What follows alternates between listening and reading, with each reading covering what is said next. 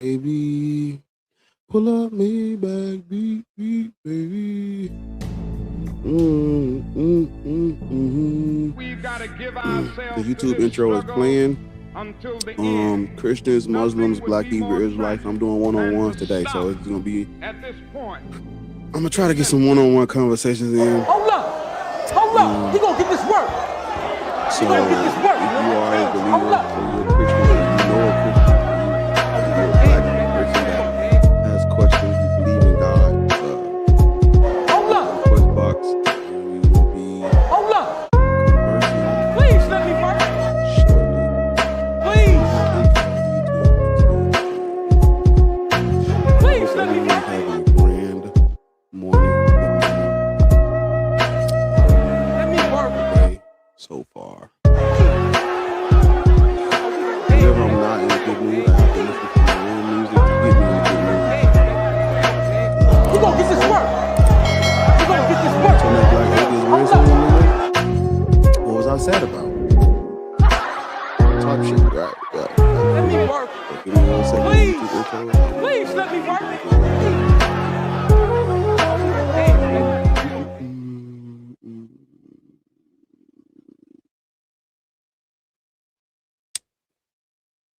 Alrighty. YouTube, you motherfucking tube. What it do? It's your boy Black Atheist Branch back with it. Back with it. TikTok, what it do? We back with it. This is y'all know what I'm on. Y'all know how I'm feeling. Y'all know what I be doing, man. This is May 28th, 2026. Episode 62 of Black People Should Not Be Christian, Muslim, or Black Hebrew Israelite. That is what we own today. I'm not gonna have my friendlies up with me today. It's just gonna be me. We're just gonna do some one-on-ones with the people. So if you are a Christian, Muslim, Black Hebrew Israelite, request up. Yeah. So while I wait for people to come on in, get your seats, gather around at the church. Just want to preface this by saying that I'm not saying what Black people can or can't do. It's about what we should or shouldn't do. Because people can do whatever they want. Should we though? I could go and drink a tub of bleach right now. Should I? Probably not. So when we look at history and Black people and religion, y'all know we got this stuff through violence and coercion. Everywhere on the continent of Africa, Christianity was spread. It was through means of coercion, imperialism, violence, racism, slave trade, kidnapping, torturing people, Egypt and Ethiopia included. And so we must dispel the misinformation and we must wake up our brothers and sisters to the truth. And so last night I was on a Christian live and maybe like 6 Black women and 2 Black men on the panel, and I got up there, and because it's not my, I went up there in good faith, and my goal was to basically just try to have a fruitful conversation with people who believe in God, the Black people who believe in Jesus and stuff like that, because the prompt was come back to Jesus, and so I was giving them my testimony and just talking to them, talking shit, explaining to them, that I was a real Christian. I had believed this stuff for 20 plus years. I'm 56 now, but I believed this stuff for 20 plus years. And I was just, giving them my rundown of how I believe this stuff. And so it got to the point in the conversation where they were giving me things to consider and think about, and I did. And what I was trying to explain to them is, I was like, if you notice in this conversation, everything y'all have been telling me, I've received it and I've paid attention to it. I can regurgitate it back to you. I'm showing that I'm listening I'm practicing actively listening. And so, but what I told them was the fork in the road within our conversation is going to come when I start to talk and when I start to give y'all information that you haven't may not have heard before. That's where the disconnect is going to come, because when they were talking to me, I'm like, yeah, I've heard this before, but I'm going to receive it again. You know, they give me the same old Christian rhetoric, you know, did you really believe it? Was the Holy Spirit in you? All that stuff. And I was like, you know, full cool. I would say the Holy Spirit was in me. I truly believed it, yada, yada, yada. And so I was trying to make the point about, well, I asked them, I prefaced our conversation with two questions. The first thing I asked them was, you know, do they care if what they believe is true? And then that's when they went into the whole, well, who determines what's true thing? And I was trying to help them with that. So that didn't go nowhere. And then I was like, well, I was like, are you pro-black? Like, does the black community come first? And this is where they got like, oh no, you know, I identify with Jesus, and Jesus, you know, is all about him, you know, and we don't really identify as black first, is what they basically were saying. And I was just like, you know, that's going to be the issue in our conversation, because I'm going to be speaking for, I'm going to be speaking from a pro-black perspective. Y'all are going to be speaking from a pro-Jesus, pro-Christianity, no matter what perspective. That's not, we not on the same page, you know. And they was just, you know, not able to receive. They weren't in a, they weren't able to learn from me, you know. And so I just thought I would bring it to y'all today, because it shows, you know, that conversation that I had with them, it shows that Christianity, you have to get rid of who you are, ignore who you are, put who you are first, and then put Jesus first. But from our context, putting Jesus first is putting white supremacy first, because our relationship with Christianity is through white supremacy. And so if you're a black person and you're saying Jesus comes first in your life, but you got Jesus through, you got Jesus from being a descendant of people who were forced to be Christian, enslaved, indoctrinated with Christianity, then your Jesus, your relationship with the Judeo-Christian worldview is not the same as the people that gave it to you, because you're living under their culture, their rule, worshiping them. Basically, your Jesus is white. And how I know your Jesus is white is because those black Christians will tell you they don't care what Jesus looks like. We're the only ones that don't care what Jesus looks like. The colonized are the ones that don't care what Jesus looks like. You ain't never heard a white man. Well, a white man will say they don't care what Jesus looked like. But if you hung up the black Jesus in their churches, they be flabbergasted.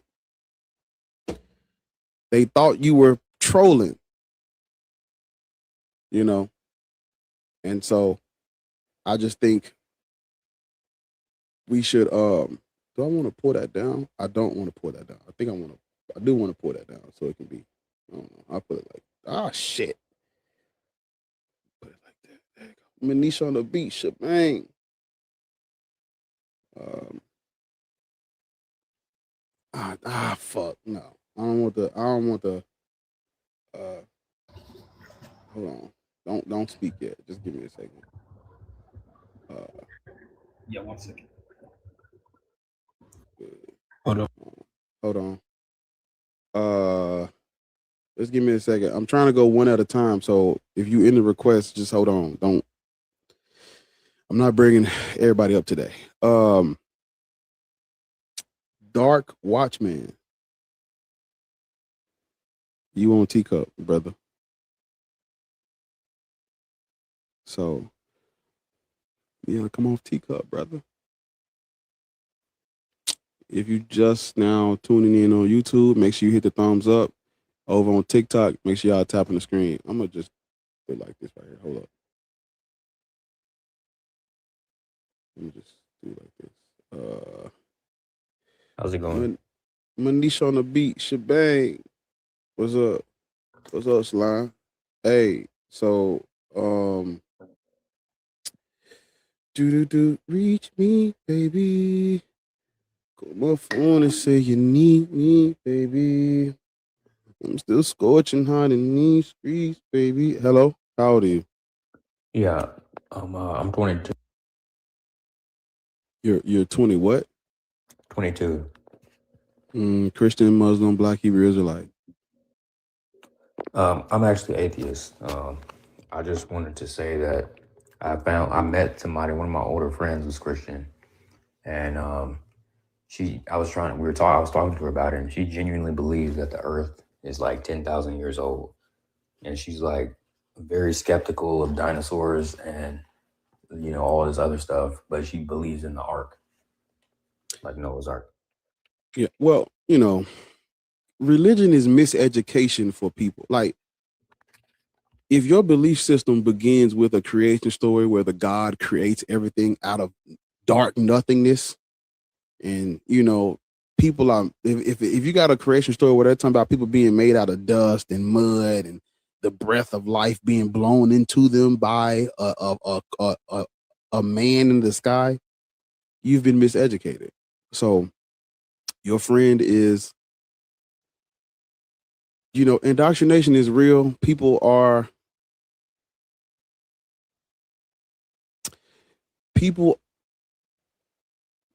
just fucking sheep.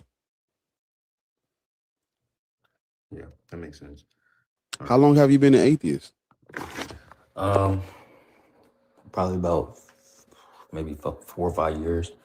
I actually went to my stepmom was a pastor, and I actually went to Catholic high school. Ugh. Damn, that nigga's and that bitch, altar boy in that motherfucker. Yeah, nah, man, but it's good. It's good you up out of that, man. Are you black? I didn't even ask you. Yeah, I am.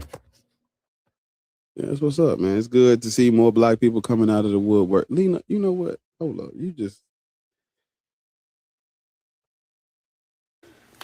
yeah, it's good to see more black people coming out. But I'm gonna drop you down because I'm doing one-on-one today, so I ain't gonna. I don't want to have too many people up here. Lena, fuck that person left. I'm so busy this morning. I gotta come back. How long are you gonna be on here? I'm gonna be on. I'll see you later on. All right. That's the Whataburger lady, y'all.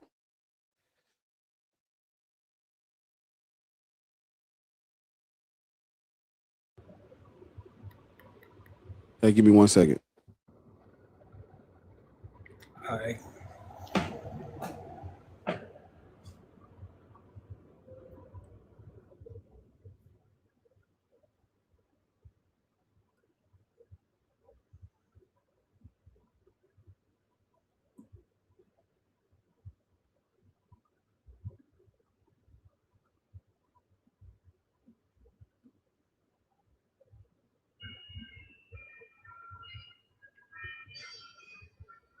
How old are you?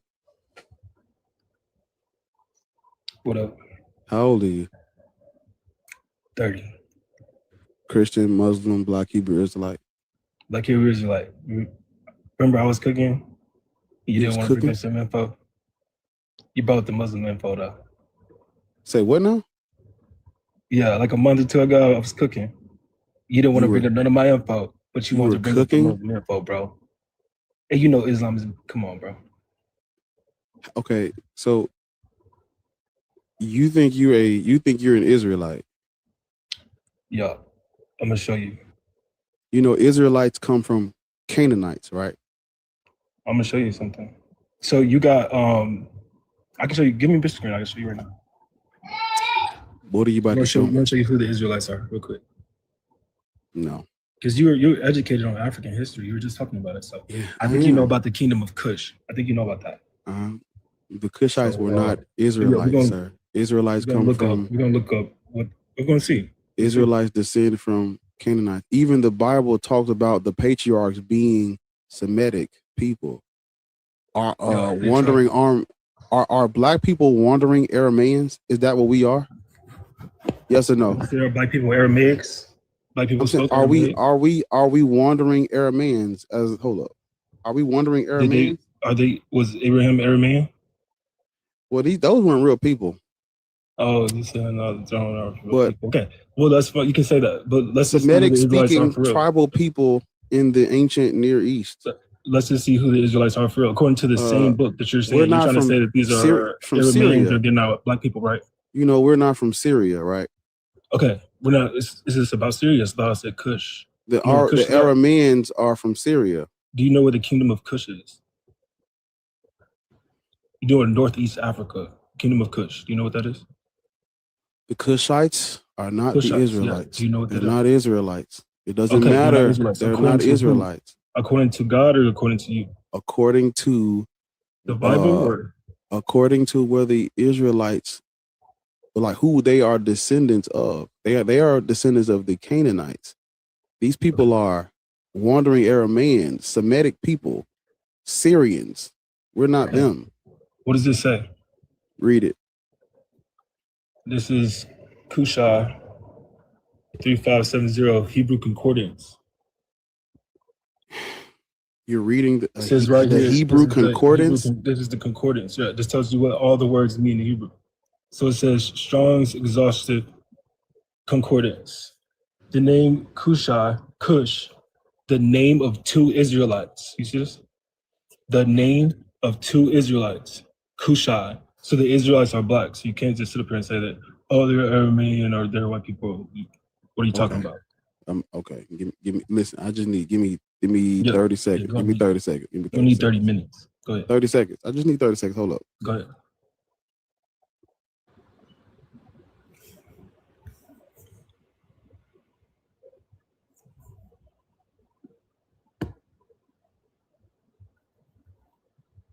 Manisha on a beat. Shebang. Do.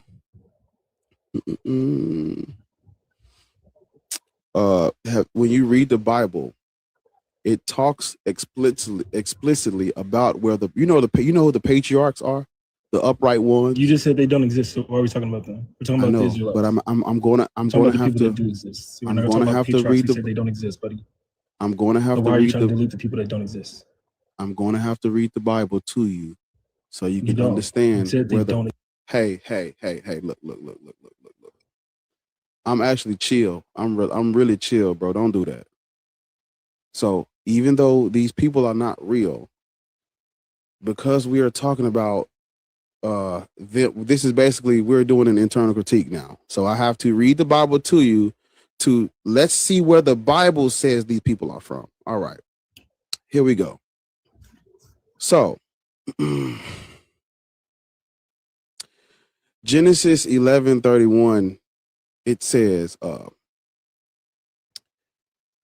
Terah took Abram his son, and they went forth with them from Ur of the Chaldees. Right? Now the Lord said unto Abram, get thee out of thy country unto a land that I will shew thee. The land becomes Canaan that they're talking about in Genesis 12, verse 1. Deuteronomy 26:5, it says, a Syrian ready to perish was my father. This is Jacob referring to family connections to Mesopotamians. Genesis 14, what's this, verse 13? It says, Abram is Abraham. Abram becomes Abraham, right? You know that. Yeah. Okay.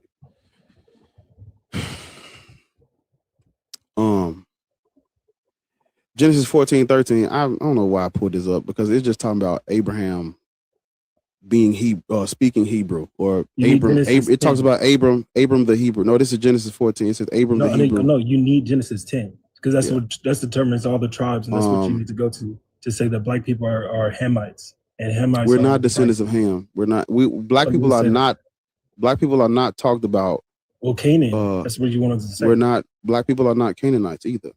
Okay, you can say that, but it says that Canaan is the father of who? Who? Or Who Ham is is the Canaan? father of who? Who is Canaan the son father of of? Ham, What does Ham have to do with black people? because Ham is the father of the Ethiopians, except for the Negroes. That's why you have to read the Zondervan Bible, read the definition of Ham. Read the what? Read the Zondervan Bible. Read it. Read the definition for Ham. It says the progenitor of the black races, not the Negroes. We are Negroes, aren't we? That's what they called us. So we are not descendants of. We're not descendants of Ham, though. We're not. It says No. not the Negroes. We're Negroes. Those Africans are, but we're not. You do know we're descendants of Africans, right? Yeah, people that travel through Africa. That's why. No. People who are You just said that they indigenous. came from the land of Ur, which is Iraq, right? Yes, I was trying to explain to you that the patriarchs, the upright ones, are from Syria, Iraq. They're from Aramaean. Those. We're not from those people or those regions on the map. Well, we are E1B1 haplogroup. They are not. Well, the same book. Remember Noah's Ark, where they got off at? Where was that at? That same area. It's in Turkey. So everybody traveled from there. We're not. There were black people in Iraq. They had black slaves in Iraq, in Babylon, and in Iran. If you didn't know that, some of them are still there. I talked to them. Black slaves in Iraq come from the Arab slave trade. Yeah, it does. The Arab slave trade is in the 700s. But there's some before that too. Go look up Babylon. Go look up those. I will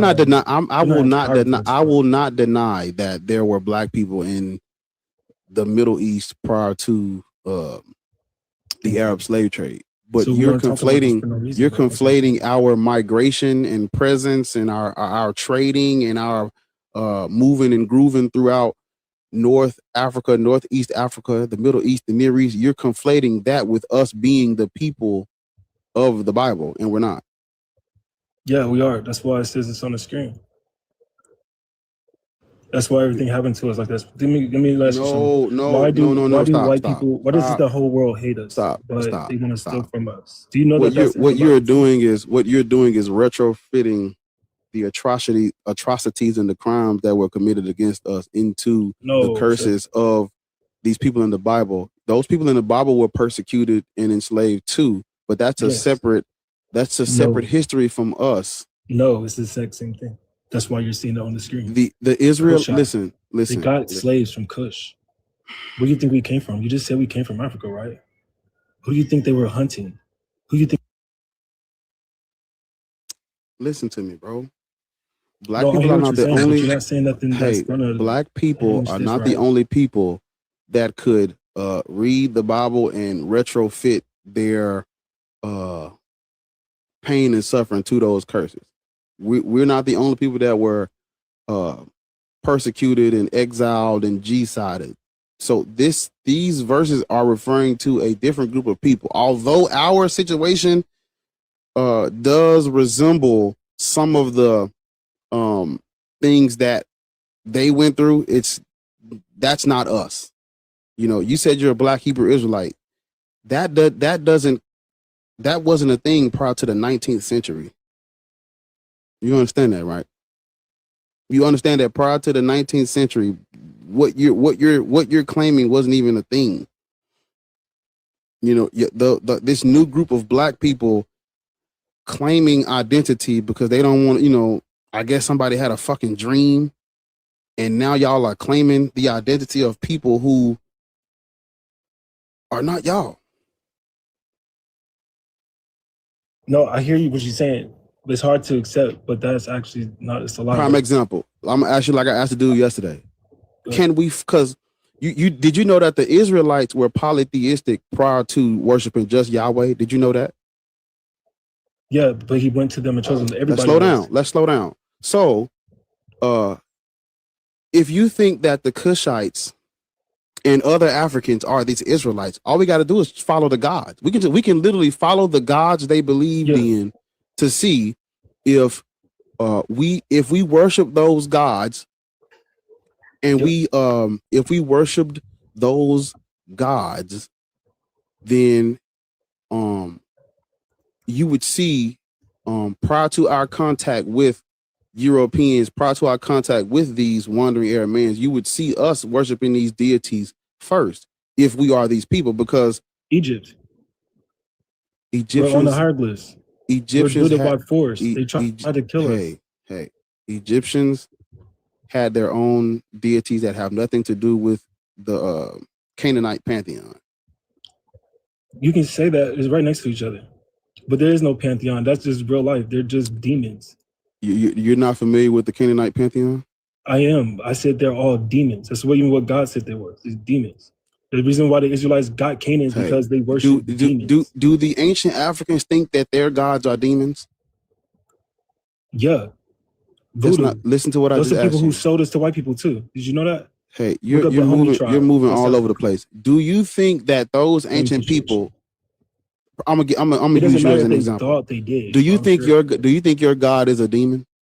Our God is not a demon. That's why he came and stop right there. Those people with their respective cultures, they don't think that their gods are demons either. You can't just claim. You can't just. Even in the pantheons, you just have people. They have like gods that are evil, that they knew were evil. Show me where ancient Egyptians were calling their own deities demons. Show me. They didn't use the word demons because they're worshiping the demons. No. The Israelites were the ones enslaved. They got out of slavery. And sir, there is no evidence of an exodus. There is no evidence of an exodus out of Egypt, sir. Yes, there is. No, go look at what is it called? It's a mountain that Moses went to. It starts with an H, I'm pretty sure. It's Ararat for the ark, but whatever mountain that he split, it's a mountain up there that's split into for one. And there's another mountain that's on fire. It was burnt. You can just Google that. I can do it for you, but you don't want to believe this right here. Young man. You said you was 30? Got you. Hold up. You said you was 30? Archaeology, right? Hold on. I got you. You said you was 30, right? Yeah, I showed you. There's no way. There's no way. But I'm about to give me 1 second. Watch this. Because you said that we are these people. Mount Horeb, that's what it is. So you want to see Mount Horeb with a burn mark on it? I need to give you this exact verse so I can show you who they said that they. Can we go off of who the people in the Bible said they were? Yeah, I just showed you. Is that cool? Okay. I just showed you. Look, this is Bible Hub. This is Bible Hub. This is Jacob. This is Deuteronomy 26, verse 5. This is Jacob talking now. He says, "Then you shall declare before the Lord your God, my father was a wandering Aramean." Yeah. Okay. Who is you tell me who's Jacob's father? Who is Jacob's father? Huh? It's Abraham, Isaac, and Jacob, and he sent away Ishmael. Right, I'm saying, who is Jacob's father? Jacob, in the Bible, in Deuteronomy, Jacob is saying his father was a wanderer. Yes, because he wandered with his daddy.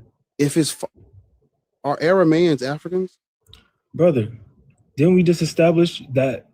Because they don't look African. Wait a second. They themselves don't even classify themselves as Africans, brother. Look, Mount Ararat. This is where we got off the boat. This is where the 8 people got off the boat. Noah, his family got off the boat. That's in Turkey. So they had to travel from Turkey to go everywhere else. Let's be for real. You can't just take a part of the story out and try to start it. The upright ones. One of the upright ones in the Bible said that his father was an Aramean. Brother, if they Syria, Lebanon, Turkey, Iraq. Yes, Turkey is north of that. Is Africa Syria south is of Syria that, so and we travel Iraq south. They travel south. are the people who identify themselves as Aramaean, are they Brother. black? Brother, did the Aramaeans survive the flood or what? I want you to answer my question. Okay, I'm answering your question. I just read you the verse. I just read you the verse where this fictional character said. It's two I just sentences, really. hey, hold You up, got off the slow down. ark. Please calm down. I'm cool. I just read you the verse. I just read you the. No, listen to me real quick. We got to go back to Genesis 6. No, I just read you the verse where the patriarch, one of the upright ones, said that his father was an Aramaean. Aramaeans are from Iraq. Yeah, and whether you said there were black people that were enslaved in Iraq before Islam existed. Let's be serious. Did you know that Chaldeans were even seen as black people? Do you know that's the exact same area? Do I have to bring up Chaldean black people for you?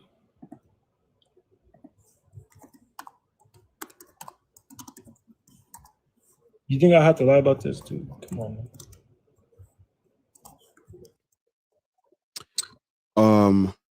So Sumer, remember Sumer? You tried to bring up Sumer right there, the original black civilization of Iraq.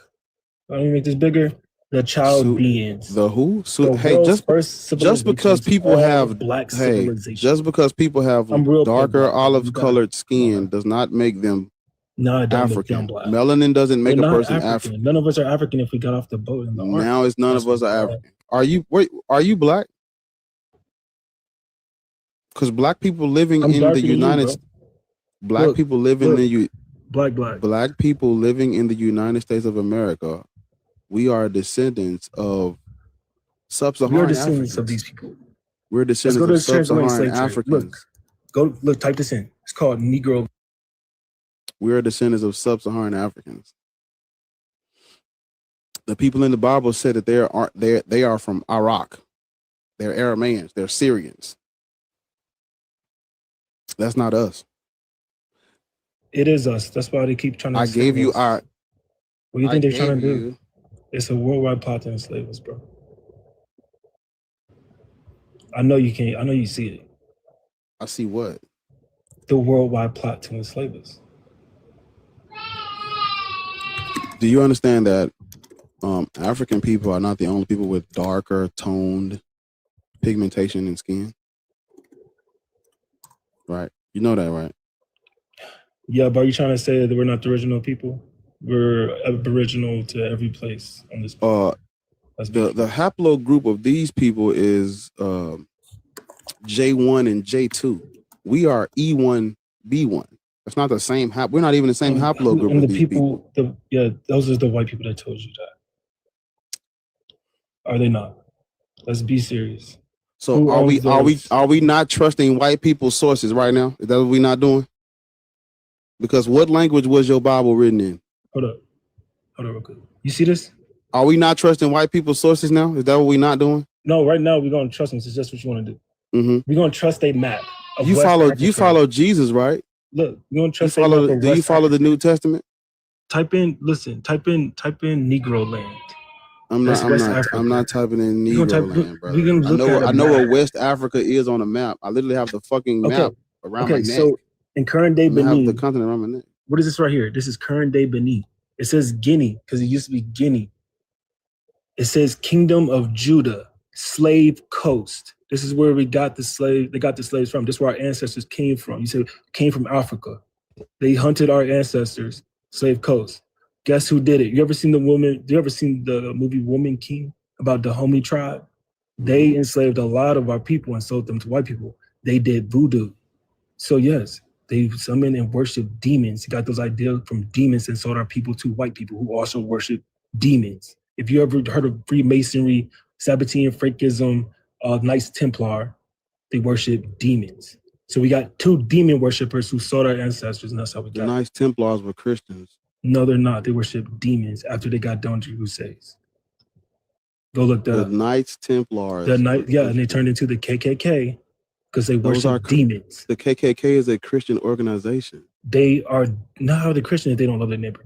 They're demons. You ever heard of Okay, you ever slow heard of down. Kabbalah? Slow Kabbalah. down. Slow down. Okay, I got you. Slow Kabbalah, down. secret societies. I'm telling you to slow down and stop. Okay, Kabbalah, secret societies. This is what I'm it's like. telling you to slow down and stop. I'm going to drop you if you don't calm Freemasonry down. I'm going and to the drop you if Devil's you don't Kids calm and down. Just relax. I got you. I'm cool. If you The ain't know, Klan I'm sure. is a Christian organization. The Knights Templar, No. those are Christians. They literally have red Do you know what crosses it on smokes? their. Are you? Hey, hold up. Like it's you know what a backdoor is? You black, so you should our culture. That's called backdoor. You said the Knights Templars were not Christians when they have red crosses on their armory, on their armor and their shields. Yeah. They're not Christian. Absolutely not. They weren't sent by the church. What church? The Mother Church. What are their names? What's their name? Mother Church is the Roman Catholic Church. Exactly. Now, who says Catholicism is the Mother Church, where all Protestant denominations stem from. I just saw a video yesterday of an exorcist saying that the abomination of desolation is that church turning towards Satan. He's a part of that church. And I'm telling you, prior to the 17th century, there was no Protestant denominations of Christianity. Right. You had the Mother Church, and then you had the other schisms and other Christologies getting persecuted by the Mother Church. And who told you that? Did Jesus say that, or did somebody else tell you? Jesus said there's one church, right? There's one church. That's what he said. You can all these divisions follow is what white people did. That's what I'm trying to tell you. They are Satanists. They smoke screen and act like they're Christians, so you don't investigate them. It's a part of Freemasonry, bro. If you overtalk me one more time, I'm gonna drop you. No, I gotta go anyway. But I'm gonna drop you. That's all Have right. a good day. Peace out. Right. So, yeah. So when you read the Bible, people, the patriarchs in the Bible, literally, they will tell you themselves who their father. Jacob said his father was an Aramean. Those are Syrians. Those are Edomites. It's not black people. When you look into the archaeology of the Israelites, their housing structures, their religious practices, I think I was reading somewhere in even their dietary practices all resemble early Canaanite culture. Those people are not some separate group of black people that just wander into the land of Canaan. From where? No, those are Canaanites. Canaanites are not Africans. No. We listen. We predate this biblical canon. Long before they put these stories in the order that they are in today, we had civilization and culture. The African origins of civilization. Go and type that in, go get that book. We had civilization and culture long before these people branched off from the Canaanites and became this distinct group worshiping a God that was introduced to them by the Midianites. Even in the Bible, even though Moses was a fictional character, when you look at the life of Moses, it talks about, I think was hold up, if I'm not mistaken, because they put it in your face, but they don't expect you to put the pieces together. Hold up. Exactly. I knew I wasn't sure because I remember reading about it. In the Bible, it talks about Moses having a wife who was from Midian. She was a Midianite. This is, you got to understand that the Bible is written in a way to, it's a pseudo history, but it's kind of like putting little nuggets in. For example, when you read in Deuteronomy where it gives you the characteristics of Yahweh, the characteristics of Yahweh resembles El and Baal. Of course, the Bible ain't gonna tell you that he basically absorbed the attributes of El and Baal, but when you do an external critique of the religion, and then you read the Bible and you see how they're putting it in plain sight, you'll see, oh, that verse, those verses in Deuteronomy are really talking about Yahweh basically usurping the gods that they had already believed in, these tribal storm gods that they were already worshiping. The same thing is done with Moses and his wife. That's a Midianite. Why is Moses' wife from Midian in the biblical made up stories?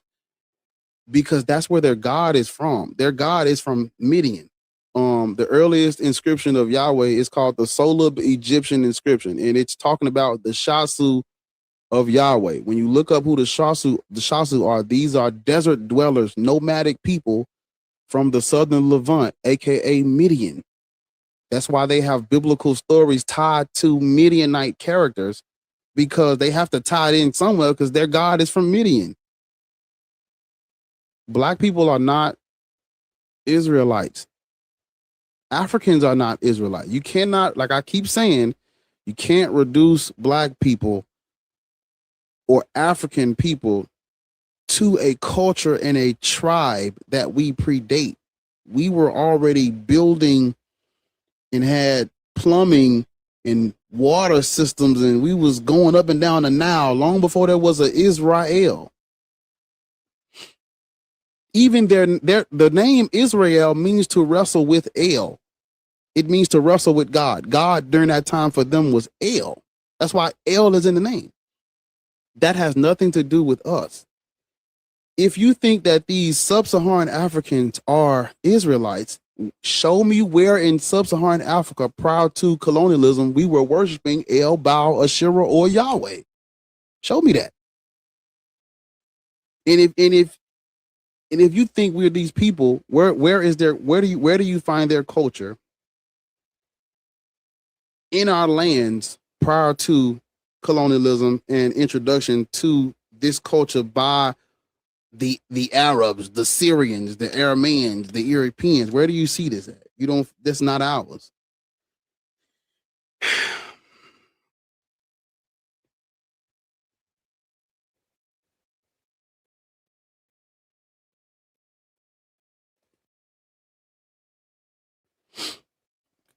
You can't be an Israelite if you don't worship Yahweh and speak Hebrew. Yahweh was not worshipped in sub-Saharan Africa. Hebrew was not spoken in sub-Saharan Africa. How old are you? How old are you? How old are Shit, I'm you? 20. I ain't gonna cap. I ain't even want to join until I saw. I wasn't finna join, but somebody just told me to request up. So, and I already put Christian, Muslim, Black, Hebrew, Israelite. I mean, I'm just spiritual, but I believe that not black people specifically were Hebrew Israelites, but the blacks in the slave trade were definitely a part of the 12 tribes. No, we were not. Why would you say that? Because we weren't even thought of when this Bible was written. They didn't know of us. It's a prophecy. We weren't thought of. No.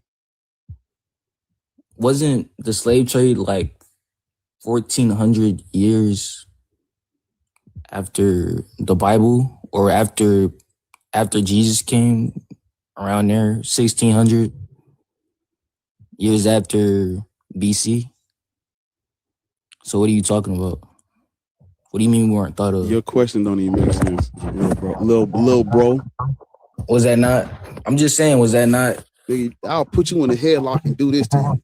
Nigga, I'll beat your ass, Tom. No, you won't. No, you won't. How you gonna tell me something and ask me about the shit? What?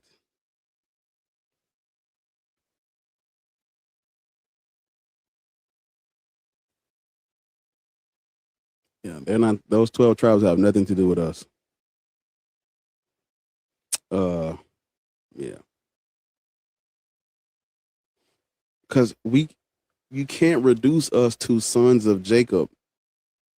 So whoever the fuck the father is, you can't reduce us to them. You just can't. I'm sorry. Do. Yeah, y'all tap the screen. Let's do it. Let's get the gifts. Turn up on the. God damn, they turning up on the gifts. Yeah, get the gallery going, nigga. I'm trying to get to C2 so I could talk shit to be easy. But if I don't get no good one-on-ones, I'm gonna just open the panel up. I was trying to do the one-on-ones first to give people get them like a chance, but is that Duke? Did Dugal try to? Oh. What's up, Dugal?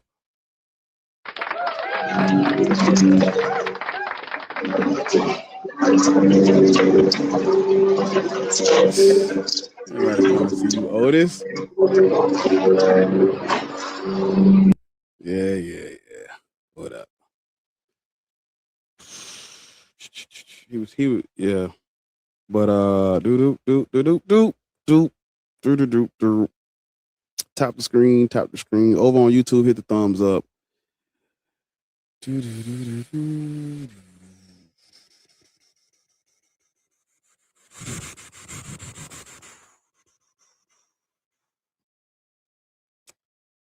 Time is it?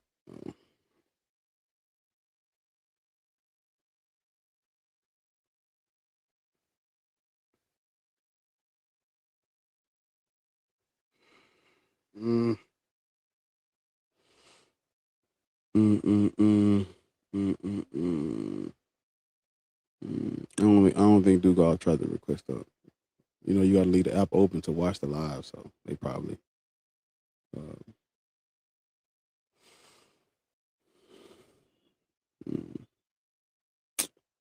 But yeah, these 12 tribes. I mean, why would people?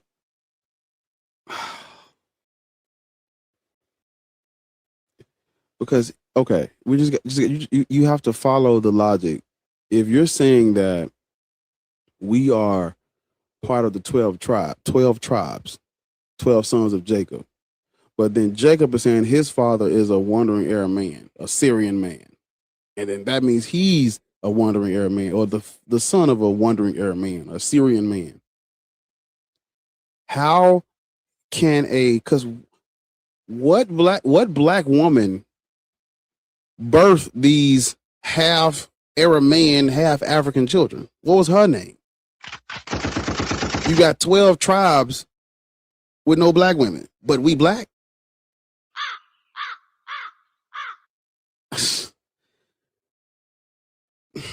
They not thinking. Matter of fact, let me see. Because the Bible does a good job of not mentioning the women. They mention all the sons, but not the women. So we don't even know who the fuck these niggas having kids with. We don't even know.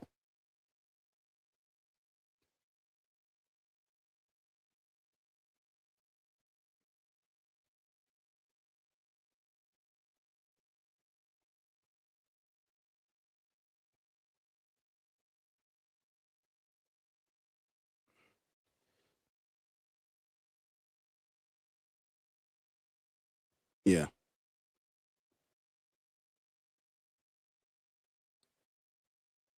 Because when I'm looking into it, these people married Canaanite women or forced Canaanite women to have their children. So we have a Aramean and a Canaanite. Half Aramean, half Canaanite equals black, according to black people. According to black Christians and black Hebrew Israelites, being half Aramean, half Canaanite equals sub-Saharan Africa. Everybody, ladies and gentlemen, we're the fucking Israelites, apparently. It's news to me. But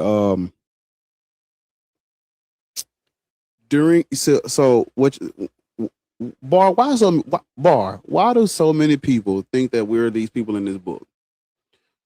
During the medieval period, during the Renaissance period, during the Reformation period, the white people had to come up with they had to justify the slave trade. You can't go out and kidnap and enslave people who you believe are fully human, because them being fully human is them being an extension of you. Shout out John Henry Clark. And so what they did was they reduced us to the curses in the Bible.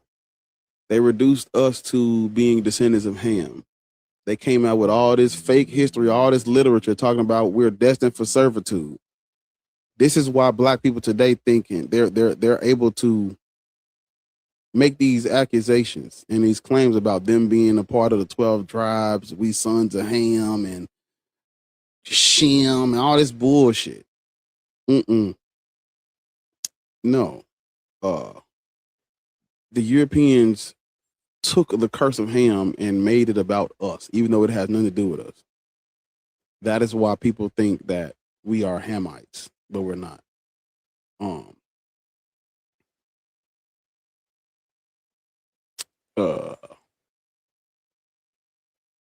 Yeah. If you go and look into like medieval writers talking about the curse of Ham, Renaissance writers talking about the curse of Ham, writers, European writers during the Reformation talking about the curse of Ham, this long list of names is going to come up of Europeans that reduced us to the curse of Ham, destined for servitude. You know, that's why people think that we are talked about in this book. No, we're not.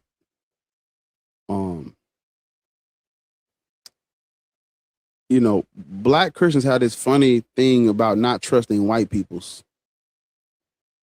Ain't that got to be the most?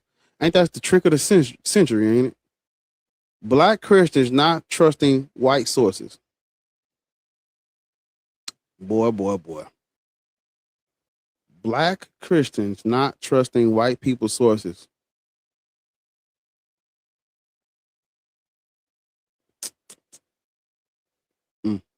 If only they knew their Bible was written in Greek first.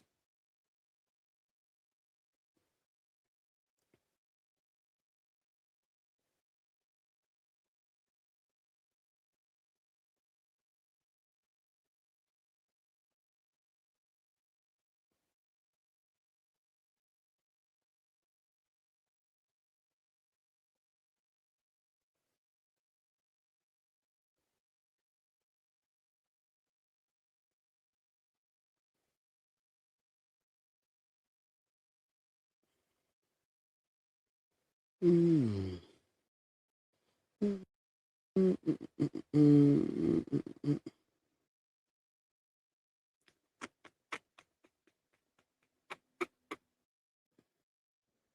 if you want to know more about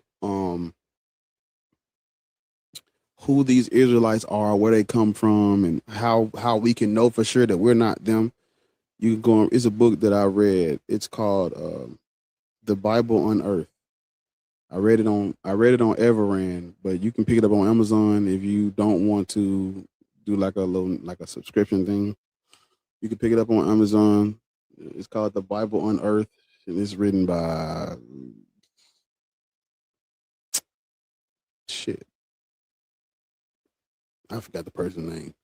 But there aren't many books titled The Bible Unearthed. It's gonna the motherfucking book is gonna pop up if you type it in. Like I just said, it's gonna pop up. You go and read that book, it walks you through the archaeology of these people, where they come from, what did they leave behind, and where does it lead us to? It don't lead us nowhere in Africa. These people didn't have African names. They didn't speak an African dialect. They did not worship African deity. Like, you can't claim these people are black and then they have nothing black about them. Names, culture, nothing. That's just not how that works. That's not how that works. But yeah, man, we doing a good job on tapping the screen. Yeah, tap the screen, and I feel like that person didn't try to be in the request box. I don't know why. I feel like they didn't try to be there. Yeah. Let's go. But is let me see. I think it's, let me see. I wonder is okay, yeah. So I see Mama Bash still on, Fluff is still on. Good God. All the heavy hitters on. So we probably have to wait it out. Because a lot of big names live right now. So they, you know. But it's all right. We're gonna keep modulating. So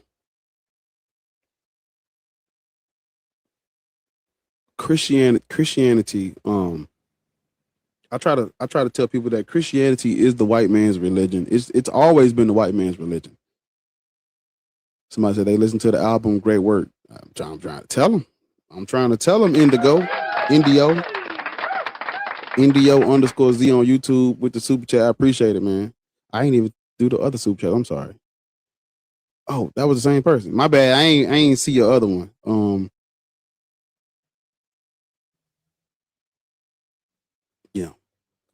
Yeah.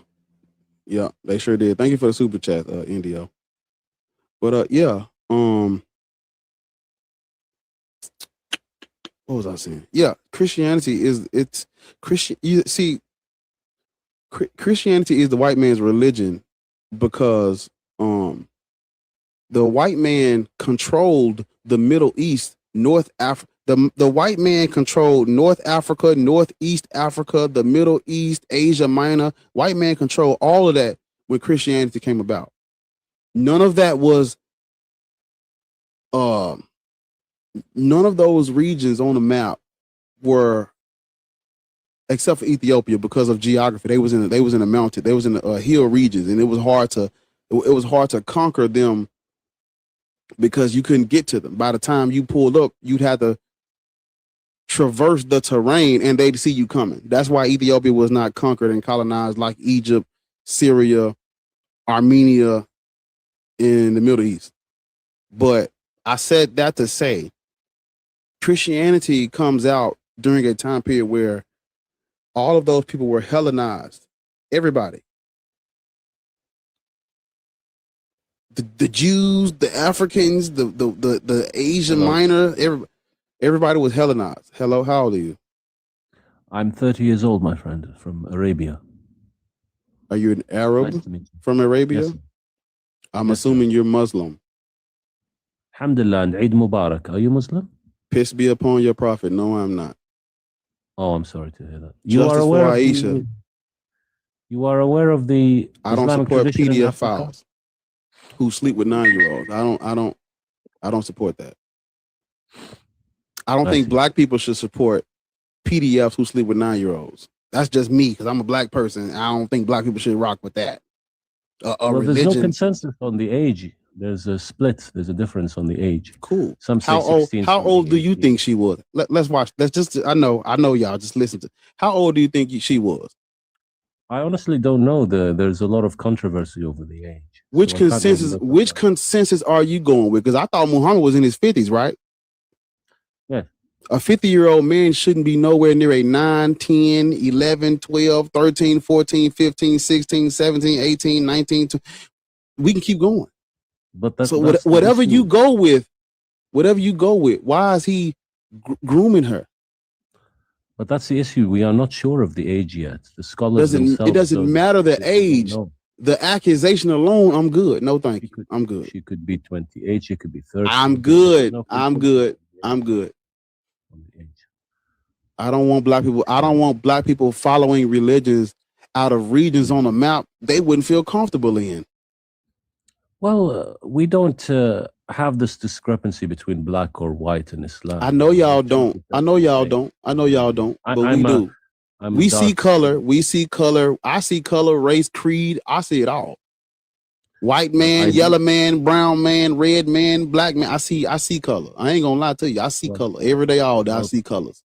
I see. Perhaps you should strive for a higher ideal of a color-blinded meritocracy. Because when the Arabs came and they forced Islam on us, it was based on us not being Arab, not being Muslim. Under what's called the doctrine. You ever heard of the doctrine of takfir? No. Takfir is declaring someone non-Muslim. I see. When the Arabs pulled up to North Africa, and they were taking, remember what I just said when you first came on alive?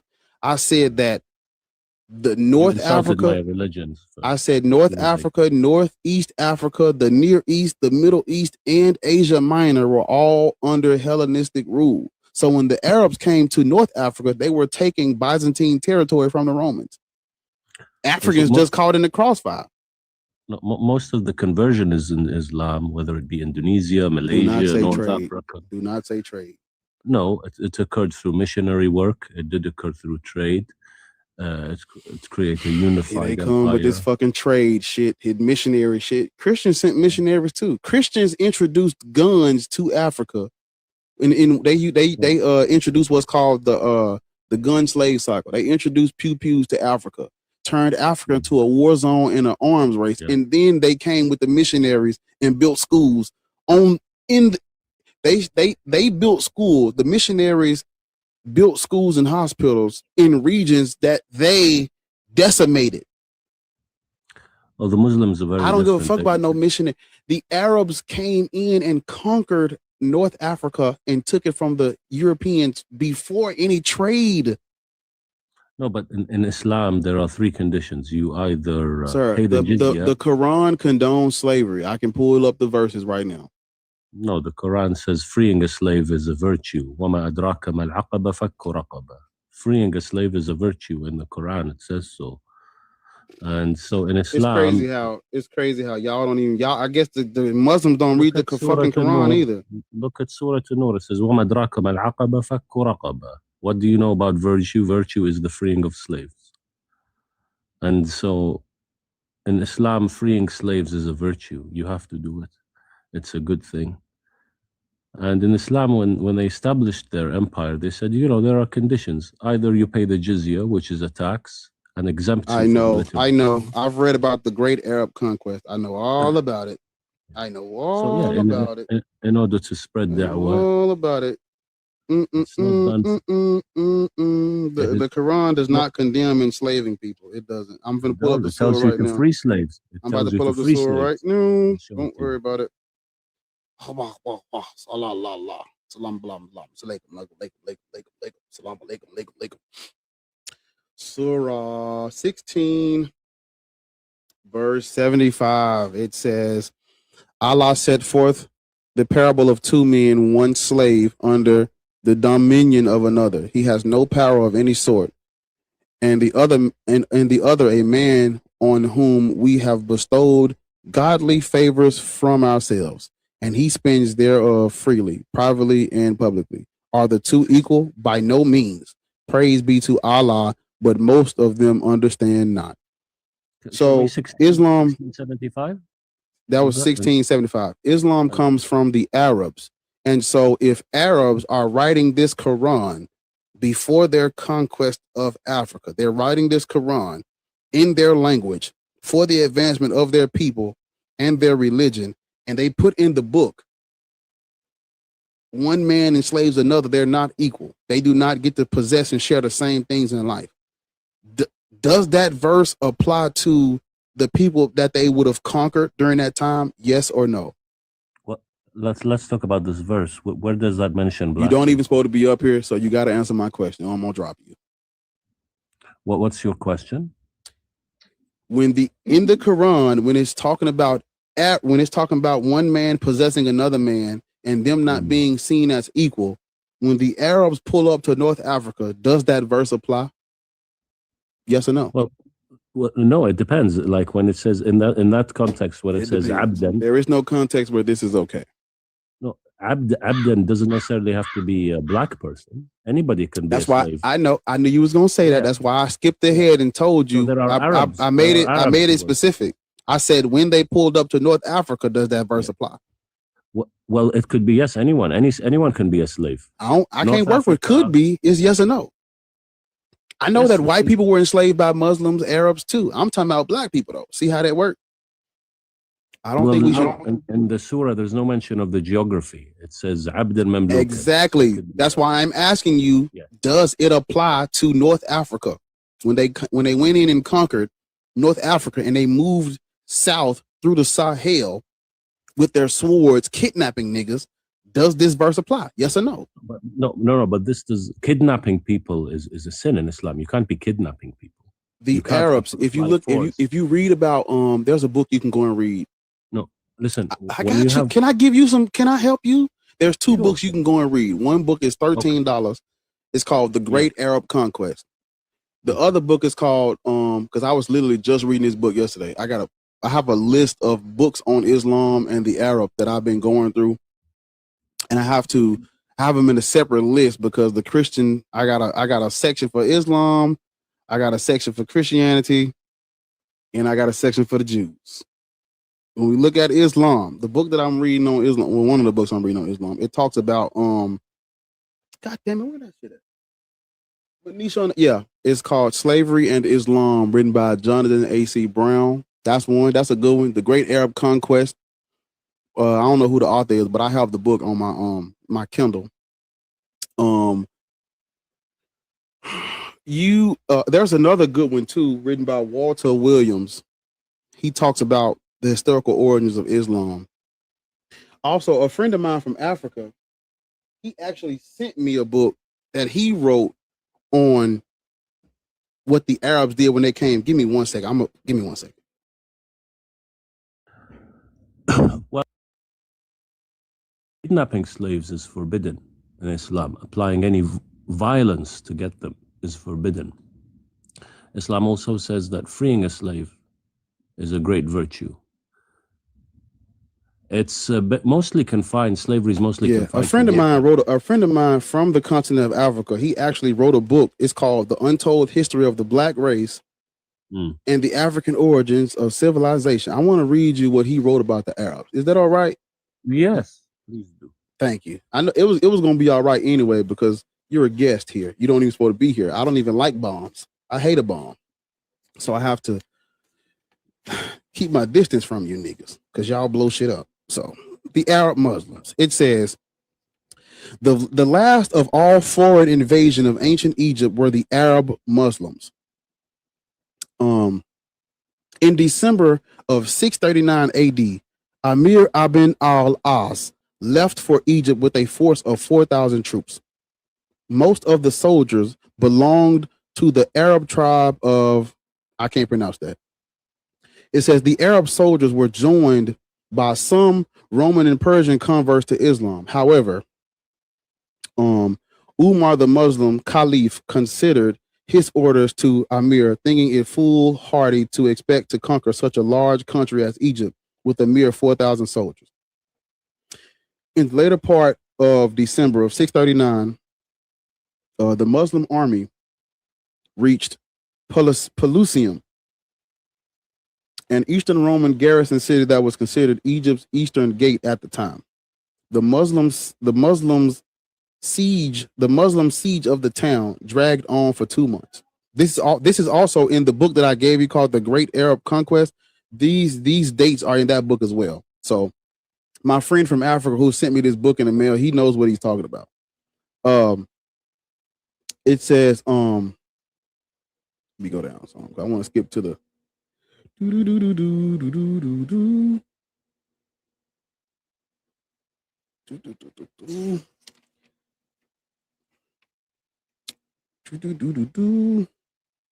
he wrote a lot. This chapter's long. I want to get you to the meat and grits of this shit.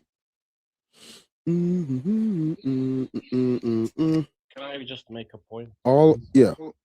No, you can't make a point. I'm trying to read to you about the Arabs. Hold up. Okay.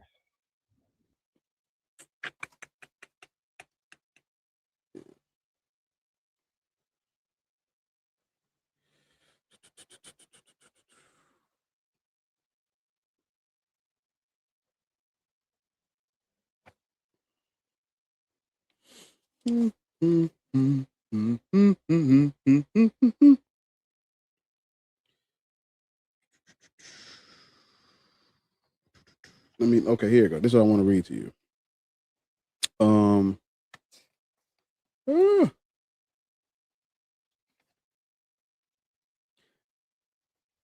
It says that with the fall of Alexandria, well, let me go up a little bit because I don't want to start right there. No, I do want to start right there. So in his book, he writes, with the fall of Alexandria, the Muslims were the masters of Egypt. at the time of their Egyptian campaign, Alexandria was the capital of the country. When Alexandria was captured by the Muslims, the houses vacated. Remember, I told you that they were going in and taking territory from the Byzantine Roman Empire. It says, when Alexandria was captured by the Muslims, the houses vacated by the Byzantines were occupied by the Muslims. The Muslims were impressed and attracted by Alexandria, the queen of cities, right? Because, you know, whatever we do is cool. They were attracted to the queen of cities. And it says, Amir wished for Alexandria to remain the capital of Muslim Egypt.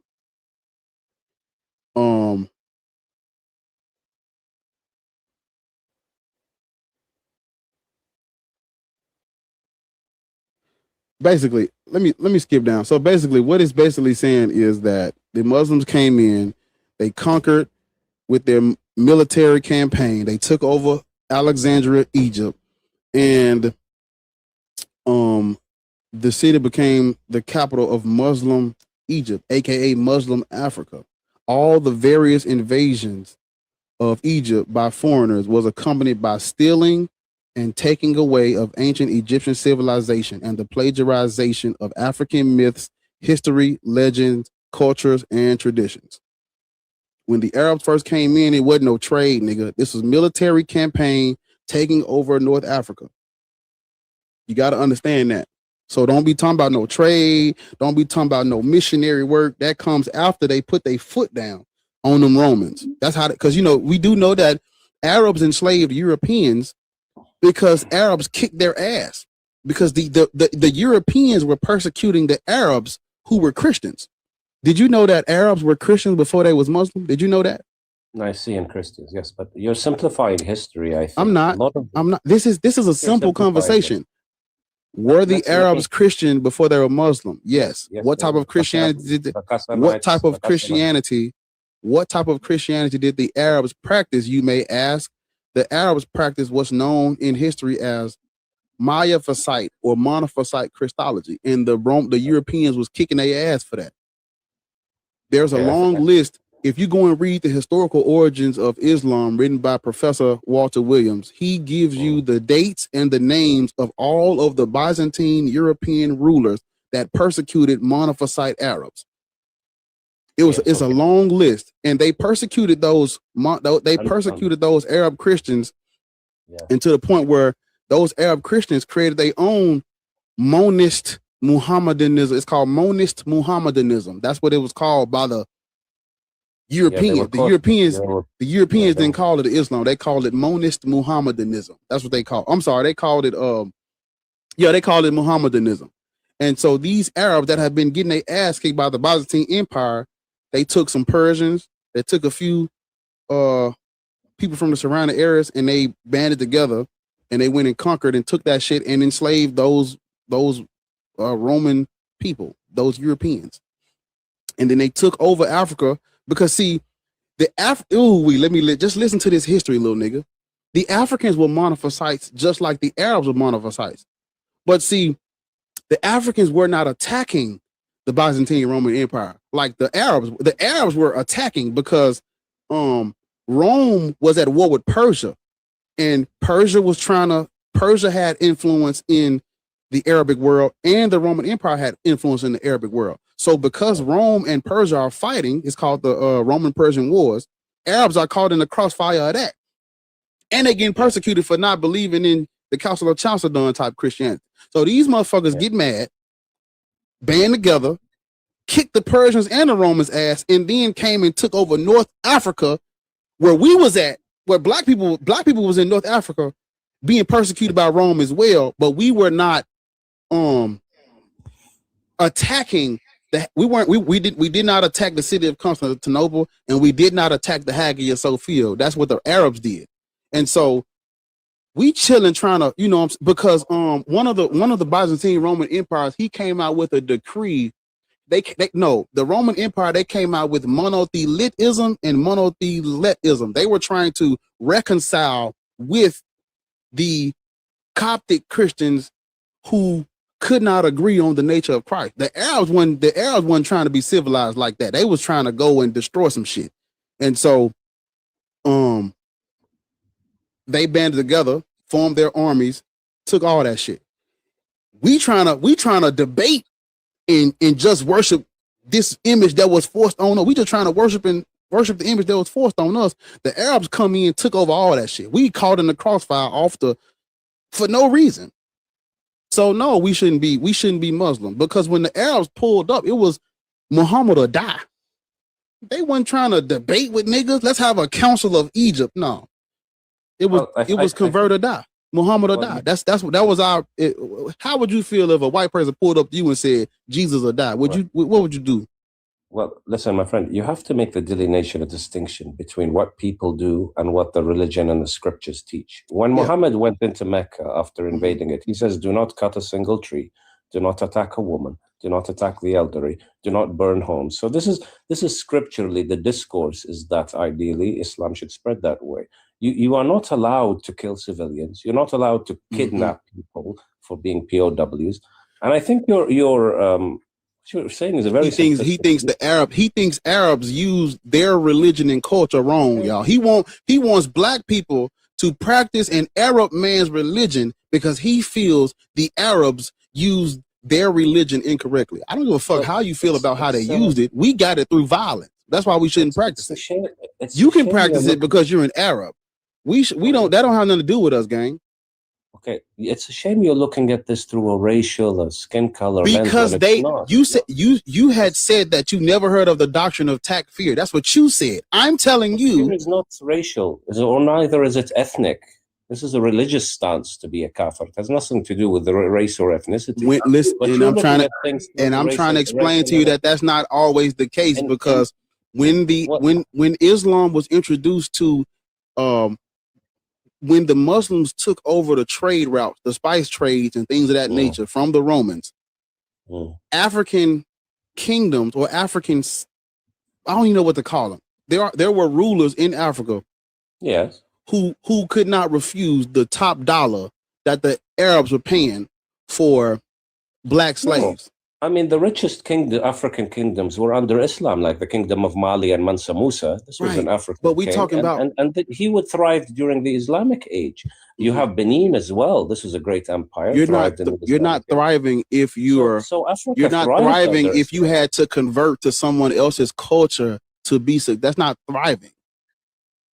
No, they converted willingly. You think the kingdom of Mali and Mansa Musa, they converted through killing? No, they converted out of their own free will. You are not, as an African, you are not thriving if you had to convert to someone else's religion and culture and language to thrive. That's not, that's. What about the millions what group of people, willingly, like in Kerala and Indonesia? I'm gonna give you an example.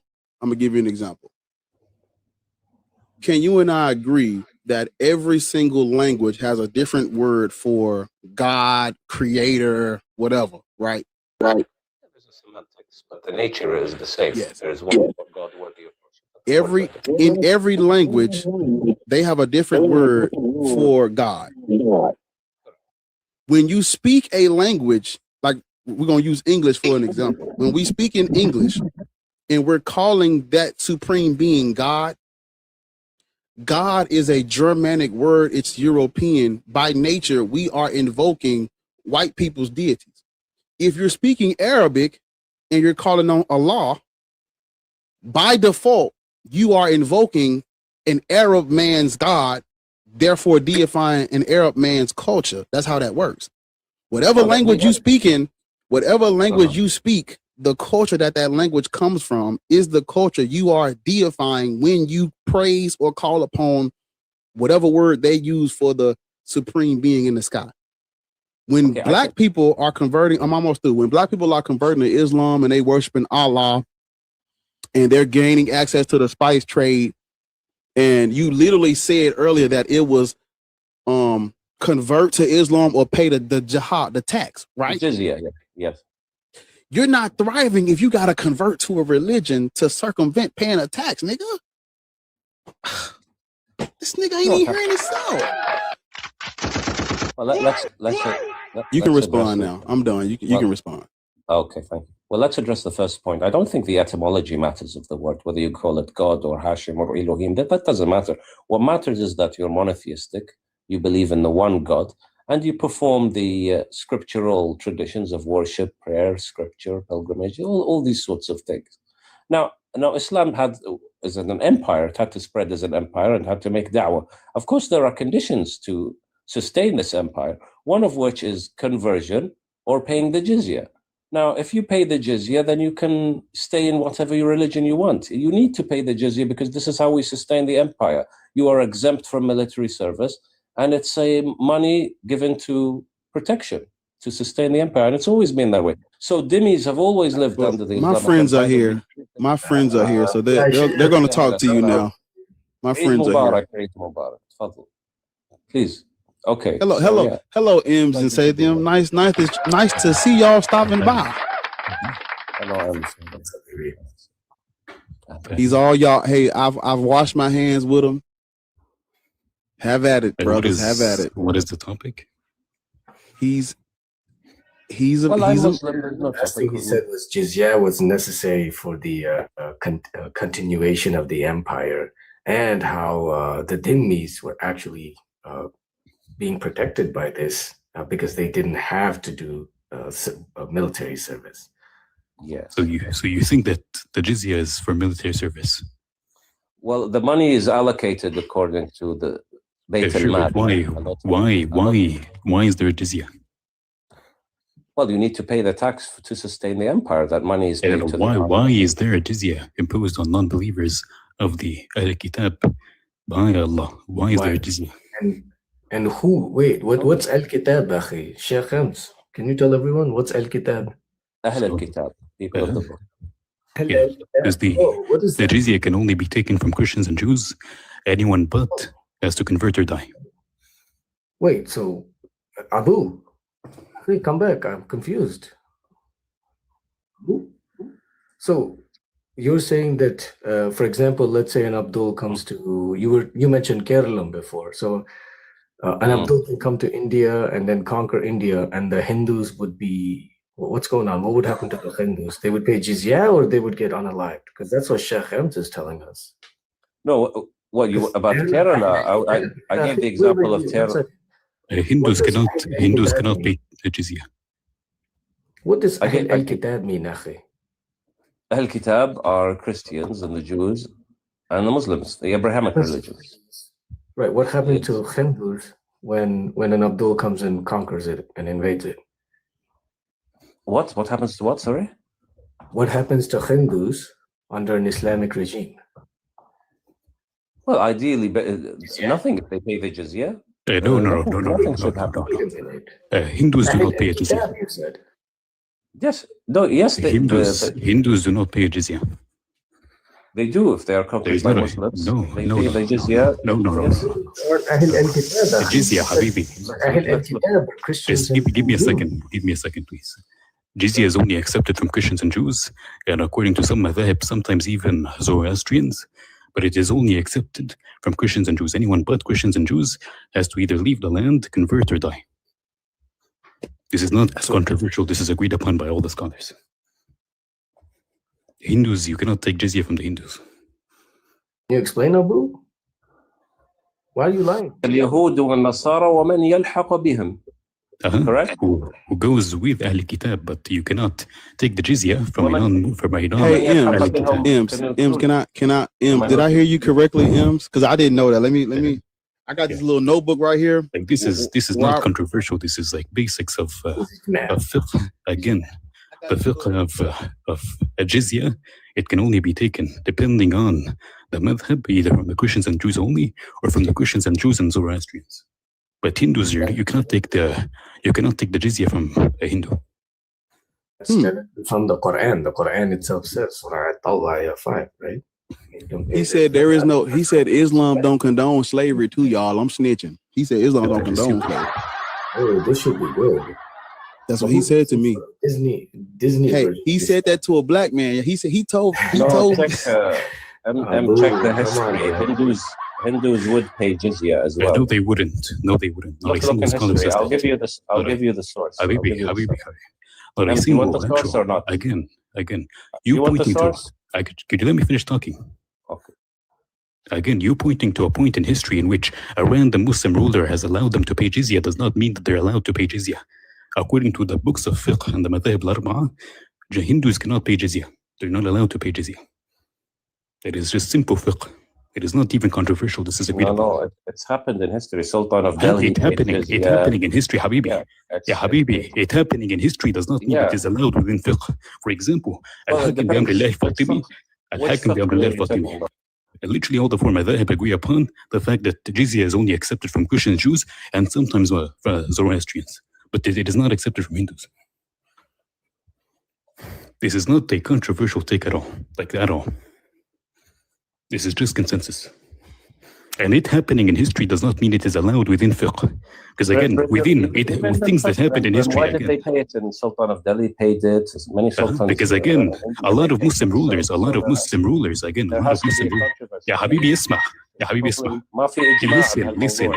لا في إجماع. Them paying a jizya does not mean it is allowed within fiqh. Because Muslim rulers throughout history have went against fiqh. For example, Al-Hakim bi Amri Allah Fatimi, when he went around his empire, cutting the tongues of people who did not speak Arabic. Do you think that is within fiqh? That is Islamically correct then? Like that is the stupidest thing you can just mentioning that it happened in history. Sources, because there's no ijma' on this. There's some there's an ijma' on this. Okay, no, there's an ijma' on this. Wait, don't interrupt. There are some scholars that say no, they have paid and they should pay. If they're under Islamic rule, they pay it. Even Hindus. It happened in the Mughal Empire. Abu. Yes, the Mughals were munafiqun. Everybody knows that. Abu, when Sheikh Ems shows you the citation, are you going to recant and apologize for spreading misinformation? No, I'll show him sources where they say they have to pay. And then there's probably no consensus on this. So no. Okay, so you're saying that that's correct. Abu. I don't think he will say that. But I want y'all to make sure y'all pay attention to it. I want y'all to make sure y'all pay attention to what M said. The jizya was for Jews and Christians. And it was humiliation of the Jewish and the Christian.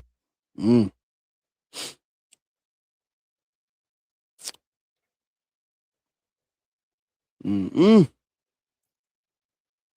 too near me not to hear me. My computer is about to die. I need to plug this bitch up. Wait a minute. I think I found my confidence. Diamond. A minute. Oh, yeah.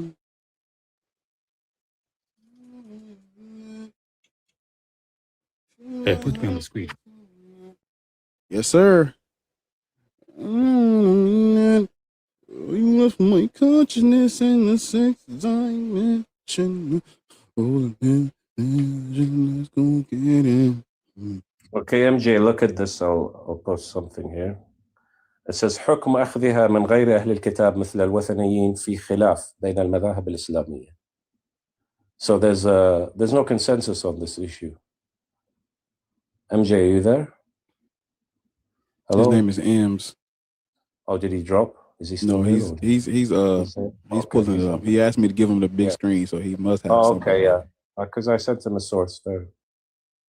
And everybody watching, hey man, top the screen. Because where else can you get this? Huh? Hit the gift goal. We almost at 1,000 roses, y'all. Hit that gift, tap the roses, get it up. Let's do it. If you in a request, hold on. Wait a minute.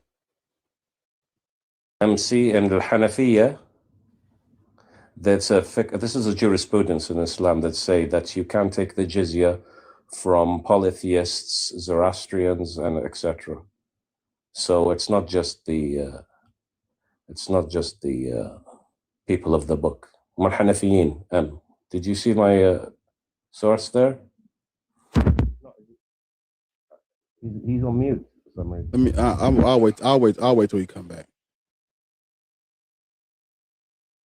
while I'm waiting for him, while I'm waiting for him to come back, real quick, Satham, he said ain't no slavery in Islam. He said they don't support slavery. I'm snitching. That's what he told me. That's what he told me, Satham, in front of all these black people. He said Islam don't support no slavery. That's the white man's business. That's what he told me. And Satham, I read him the Surah 16, verse 71 through 75. I remember you. I wrote it down when you told me. Yeah, you know.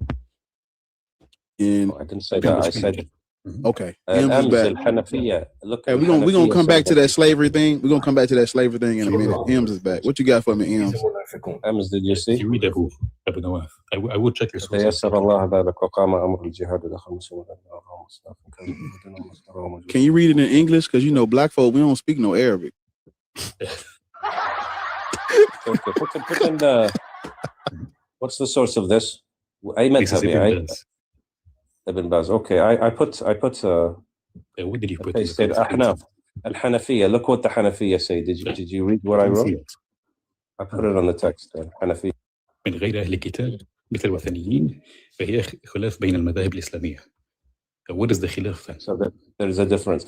Well, al-Hanabila and they say that it's only from Ahl al-Kitab. That's correct. But al-Hanafiya, they have a different opinion. They say you can't take it from Majus wa Abadat al-Awthan. Yes, yeah, so you were wrong. I told you that the difference of opinion is on the Majus. It is a difference on the Majus. It is not Wathaniyin.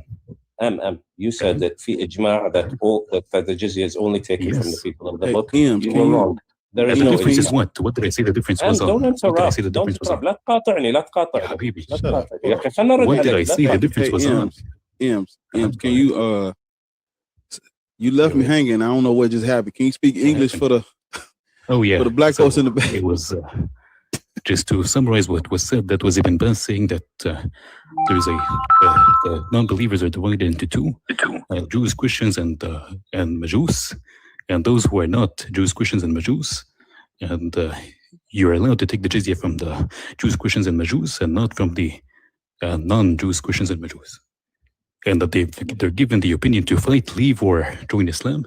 And Abu Nawaf, I told you, what did I say the difference of opinion was on? You said fi ijma' and they all say, listen, let me finish. Don't interrupt. لحظة يا أخي, you spoke, let me reply to you. You said that jizya will be taken. Let him respond. Go ahead, Abu, yeah. Go ahead. No, he first said that the jizya will be taken from only people of the book, and there is ijma' by all the scholars that is the case.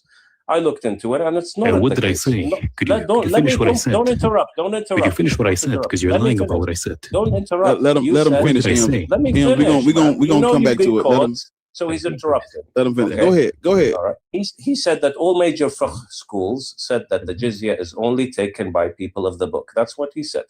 And I looked into it and it said, no, there is no consensus that it's only people of the book. The Ahnaf, for example, say it's taken from the Zoroastrians, and it's also taken by polytheists, which are Hindus. So there is no ijma', and I was right. So there was no. Now Ems is about to. Okay, now Ems is about to respond to the difference of opinion was on. Could you repeat what I said? You said all major schools said that it's people of Ahl. Yes, you did. Don't lie now and backtrack. Don't lie. Okay, hold on. Ems, give us. Hey, hold on. Ems. Hey man, stop coming off mute. Hold on. Ems, give me what the difference of opinion is. So I told him, I said multiple times, Zoroastrians, there's a difference of opinion on Zoroastrians by some of the schools of thought. Did I not say that? You did say that, Sheikh. You said not just Zoroastrians. Not just Zoroastrians, but who says وعبدة الأوثان. وعبدة الأوثان. Let me check the Hanafi position. Yeah, go check. Don't come here and lie. Are you stupid? Yes. No, I don't think he's stupid. I think he's a liar, personally. But let's see. Let's take a look. But Satham, didn't you say? Where are your sources? Can I talk to Satham right quick? Satham, didn't you say that they can lie for the advancement of? They can. Yes. Yes. His lying is completely permissible for a few situations. One is to keep the peace. Or to promote or propagate Islam. You know what we need? So you can lie to your own wife. You can lie to a fellow Muslim. so long as it, leads to a good conclusion. That is to say, something that is conducive to Islamic principles. So, absolutely. Do you have sources for that? No, it doesn't say lie. It says taqiyya. And taqiyya is only to be used under extreme. No. Lie, it's a different word. Lying is kadhib, but Islam permits taqiyya. It does not permit kadhib. Lying is kufr, akhi. No, it's lying not. What? Kufr. You said Islam permits lying. Where? Give me that source. Sure. You are permitted taqiyya. You are only permitted to break all of your oaths because Allah subhanahu wa ta'ala will give you something better. Where is this? If you would stop talking long enough for me to to listen to me, fine. Then we could have a conversation. Akhi, I'm genuinely curious. You have an Arab speaker below you. You know you're going to get exposed. Why are you trying to lie? I just exposed the M just a minute ago. I'll expose you. You didn't. Al-Hanafiya, wait. Just a second. Al-Hanafiya do allow to take the jizya from polytheists if they're not Arab. If they're Arab, you cannot take the jizya from them. You have to fight them. Show me the source. Yeah.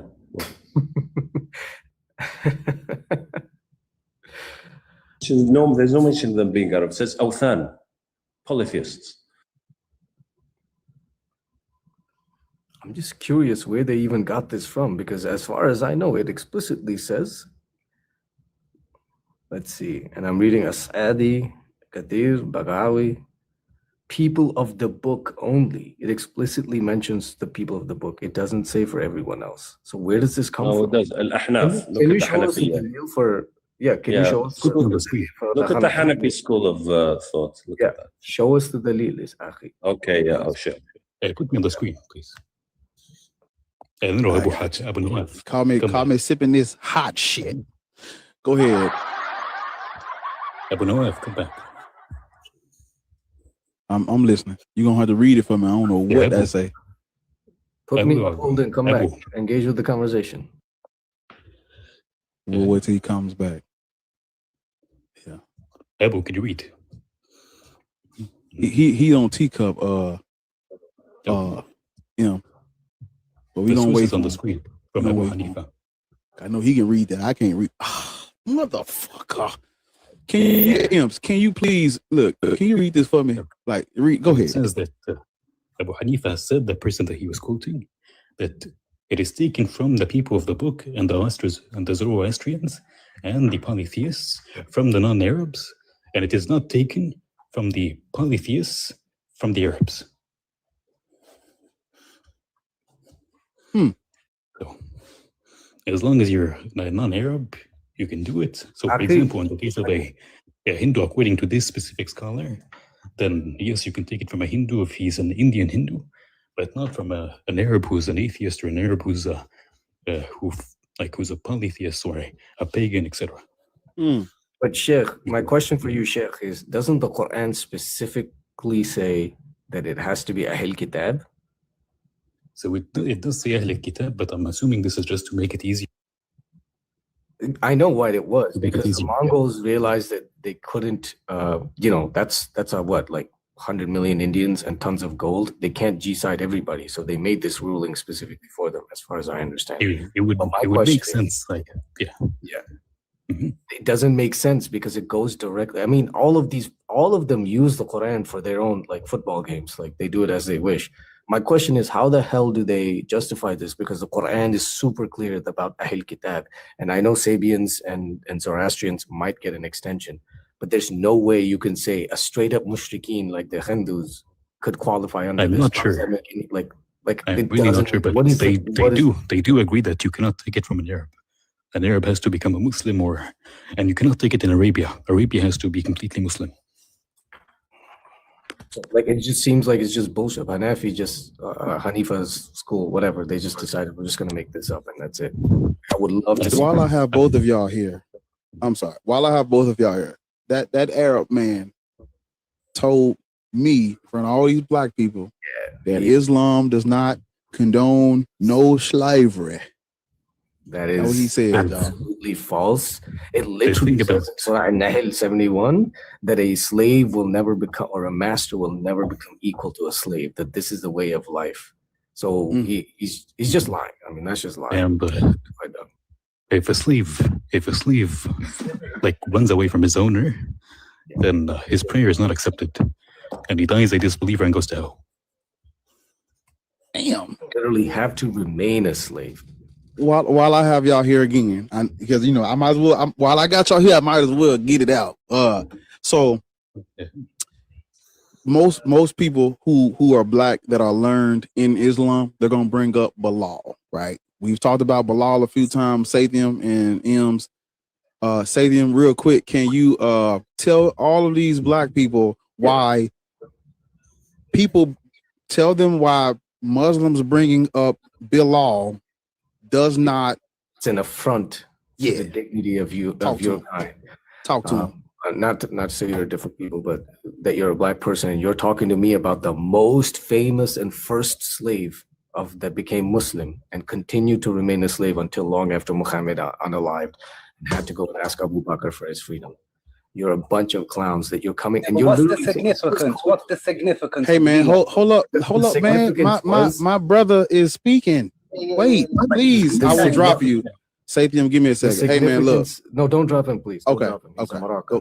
So yeah, the significance was that he was a black man. He was called the vessel, I believe. He was made to do all the scut work. He had to do all the shit work of getting up at ass crack of dawn, do the call. He had to carry all the bullshit. He was called a vessel, literally. So the significance was, as a BLK man, you're a slave, and this is an institution. Sorry, where are you getting this information from? Where are you Hold up, getting man. Wonderful. Can my brother finish? Hey, look. Don't call me Ukti. I'm not your Ukti, and you ain't my Aki. So let's let me make introduce y'all. Sathiam, let me introduce them so I can let you have at it. Just let me introduce y'all so y'all can talk to Sathiam. I know y'all, chill out. Must be was first. Must be was first. So let me introduce you first. Give me a second. How old are you, sir? I'm above age, bro. Come on, man. I'm a big man, are you Christian, Muslim, or Black Hebrew? I'm a Muslim. I'm a Muslim. I'm older than you, bro. I'm older than you. I'm 56. How old are you? I'm 54. We're close. Well, close. So don't be catch up, little nigga. Don't ask me my age. Cover your, hey, Ems, say that y'all cover y'all. What year you born in? You don't look 56 years old, bro. You're lying to yourself. What year you born? What year you born? Huh? What year you born? Man, I can't lie. I'll tell you in a minute. You're lying. I'll tell you in a minute. So you're up here to talk to Sathiam, and are you up here to talk to Sathiam and Ems? I'm cool, yeah, but you caught you on the first line, bro. You're a liar. He's not lying. But are you up here to? He's like giving you the best compliment ever. You can't believe somebody his age can actually look good. Of course, that's why I'm giving him a compliment. It ain't only, but he don't know the year that he was born, does he? No, he does. I do. I just don't want to tell you I don't want to tell you my business. I'm 73. I'll tell you straight. I'm 73, innit? I'm 73, bro. So do the maths. How old is I? Okay, let's get to the topic. You came up here for the topic, right? All right, cool. I'm just getting the start. Okay. You're lying at the beginning. Cool. Let's go. Black people should not be Muslim, and I have my Ems. Are you ex-Muslim? Sathiam, you're not ex-Muslim though. No, I'm a full man. Okay, I just want to make sure. Muslim, what the hell? I like that. I like that shot. So yeah, you're up here to say that black people should be Muslim. Is that what you're up here to say? No, I heard you talking about Bilal, and I said, what's the significance about Bilal to this day? To this day, right now, where we praise Bilal, what's the significance? The significance. Just give me a second, please. Can I just? Y'all want to answer? Do you want to answer that question before we? Must be. Do you live in Morocco or somewhere else? Don't matter where I live. We're talking about a topic. No, it does matter because I don't know if you speak Arabic. God, bro. I'm Moroccan. I'm Moroccan. Does that help? From Africa. Yes, it does. It does help. Okay, I'm Moroccan. I'm what? It does. Yeah, Habibi. Okay, I'm Moroccan. I'm what? Okay, I'm what? You speak Arabic then? أيوة كنت أتكلم بالعربية ما طب نجيبك مالك كنت فاهم العربية. Are you stupid? Why would you have to insult? Is he cursing us? I'm saying, how you doing, bro? No, he is cursing. He is cursing. I ain't cursing. I ain't cursing, bro. He is cursing. Okay, I'm cursing. In his, if you used to believe, he's cursing. Don't cast no spells now. We don't know nothing. Listen. Okay, we don't believe in all that. Morocco. What's the zippy as Sahabi? What's Don't the do problem that. now? I agree. We can't find your dick. I agree. Yes. Okay, I'm Moroccan. What? Now you got the what? He's like asking, "What is my dick?" Yeah, I agree. Yes. Brother, listen to what I'm saying to you. I'm Moroccan. You wanted to know where I'm from. I'm Moroccan. What does it matter? What does it matter? I'm Moroccan. I live in England. What does it matter? Man's an arsehole, bro. And you're still not going to answer, are you? What's the significance of Bilal to this day? The significance of Bilal is that you know that if you follow the Prophet, you get freed from slavery, or partially. Brother, when we say Bilal as a black slave, why do we mention it all the time? What's the significance? Because he's the only example of that. That's all. No, you're lying, because the call of listen, let me say something.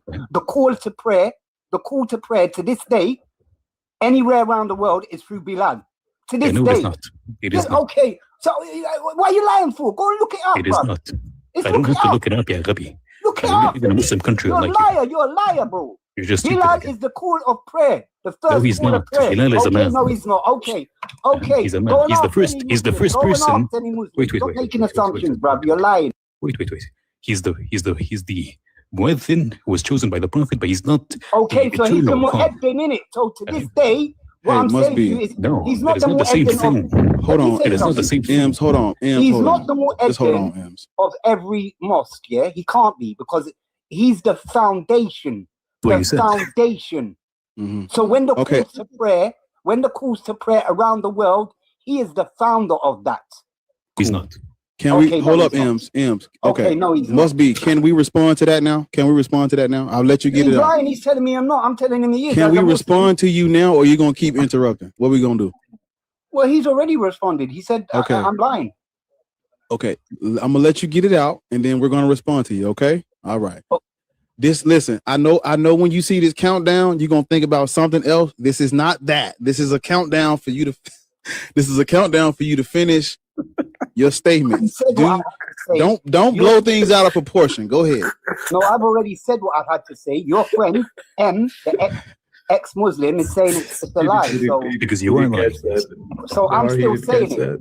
Why do we mention it to this day? Because he's the Mu'eddin. He is the Eddin. He's the Eddin? What is the Eddin? He's the prayer to. He's the call to prayer. What is Eddin? What is Eddin? It's the call to prayer. The Mu'eddin. You mean the Adhan? The Adhan. What is the Eddin? I don't know what the Eddin is. Brother, now you're being silly. No, I'm not. Yes, you are. Bilal is a man. You're being silly. You're being silly. You are a Christian Egyptian. I'm not a Christian, you dumbass. You're a Christian Egyptian, bro. Yes, you are. I'm not a Christian, you dumbass. Okay, so you're ex-Muslim. What are you then? If you're ex-Muslim, what are you? What am I? You're liars. You got liars. All your panels are liars. If I'm telling you, go and Google it. Go and look up what. I don't have to Google it. Again. All right, your timer is expired. Give me 1 second. Miss Must Be. Give me 1 second. Rich, how old are you? Like 11. No. Absolutely. No, I swear. I am. Get your ass down. Go in there. And get you a Jello pudding. Get you some Jello pudding. Stop, please. I'm going, young man. Young man, get down. You should I don't know what white kids eat, but go in there and eat that. Go and get you some Watergate salad. Don't be racist. Let the boy up. He's probably got more brains. I'm not racist. I'm black. He's probably got more brains than you both.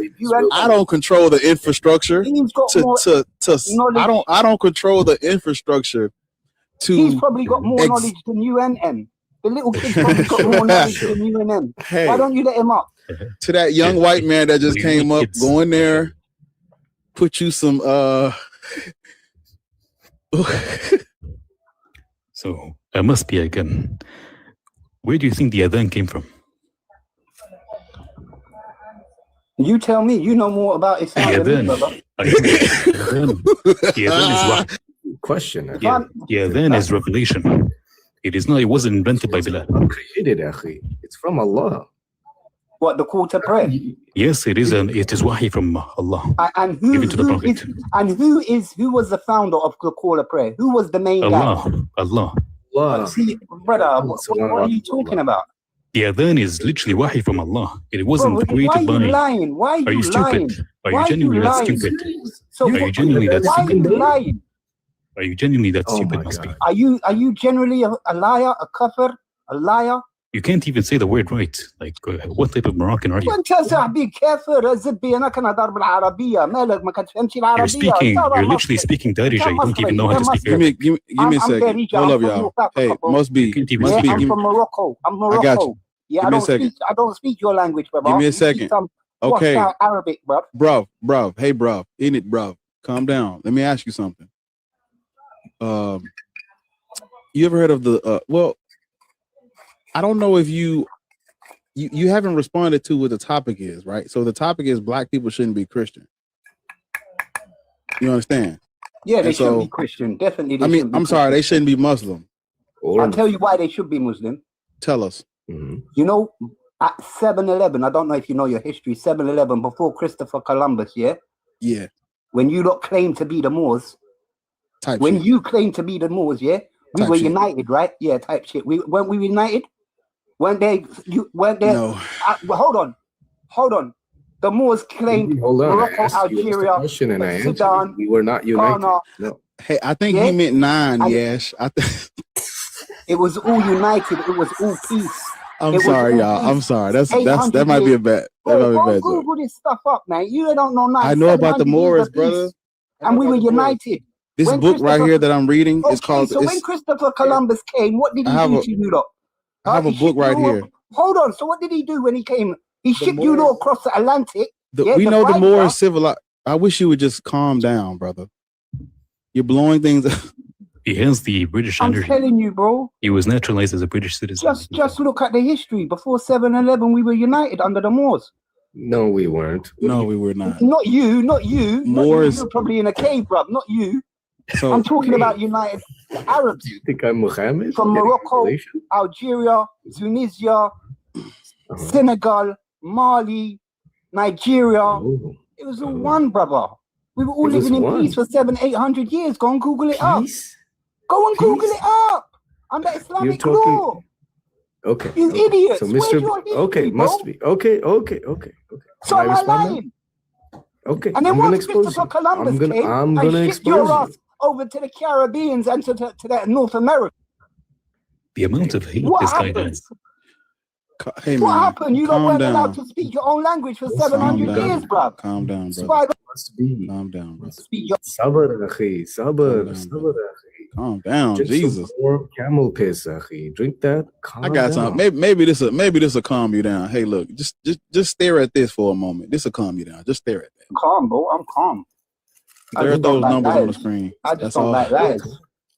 Gotta chill. You asked us about the Moors, right? I just don't like lies. You asked us about the Moors, I didn't ask you about the Moors. I told you about the Moors. There's a difference. What did you say? I said we were united under the Moors before 7-Eleven, yeah? Who is we? We were united. Who is we? The blacks and the Arabs, yeah? The blacks and the Arabs, we. From North Africa. Arab, by the way. Yeah, you're not an Arab. Wait. Is Arabia connected to Africa? Yeah, it is connected to Europe too. I guess Europeans are Arab. So can I ask you a question? This M guy, I really don't like him. If he was in my face, I know you don't like him. I don't even know him, but I would. That's a compliment to him, bro. You're literally 54 years old. I don't even know you, M, but I would slap the shit out of you, bro. You literally look like a twink, bro. Yeah. Whatever. Come to say that in my face. I'll slap. Can I ask you a question? Can I ask you a question? You're a pagan, bro. I'll slap the snot out of your nose, bro. Can I ask you a question? For change. You can ask me. Go on. When the Arabs first came to North Africa, what were they doing? When they came to North Africa? When they first came to North Africa, what were they doing? That's what I told you. Hold on. This is how your concept is done. Yeah? Where is Arabia? Isn't it in Africa? Not. Answer my question. Hold on. So what separates Africa from the Arabia? Can you answer my question? Hold on, where's M? I'm telling you, it's connected, bro. I know, but I'm asking you a question, brother. And I'm telling you, if the Arab is part of North Africa, it's never been. When did we come to Africa? We've always been there. What divides Arabia Africa? is not in North Africa. Huh? Arabia is a point of Asia. Brother, have you looked at a map? Where is Arabia? Yeah. It's in Asia. It's in where? Asia. Who said that? Who said that? The map of the world. And you're telling me that it's not connected to Africa? It is connected to Europe even. So, brother, why are you going around the bush? Is Arabia connected to Africa? The point is, if Arabia it's a simple question, bro. Again, if Arabia being connected to Africa makes it African, in the same sense, it would be European because it is connected to Europe. What part is it connected to Europe, bro? To Anatolia. Where? Again, to Anatolia. Huh? To Anatolia. What, Turkey? Yeah. You're an arsehole, bro. Come on, come off my land, bro. You're an idiot, man. You're an idiot. You're an idiot. You're an idiot. You're an idiot. That's the great way to Europe through Turkey, but it's not connected, bro. You're an idiot. Oh, really? So you think that Arabia is directly? You are an idiot. When you say the Middle East, why is it called the Middle East? The East to where? East to what? It is just what the Europeans called it. No, it's British terms. British were looking for East India docks. When they went to East India, they got lost. So they said that's the Middle East. It ain't no Middle East, bro. It's stuck to Africa, so it's part of Africa. It's never been Arabia. Yeah, the Suez Canal is a man-made canal that separates Africa from the peninsula. You think Arabia is part of Africa? The Suez Canal wasn't made. It's connected through Africa. Sure. So and it is connected to Europe too. About? And it is connected to Europe too. What, Turkey? Turkey's Europe. You're an asshole, bro. Don't. You're an asshole. You can't say that.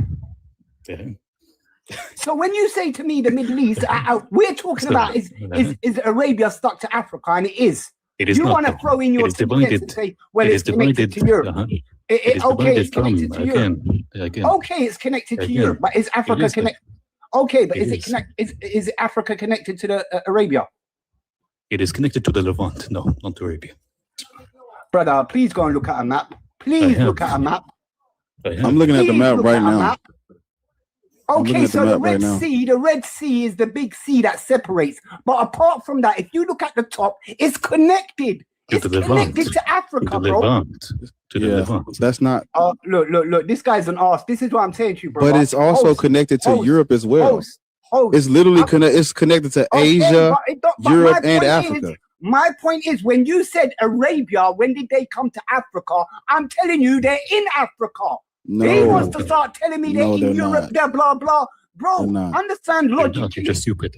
Understand logic. This guy said to me, when did Arabia come to Africa? I'm saying Arabia is in Africa. Listen, not an Arab. Look, I'm coming off because this I can't deal with him, bro. Yeah, I'm a TikToker myself. I've got a lot of followers, but this guy, I can't deal with your mate M. Yeah, he's an absolute. You have 300 followers. Relax. I'm going off. I'm coming Relax. off. I can't deal with your mate. Relax, brother. He's an asshole. I can't. Relax. Chill, gang. 300 is not a lot. We're here to know history. Let's talk about history. Don't try and throw me under the bus. Agree with man, or let's disagree, innit? Are those all your family members? What's going on? Yeah, I got a lot of family members. Your cousins, bruv. In it, bruv. Cello. Yeah, you bought water? You need a bottle of water? Yeah. You bought water, mate? Don't forget me. Fucking A. Don't forget you. Sit your No. Yeah, they say I got to remove must be. Hey. What?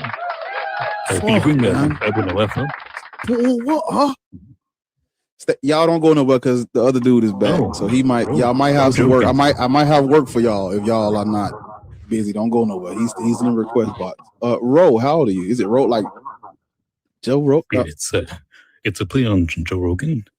How old are you, man? What's up? Hey, are you Christian, Muslim, Black, Hebrew, Israelite? He's Muslim. This guy's a Muslim too? Yeah. You know him? Hold up, wait a minute. Before we get into this, first of all, y'all niggas see that? Put some in my bucket. I shake a cup, nigga. Put something in the bucket. Not y'all. I'm not talking to y'all because y'all are helping with the live. I'm talking about them in the chat. Tap the screen. We need to be at 100K before 11:40, or I'm getting off this bitch. How about that? And you won't get the live. I'll end it. 100K by 11:40. That's your homework. And I need 100K by 11:40, and I need 500. I need 500. No, I'm not gonna. Y'all niggas broke. So I'll do 200 roses and 100K likes by 11:40. Ro Jogan, you're a Muslim? Yep. What's up? You're Muslim? Yeah, bro. Okay, black people shouldn't be Muslim. Is that your claim? Yes, that's my claim. Okay. You're entitled to your opinions, I guess. Yes, I am. Do you have a... You don't sound... I know you're not black, but why do you think black people should be Muslim, brother? This has nothing to do with us. Because Islam is the truth. On what grounds? On evidence. Do you think that is Allah the same God as the God of the Bible? They're talking about the same entity, but now we have different... Is it the same God? I'm giving you a more nuanced answer. I want a yes or no. No, that's not how it works. That's how it works. No, it doesn't. I'm gonna give you I'll ask you a better question. Is the angel Gabriel mentioned in the Quran the same angel Gabriel mentioned in the Bible? I don't know. You don't know? Huh. Yeah, well, we worship the God of Abraham. The God of Abraham is named what? I'm finna send him right. He coming right down the street to y'all. Give me like it's 30 more seconds. The God of Abraham is named what? In Arabic, it's Allah. That's not the name of the God Abraham. I got you. Give me 1 second. What is the name of the God Abraham worshipped? Abraham worshiped Yahweh. Can we agree or no? What are the attributes of Yahweh? Listen, we're not doing that right now. Can we agree that Abraham worshiped Yahweh? I mean, you can call Allah Yahweh or God if you want. But I asked you, is the God of the Quran and the God of the Bible the same? That was my question. And you said y'all worship the God of... You said that you just want to argue, or you want to actually have a understand. I'm trying to clarify what you said. You said that y'all worship the God of Abraham. The God of Abraham is Yahweh. So let me ask you again: is Yahweh? What are the attributes? Define Yahweh for me. Yahweh is the God that Abraham worshipped. Okay. Is it? That's very smart. The name of try again. He asked the name you of the God, bro. The name. He asked you about the name. He didn't ask you to define the attributes of the entity that has the name. Try again. Because I don't care about his attributes. I care about his name. If we can name your God, we can tell you who your God is. I don't care about the name. I care about the attributes. You don't care about the name of Abraham's God? No, it's irrelevant. It's a different language that he spoke, so it doesn't matter. What is important for salvation is to know who our Creator is. It's not. I mean, you can call him God and still go to heaven, right? So yeah, why are you? So do you believe that black people are superior to other races?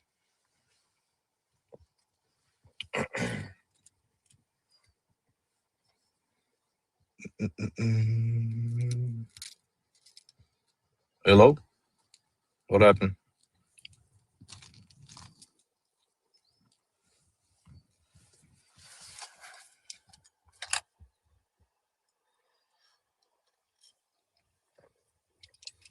Yeah, this dude, man, it's wasting my time. Don't run. Don't run. Don't run. Come back. Come back. Come back, Abdul. We got a runner, guys. What I miss? Nothing. He just was waiting, and then he said, "Y'all are wasting my time."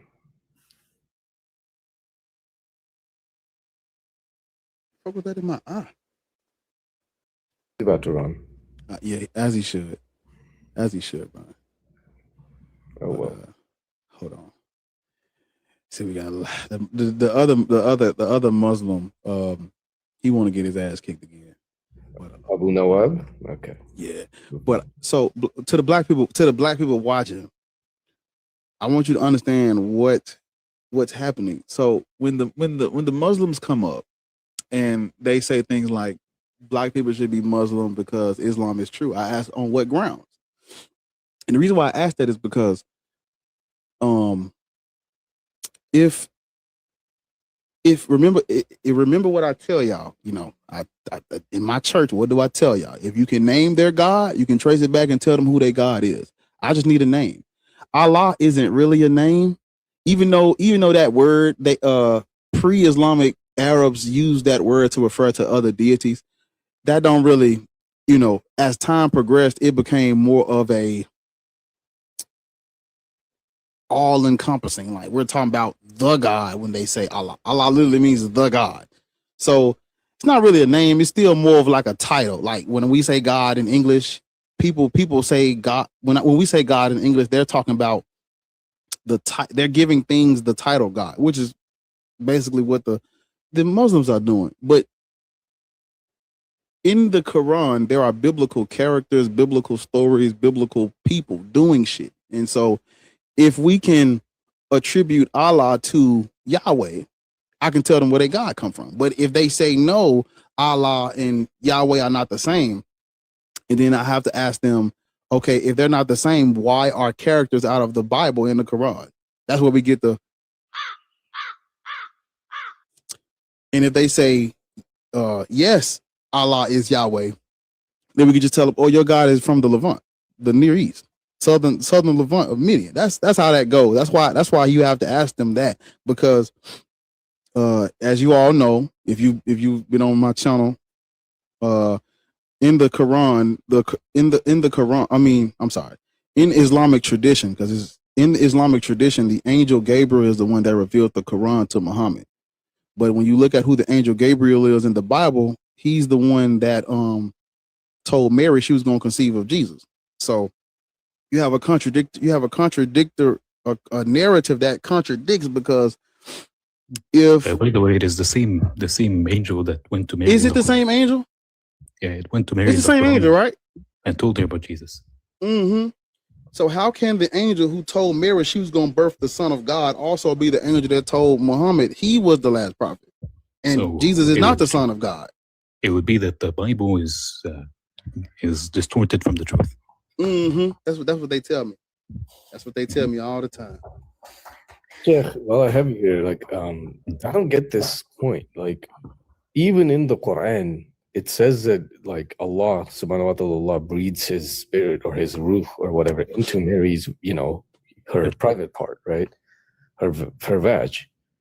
So how do Abduls not accept even their own Bible says that he's the son of God?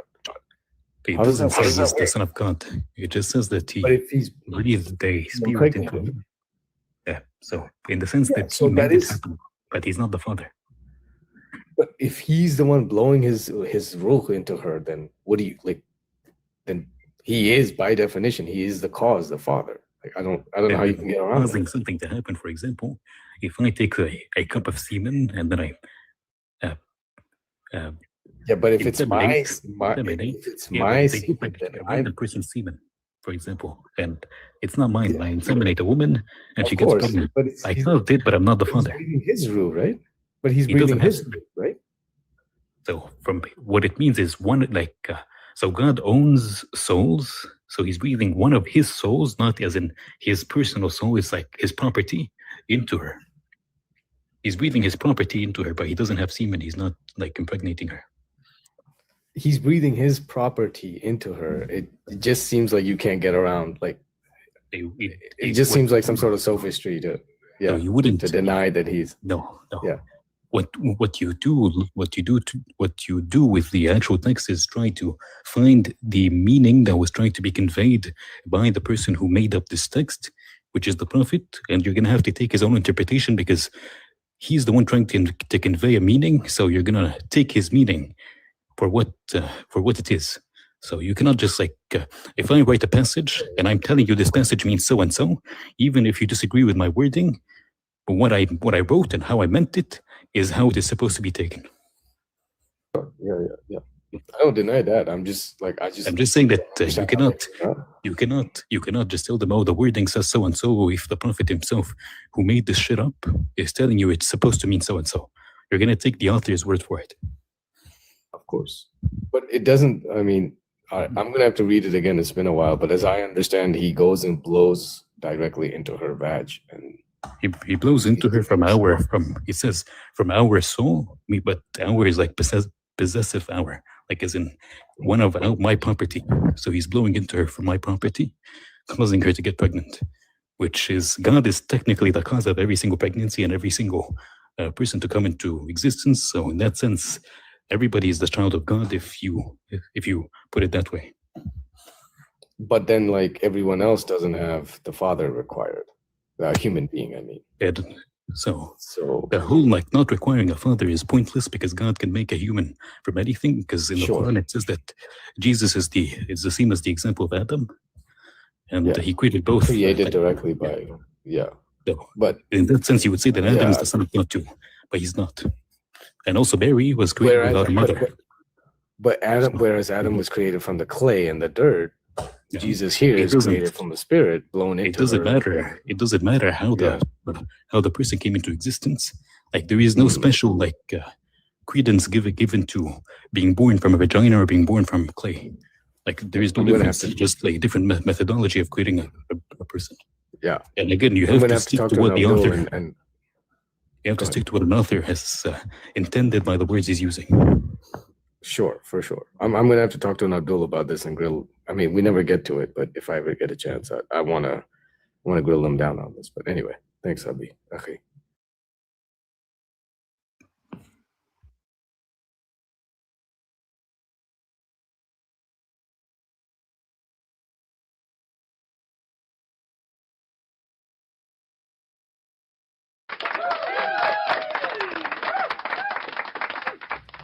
Bar, you said there was Abu was coming back. I want to talk to him. He was. I don't know where he was in the name.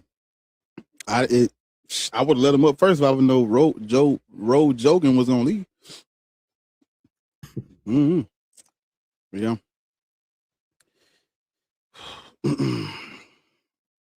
We black people, we don't really get to hear a really good enough critique of Islam, so it's nice when y'all drop in and you know what I'm saying, help out, because there are things that y'all know that I don't know nothing about all that. And so it's nice to have y'all as a resource to pop in, So I'm gonna try to do like a little group chat with us three.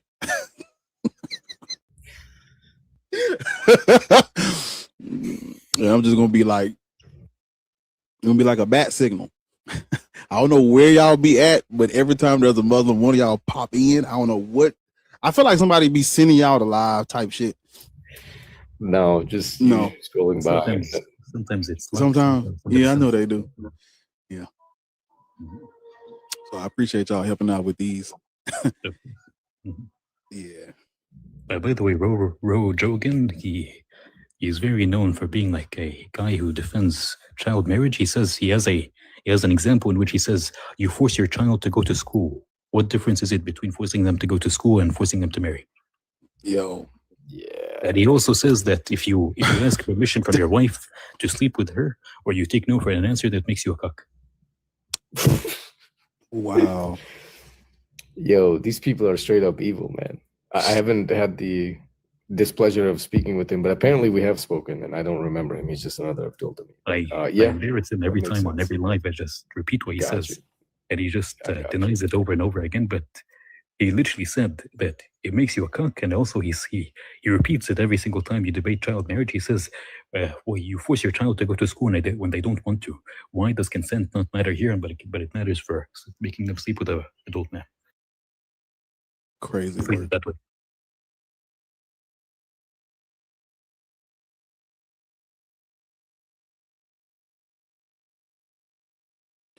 So, forgot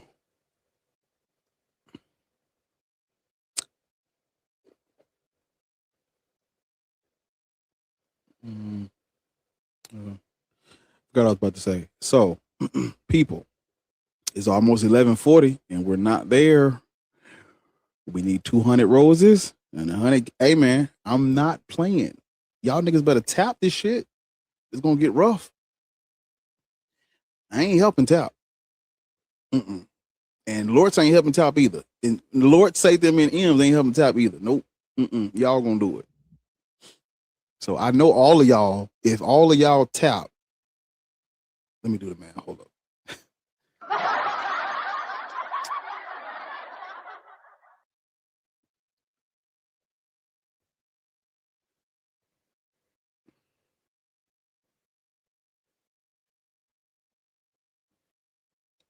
I'm so scorching hot in these streets, baby. Pull up Maybach, baby. I'll be around if you need me. You're in good hands with Sheikh. Say that. So appreciate you, bro. If everybody's watching, taps the screen 400 times, we'll get there. So tap away. Oh, we're dropping to do some errands, but I'll try to come back if you have somebody. Have a good day, okay? I got you, man. Gosh. Shout out Sathium and what the fuck is wrong with my shout out Sathium and M's, man. Lords. What's up? What's going on, man? Shit shaking. Shit shaking. Same shit warmed over, as your father used to say. As he used to say. Hey, YouTube, the stream is about to refresh real quick. It's not gonna take long. It's gonna refresh real quick. Just give me a second.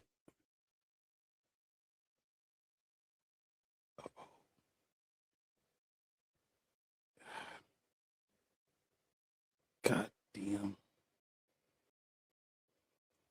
Reach me, baby. Come on phone and say you need me, baby. Why is it doing that? Hey, YouTube.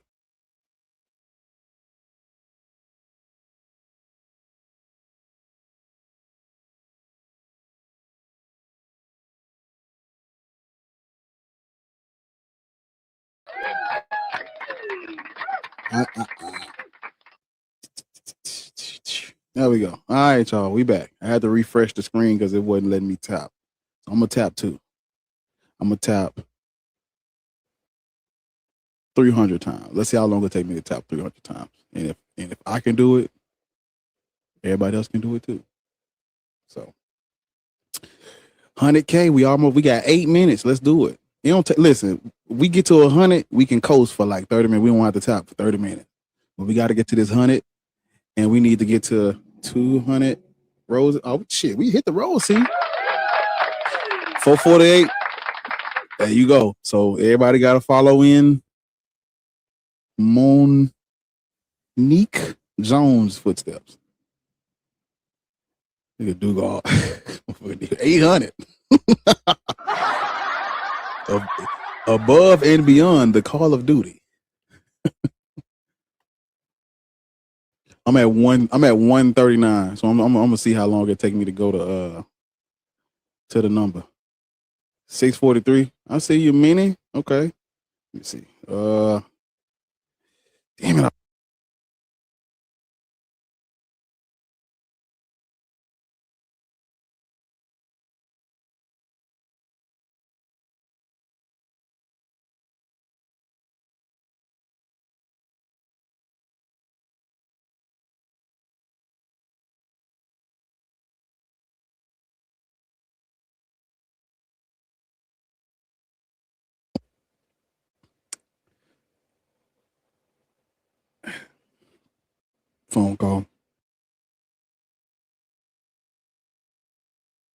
Almost there. We need 20K more. I'm at, damn it. I keep starting. I'm at like 4 something right now. I started over. You started what? Cause I'm tapping the screen on my laptop and it shows me what. Yeah, and I keep when you stop tapping for like a split second, the number goes away. So I'm at like 400 or something right now. So I'm trying to help them out. Okay. If you're a Christian, Muslim, Hebrew Israelite, and you want to talk about your God and your beliefs, come on up. We don't bite, right? Unless it's a fight. Instead of sending like threats in the comments, you can come on up. You Don't about to tempt dig me. It's yourself. crazy, gang. You about to dig yourself a shallow grave, whatever that means.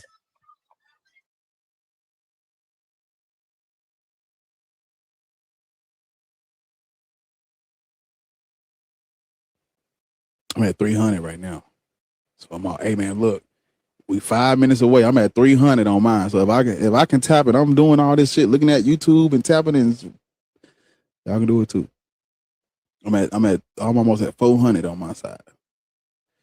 I'm at 400 now. Yeah. Listen, Commissar, whoever it was meant for, whatever. You want to come up and talk about your religion or what? Like, I don't know why you would tell that to the chat. I can't even, what they say, I can't read it. I ain't reading it. What they say? What they say, Lord? You're going to dig yourself a shallow grave. Like, why would you tell that to the chat? The chat is tapping. Yeah, we almost there. Come on, Vominos. I'm at 640, 650. Nigga, catch up. Y'all little niggas, man. We at 95K, so. Yeah, we there. Yeah, they'll get it. 5 minutes. Y'all, we could hit that in 5 minutes. If you already hit your numbers, man, rest your fingers. I don't want you to get arthritis. You walk around. Over on YouTube, hit the thumbs up over there. And y'all need to make sure y'all supporting the live too, man. We got a couple super chats today. I need some more. Put some in the bucket. If you want to support the live, check the description. If you want to support the live, send a super chat. If you want to support the live, hit the thumbs up over there. Yeah. So someone said, I got my auto clicker. No, you can't tap on YouTube. You got to go over to TikTok and tap. Is that Jesus, Buddy Christ? That's a crazy profile pic you got there. It's the Lord behind that. Jesus Christ. Mm-hmm. I think Be Easy been sick, man. I'm gonna have to do Jesus. I'm gonna have to do There Was No Jesus and God Ain't Real if he don't hear. If he don't come through. That nigga was in the live. Hey, he pulled a Rich yesterday night. Yeah. That nigga was in a live. He should not have been in there, but he was in there, and I'm in there watching this shit. I done took my ass up on the panel after they kicked him, of course. And I took my ass up. I don't know why y'all do that. I saw him live. He getting like Rich now. Shit. Rich that and, nigga, he getting like Rich and goddamn what that man name is? He getting like Rich and Gaslight. Yeah, Gaslight. Yeah. I tapped on him. He in some goddamn body live. I'm like, y'all fucking up my FYP now. Motherfucking Prop said, come back to Jesus. He in there talking about Luke and shit. Boy, them people dropped you, nigga. Them people gonna drop you. They try to hear that. They didn't look. They don't even. They think that group of people thought that you know, with the Exodus and stuff, with Ron Wyatt with the chariot wheel, they thought that was real. And here come Vorsi. Vorsi get up there talking about some. He trying to help them with the he trying to educate them on who Ron Wyatt is and where that narrative about the chariot wheels and stuff come from. Dropped him too. They dropped me too. The lady asked me if basically she was asking me like if am I willing to receive Jesus Christ? I told her yeah, so I can stay on the panel. I would be like, if I thought he was real, maybe if you can give me evidence that he's real, They would have then dropped yes. you.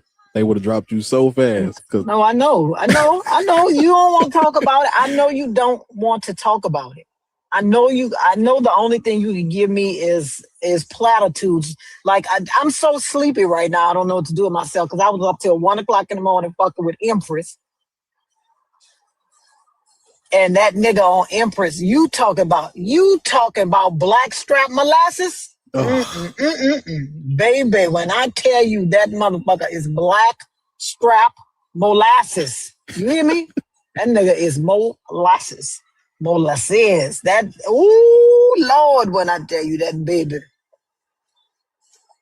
baby is terrible. He is molasses. I'm telling you. Oh shit! I didn't see you come up. Not. Yeah. What's up? Not quite Socrates. Are you? How old are you? 19. Christian, Muslim, Black, Hebrew, Israelite. Oh no, I'm actually trying to say why we shouldn't, like at all. Like never. Are you black? Yeah. Yeah. Do I not sound like it? Like, all right. Anyways, what's it called? I don't know. You sound British. I met my goal, y'all. We hit the goal, y'all.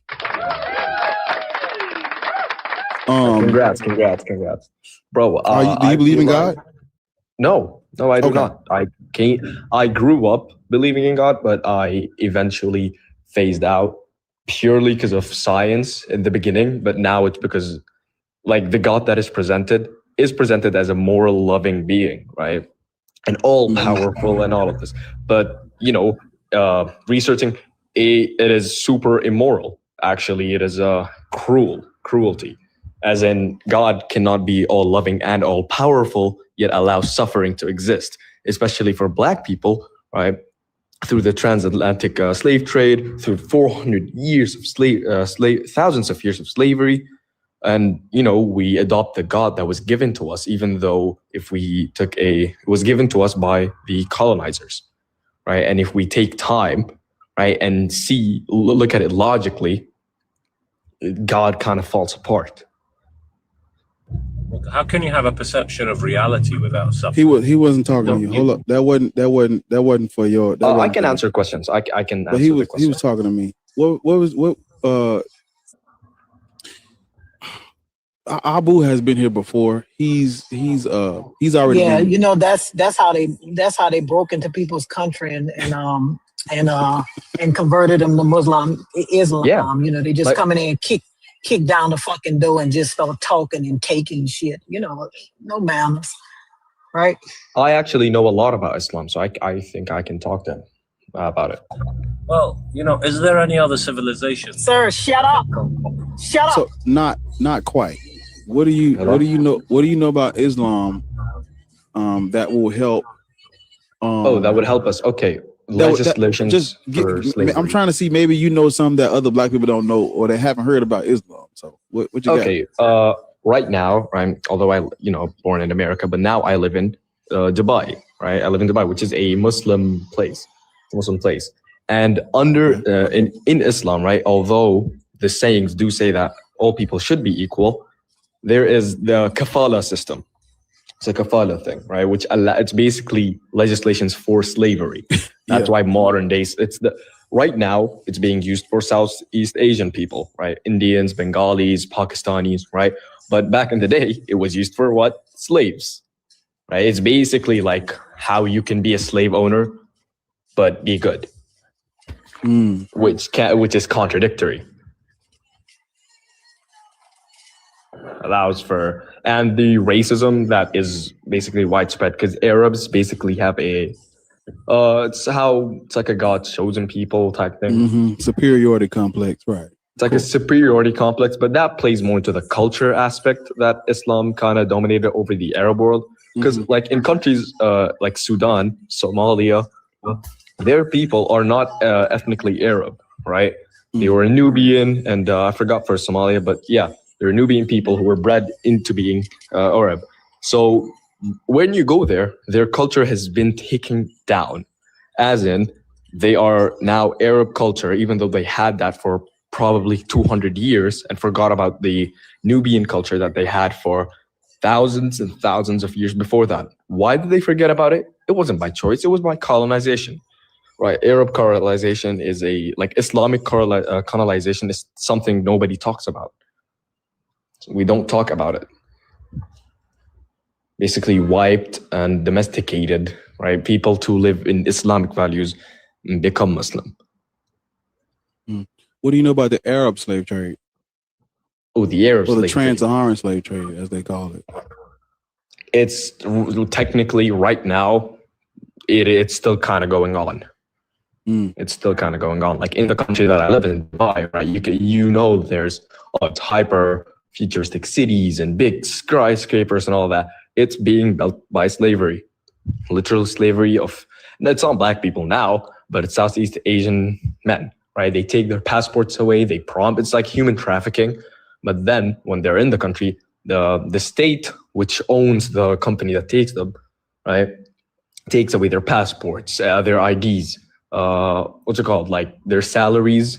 They make them live in group homes where it's like a complex where inside a room, 15 people can live, right? It's unsanitary.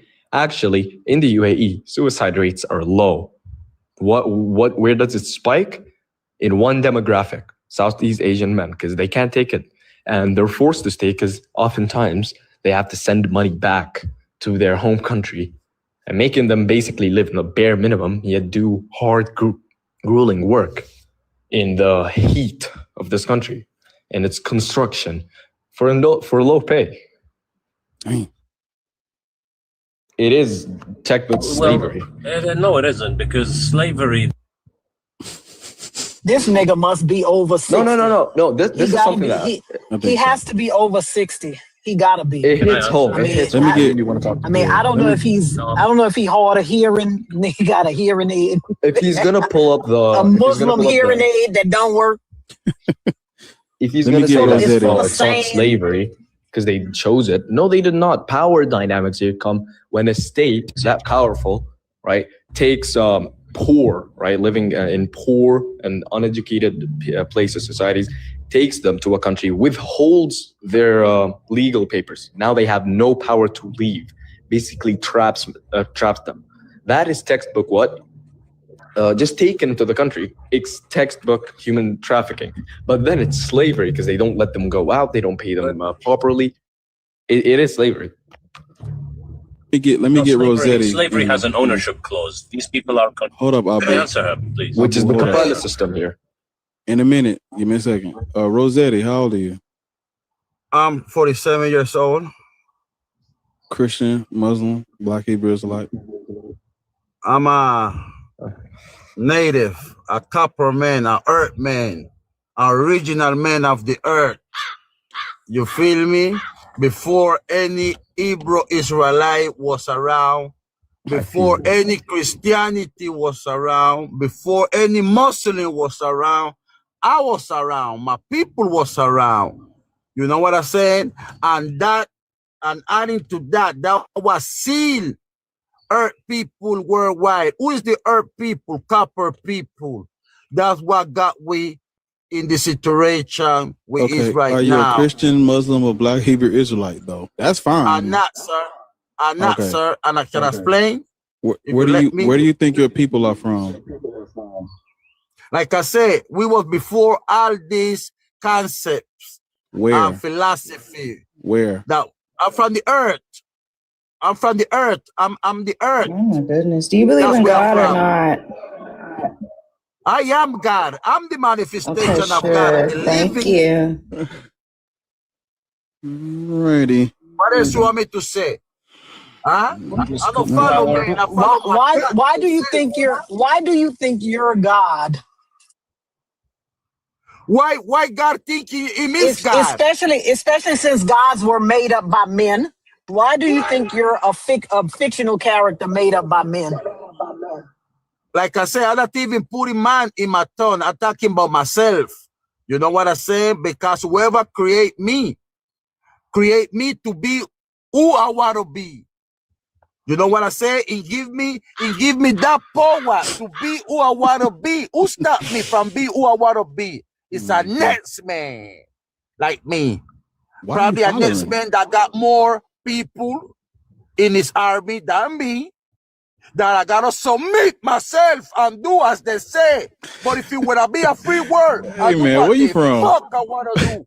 Where you from, man? Asagar. Where you from? Panama, the greatest country in this world. Y'all, Panama. listen, I'm telling you, this religion got y'all fucked up. I'm from Panama, the greatest country in the world. If you wanna know, sir. Why you hollering at us though? We ain't did nothing to you. No, I'm not hollering, my man. Hey, nothing personal, sir. That's just passion. You know they say black people, everything we do it with what? Passion. You feel me? I can't help myself. But back to the topic, like I say. Damn, you just spit all on the mic. oh, you know. God damn, you here watching me? But Yeah, like man. I said, back to the topic. Back to the topic, like I said. Type shit. We all, if you notice, each one of us, even though we have the same characteristic, the same foot, the same hand, but guess what? Each one of us have our own unique DNA. You know what I mean? You know what I mean? Each head is a word. Sir. Each head is a being. What is going Each on? head is a... Oh my God. He up here doing war cries. Relax. That nigga's a... You want me to keep going? So we already know the moralities that we live in today. The morality, the concept of God was created by who? Man. Whitey man. Whitey man. When we really check history and we know in the Council of Nicaea, when they choose which books to pick, because before that... Yeah, what you say? In the Council of Nicaea, they decide which book to pick to put in the Bible. That way the morality, the concept of life, the wants, the positive, the negative. That's where we get it from. That's where we get it from. Because if you take that away, what it will be? What it will be? We will live like I'm glad you agree with. So you agree with the prompt, right? We shouldn't be Christian, Muslim, or Black Hebrew Israelite. Exactly. The other nigga then ran again. Well, he's a Yeah, but this nigga shut up. Like, I don't understand why we giving this nigga all this time. Yo, bitch, relax, I really don't. I really don't. A nigga named Rosetti. First of all, bitch, you're from fucking Panama. I wouldn't call nobody a motherfucking bitch. You're from Panama. You 8-world country living bitch. Let me tell you something. I don't know who the fuck you think you're talking to, because you delusional bitch. You delusional. You must think I'm your fucking abuela, hoe. You must think I'm your motherfucking abuela, bitch. That's what you call that hoe. That's what you call that tortilla pussy smelling bitch. A fucking abuela. That's what you call that fucking carne asada smelling hoe. Don't fucking play with me, bitch. Don't play with me. I ain't your fucking mama. That's what you call that fucking tomatillo smelling bitch. Not me, hoe. Don't fucking play with me. These hoes think you cute, bitch. I don't. I don't. Dry ass nigga. Like, these hoes think you cute, bitch. I don't. Out in the streets, they call it murder. Welcome. These bitches think you cute. Ew. Hey, you bedtime stories, bitch. Don't play with me. Don't ever fucking play with me, bitch. For me, not the duck lips. Please.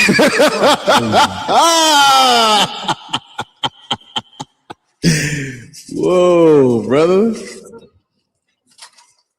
You got the right one today. That's why I just laughed. Just click them. Now you know what they about to say, Lord. Why is she cursing? And ain't nobody saying nothing in the chat. I don't give a fuck. I don't care. I don't care. Y'all let these niggas talk to y'all stupid. Nigga, that's why you stay in fucking Panama, bitch. But we shouldn't say that though. Like, that's got like we can't. He called me a bitch. Fuck you. Wait a minute. No. Call him a bitch. No, call him a bitch. Fuck you. He called me a bitch. Fuck you, call him nigga. a bitch. That's why I don't Y'all fuck. never say nothing. Listen. That's why you never said nothing to that nigga, but you got something to say to me. That's why I don't like you fucking black men. Bro, can I That's say one why. thing? He called Damn. nigga, shut up. You got all the smoke for me, and he called me a bitch. Fuck you. Fuck you. Don't you say nothing to me, nigga.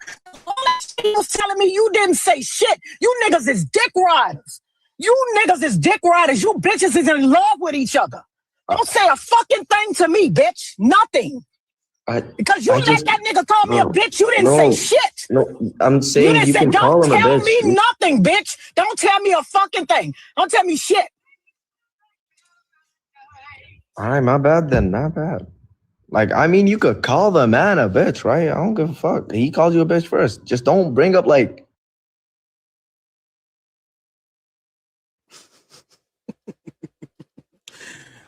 I knew it was coming. That's why I said it's always coming. That's how they do it.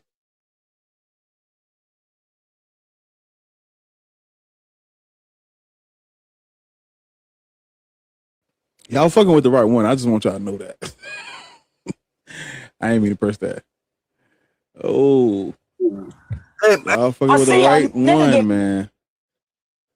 But see, a motherfucker get mad when I say when they're kneeling on y'all neck, I be inside eating cookies, bitch.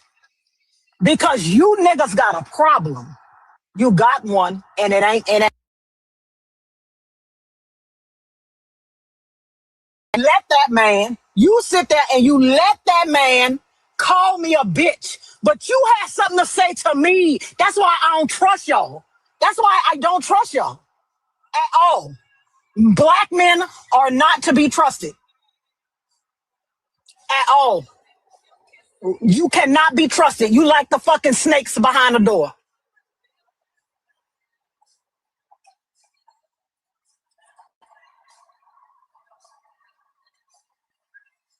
What you talking about? If he swung on me in real life, I wouldn't be talking that strong. What are you talking about? This is what I'm talking about. Another black man talking about violence. Y'all up. Another black man talking about violence. Another black man talking about violence.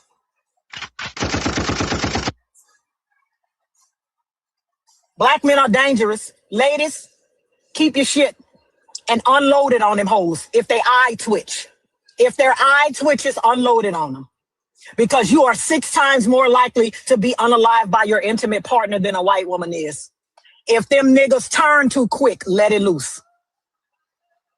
Let it loose. If they turn too quick, let it loose. Because he listened to that man call me a bitch. He didn't have anything to say. Nothing.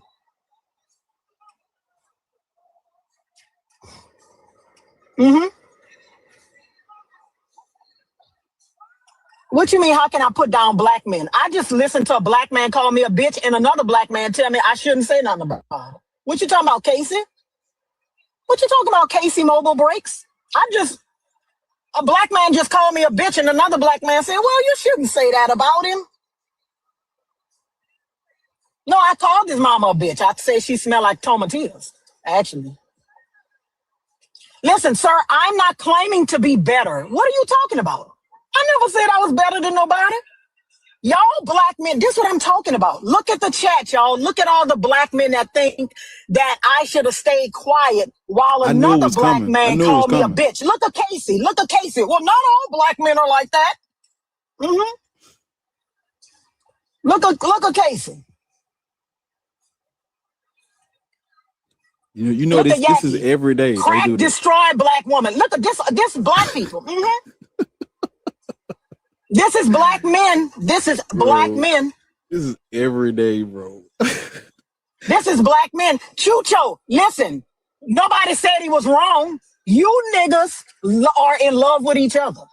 Mind you, he literally called you a bitch with a heartbeat. He called me a bitch. For nothing. Chucho, if a man called your mama a bitch, what would you say? That's okay, mama. You not a bitch. That's okay, mama. You not a bitch. And look, Chucho, two wrongs don't make a right. Y'all weak. Black men are weak, bro. Black men are weak as the fuck. They weak as shit. Look at Casey Mobile Break. Stop putting down black men. He called me a bitch, Casey. You want to come up and talk about it? You want me to come up and talk about it, Casey? You want to come up and talk about it, Casey? He didn't really mean it. I shouldn't have said what I said with the Yeah, ice Black pack on your King. You eye. want to come Fuck up and y'all. talk about why he would call your mama a bitch and you wouldn't say shit? Well, see, my thing is, I said, okay. And I just really was like, let me watch the chat when he said it. Ain't nobody say nothing. Ain't nobody, it was cricket. I laughed because he fucking with the right one. But I'm like, okay, you already know how the chat get. Because see, y'all expect people to respond to disrespect how you want them to respond. Not on the platform, not on TikTok. People can say what they want. That you can say what you want, and then you can't control people's response to what you said. And so I'm like, okay, let me see what the chat gonna do. Mind you, she didn't talk none while he was speaking. We chilling. Okay, boom. He called her a bitch. Chat quiet. We ain't saying nothing. I'm looking at the chat I was watching the chat on the screen when he said it. Ain't none of you niggas say nothing. As soon as she getting on his ass, you shouldn't have. No. I didn't say nothing. So let's check him. Check him right now. Every person that just said something to Lois or about Lois, this is your opportunity to check him right now. Let's see if y'all do it or not. Look, Black King. He said shit to me, but guess what he said? I ain't hear it, but we ain't on the Which one of them niggas said? You are. Which one of them niggas said if I ain't hear it? So if you didn't hear it, what the fuck you talking about? Yeah, look, Lars Bar, Ariel, what's up? Can I just say something real quick? Because I got to hop back off. Because I'm at work. Because I literally just joined and was listening to y'all like 3-4 minutes ago and stuff. So I ain't hear none of that. But, I heard, Lars, talking about the chat, defending him, and he calling her a bitch, and she didn't even say nothing and stuff. I just wanted them to see me, the face of another black man, and tell the dude that called her that, and all of the ones in the chat that's defending that and stuff, that all y'all niggas some pussies. Damn. Hey, and then, straight, just like that. Just like that. All y'all niggas some, just like that. All y'all niggas some pussies. So, I gotta hop back down because I'm at work. I just want to say, good job bringing do-rags back in 2026. I didn't know they sold it to the stores anymore. Hey, yeah, gang. Yeah, do-rags. Well, I thought he was talking to you. I just put to it because you got on styling them bitches too, though. Yeah, I was bringing them back, man. But yeah. Well, hey, can you drop me down? I mean, you can disconnect yourself for real. Shut up. How old are you?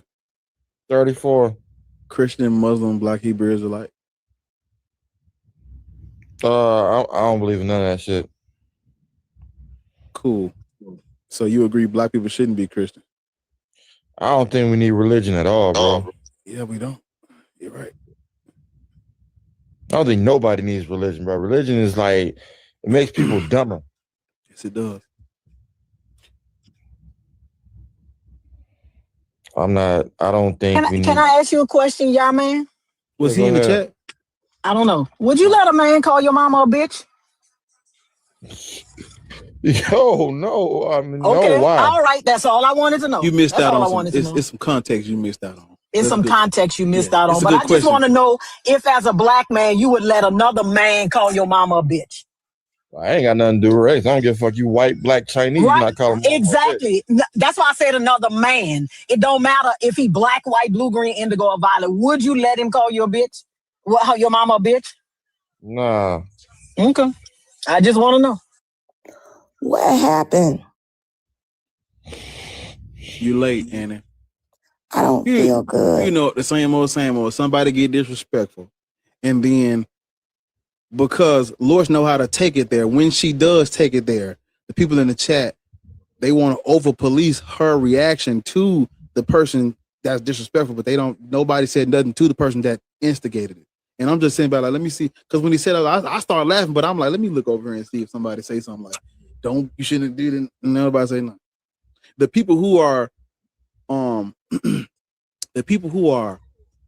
trying to police Lorish's response to the man Nobody said nothing to about what he said. Those people didn't say nothing to what he said until after trying to overcorrect what Lord was saying. But you can't control how someone that's not okay. disrespects you back because you know she's gonna take it there. But that's typical as a black one. They do that with black women, but that's not okay. Like, you cannot police or even determine how somebody react to how you treat them or how you did whatever. Every reaction has a reaction. Every action has a reaction, you know? So you can't do that. Hey, host, I'd just like to ask you though, like, if we got rid of religion, do you think morality would drop or stay the same? I mean, religion has not improved anyone's morality.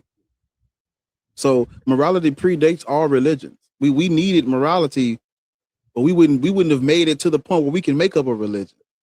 Like, these people under the religions that they have created, they're eating people,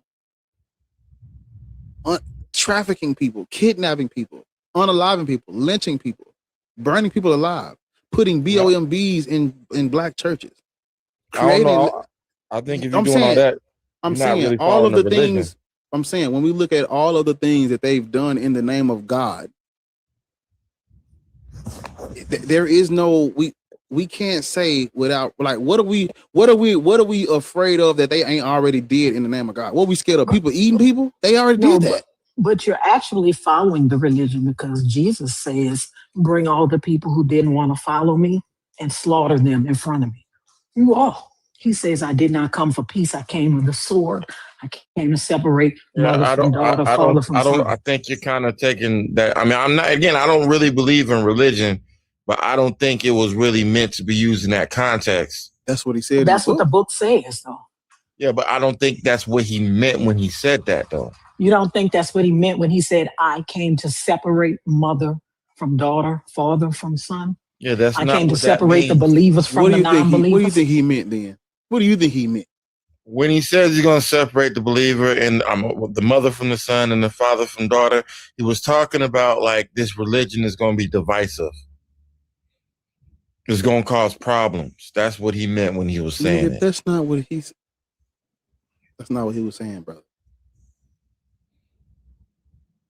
I don't know. I mean, Jesus did say, live by the sword, die by the sword.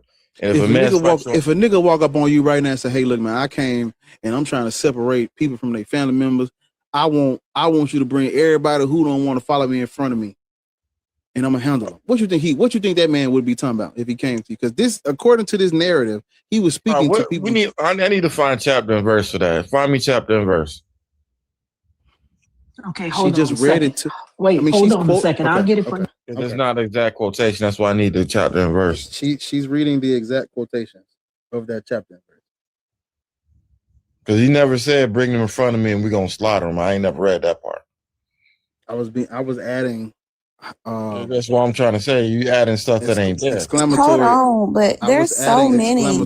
But there's so many directives to unalive people. There's guidelines for enslavement. There's guidelines for sexual abuse. There's disrespect of women. Shut up. Like, what are you talking about? If you actually read the book, you can open the book and you can do bibliomancy and find a page where it's talking about slaughtering somebody. Where even when Jesus' mother, you said biblio what? It's made up a word. Bibliomancy. Not real. I ain't never heard of that game. That word is not real. But you can open up that shit and find out, Jesus talking shit about somebody.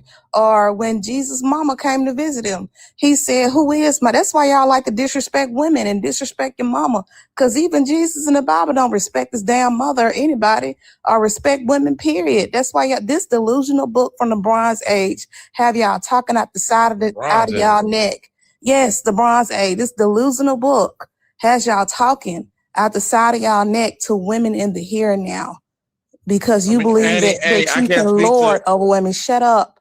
You believe that you can lord over women. I'm saying my hair hurt, my voice hurt. Shut up. People disrespecting her. You believe you can lord over women. That's crazy. That's why. You can tell people. Bibliomancy is a very real word, y'all. You want respect, but be disrespectful. You're literally trying to speak as she was speaking, though. The thing is, that's not the person you were talking to initially. We're two different people. Yeah. So And you're that's not the person. trying to cut in while she was speaking. That's not because when she's talking, it's crazy. I know, but No, you could it's at least not. wait a minute. But could you at least let her finish it? Do you have to interrupt her? Could you at least let her Okay. finish it? No? I mean, I hear what you're saying, but I'm saying if No, you're saying no, 1 but + 1 can you = let her 3, finish? Like, even if it's crazy, even if you think it's crazy, right? Because bibliomancy is a real word. But even if you think it's crazy, can you let her finish? I mean, you don't know how to have a conversation? I'm confused. if I told her to shut up like she told me to shut up, y'all would say I'm disrespecting her. Because you keep interrupting her. Did you not know that you were doing that? She was talking. No, but there's a she way of was, telling sir. people. But she was no, she was talking. Why did you start talking when she was talking? I'm saying there's ways. I know, but sir, why did See, you if I just start told you to talking? shut up right there, I'm disrespecting you, right? No. Why did you start Exactly. talking when she was talking? There's no reason for that. Also, women come up on this panel and get told shut up too, because they it was a lady yesterday. Yo, we had to tell her shut the fuck up multiple times. It's not a man versus woman thing. Disrespect is disrespect. I guess. I mean, I don't know. I've seen this flip 1,000 different ways. I don't know, bro.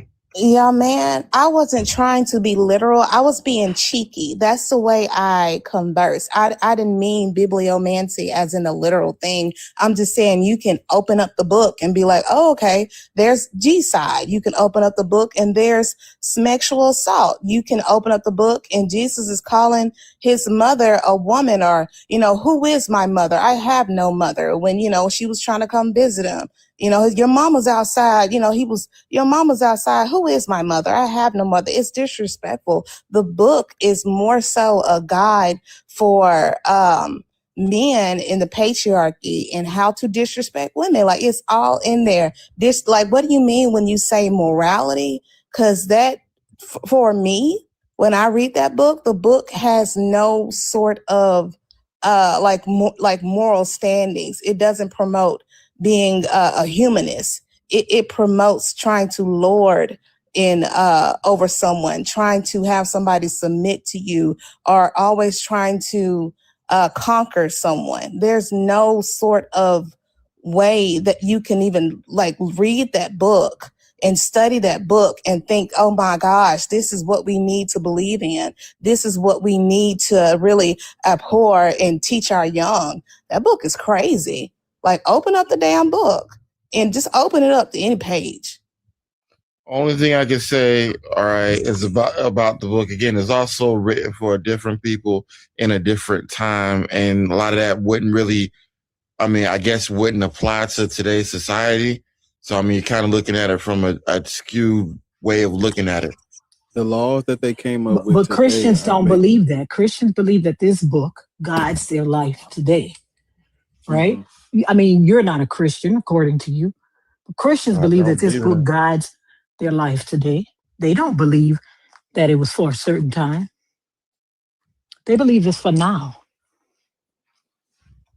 And also, I'm sorry. Go ahead. Go ahead. You can respond. You can respond to Lord. I would just say, you're right, but I look at it like, as far as disrespect towards women, I look at it as that sword cuts two ways. Because I feel like sometimes women take their liberty of, she's a woman, so I'm going to acquiesce to her, and they take that and run 10 million miles. When does the Bible disrespect men? Can you show me when does the Bible disrespect men in the same way they disrespect women? When does the Bible say where that you can sell your son to a woman and he has no recourse? Here's the thing. Slavery is condoned all the way in the Bible. No, I'm not talking about slavery, right? I'm talking about selling him as a husband. When does the Bible say when you come upon a town, right, And if you see a girl walking in a town, right, the Bible says this, and you like her, you can get her, shave her head, pare her nails, hold her up in your mother's house for 30 days, and then you can go into her, and you're never to divorce her, right? If you're not satisfied with her, you can let her go. Where is the equivalent for that for a man? I mean, again, the Bible was written for a different time. I mean, the Bible has a lot of weird, bizarre laws. That's why I don't believe it's real. So it's no equivalent for that for a man. I mean, the Bible also says you can't cut the four corners of your hair. I mean, it's a lot of weird shit in there. You're not understanding what Loris is asking. I understand exactly what she's saying. I'm saying this all the way around. You just don't want to answer it. She's asking you for a gift. She's asking you to give her because you brought up this whole women take it and run with it thing. So now we're trying to find the relevance of that with this thing that we're talking about. So she's asking you for a synonymous or a equal story verse law in the Bible that gives the instructions on how to treat men the way they treat women. That's equal, where it's explicit about, hey, look, I'm gonna give you an example. In the Bible, it says if a woman doesn't bleed the first time and you think she was unfaithful, you're supposed to. Is it something about some water you drink? Make her drink something. No, you stone her. You're gonna stone her. You take outside and you're gonna stone her. Yeah, you're gonna stone her. So we're asking for the male equivalent of that, where we have a verse where, hey, look, I don't even know how. Man is caught in adultery, he gets stoned as well. If you get caught in adultery or fornication in the book unilaterally, you're getting stoned. You ain't listening. We're looking because we know there are instructions to unalive all people in the Bible. We're talking about give me something explicit where it's discriminating against the man the way it does the woman, like the example I just gave, where it's like, okay, if a man has ashy knees and the woman deems that he has prayed too hard in his father's home or some shit, she can take him to the gates and throw big ass rocks at him, something like that. Whereas we're looking for the equivalent to what I just read to you in regards to women, little girls, as it pertains to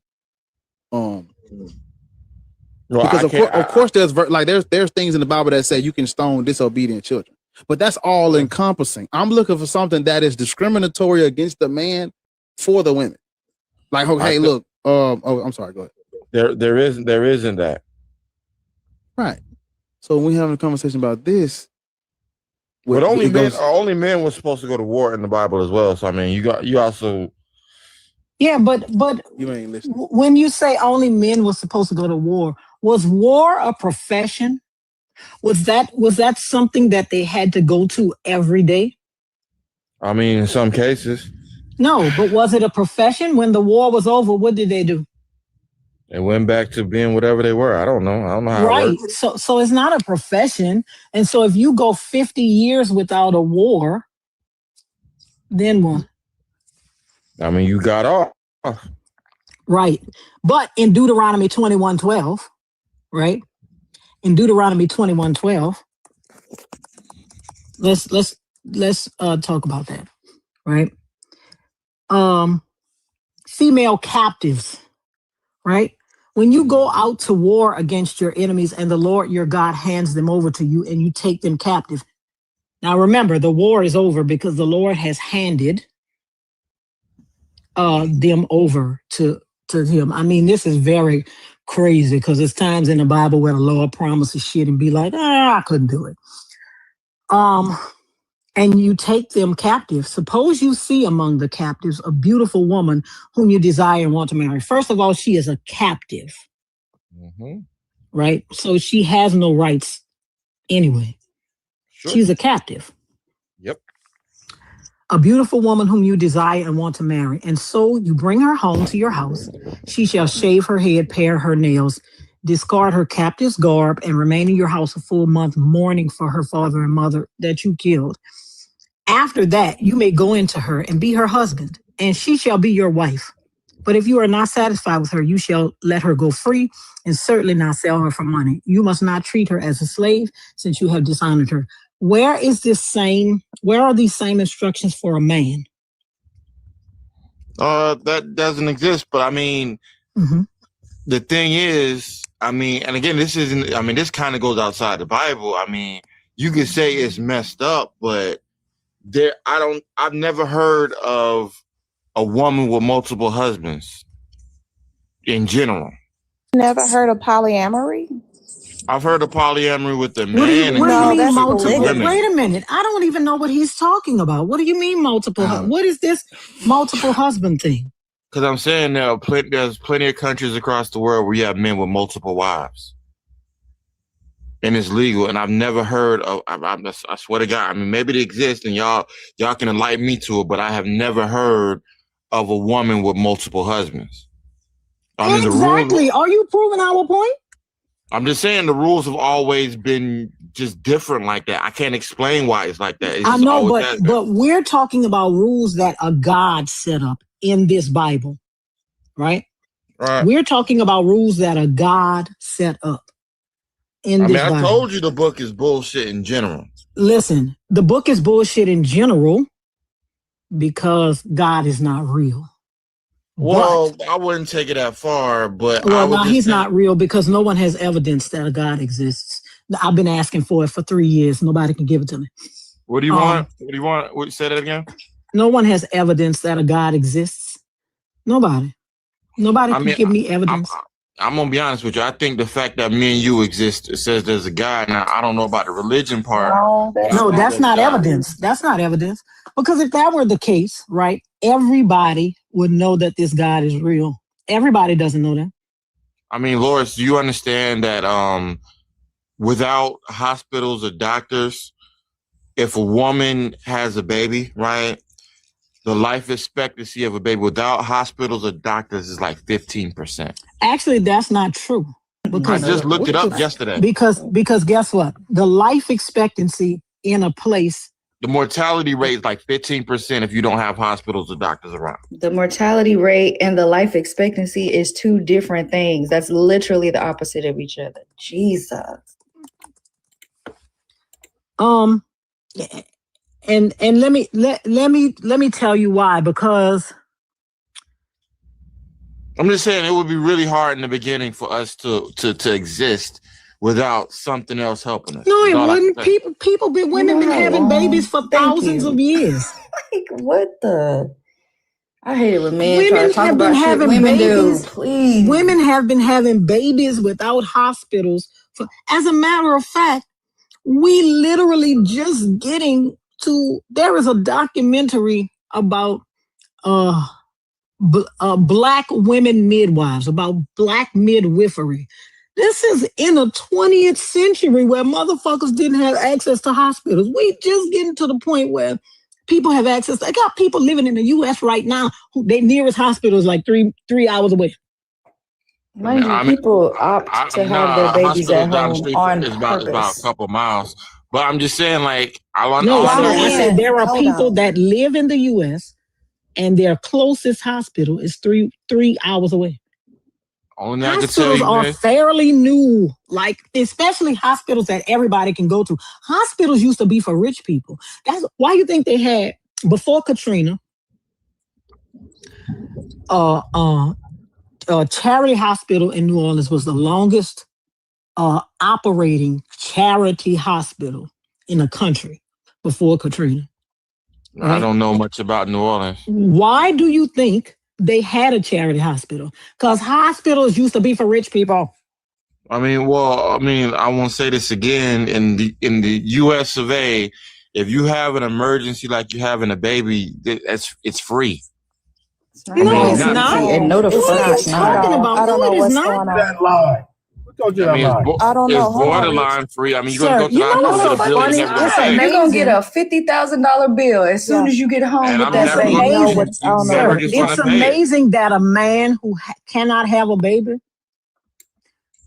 is up here with 3 women that have had children and telling us that it's free.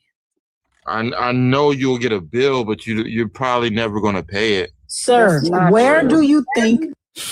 Where do you think? Jeez. Who's never going to pay? So now we got debt. I know you got a bill, but you ain't never got to pay the bitch. Who's never going to pay it? They gonna put it on your credit report. 50 bands. That ain't no $200 debt. What do you mean not really? It goes on your credit report. Listen, I'm not going to talk to a man about having a baby. I know about hospital bills. I'm a diabetic. I go to the hospital routinely.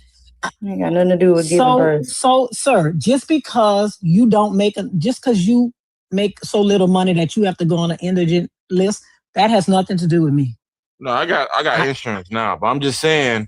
No, exactly. So even with insurance, why do you think that the debt that drives people into bankruptcy the most is medical debt? Miss, I'm telling you, if you're having, Sir, I don't care what you're telling me about your anecdotal experience. I am talking about empirical evidence.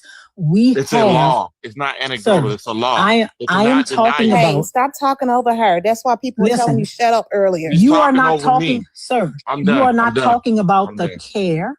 You are talking about the bill. No, they can't deny you. They have to make you stable, but you still gonna get a fucking bill for that motherfucker. you still gonna get a bill. I only get the minimum care. Then they have to treat you like any other patient. The law says that they only have to stabilize you. That's it. No, they have to treat you like any other patient. If they do not, I don't know what this has to do with. You like to deflect a lot. Like deflecting. Yes, but listen, but wait a minute. Man. I don't even know what this has to do with God, how we got to hospitals and maternity and shit. I don't know. I don't know what's happening. But let me read something. The point of me even bringing it up was to say there are entirely too much ways that we can. Yeah, I don't know. I don't know what's going on because Lord's read a scripture. You started talking about polyamory that you didn't know existed. Then you started talking about having kids. You ain't never went into labor. You never had a C-section. I don't know. Then you start talking about being a diabetic. Baby, go eat a honey bun. Do something. I don't know what's going on. Drink some tea like I'm finna drink some tea.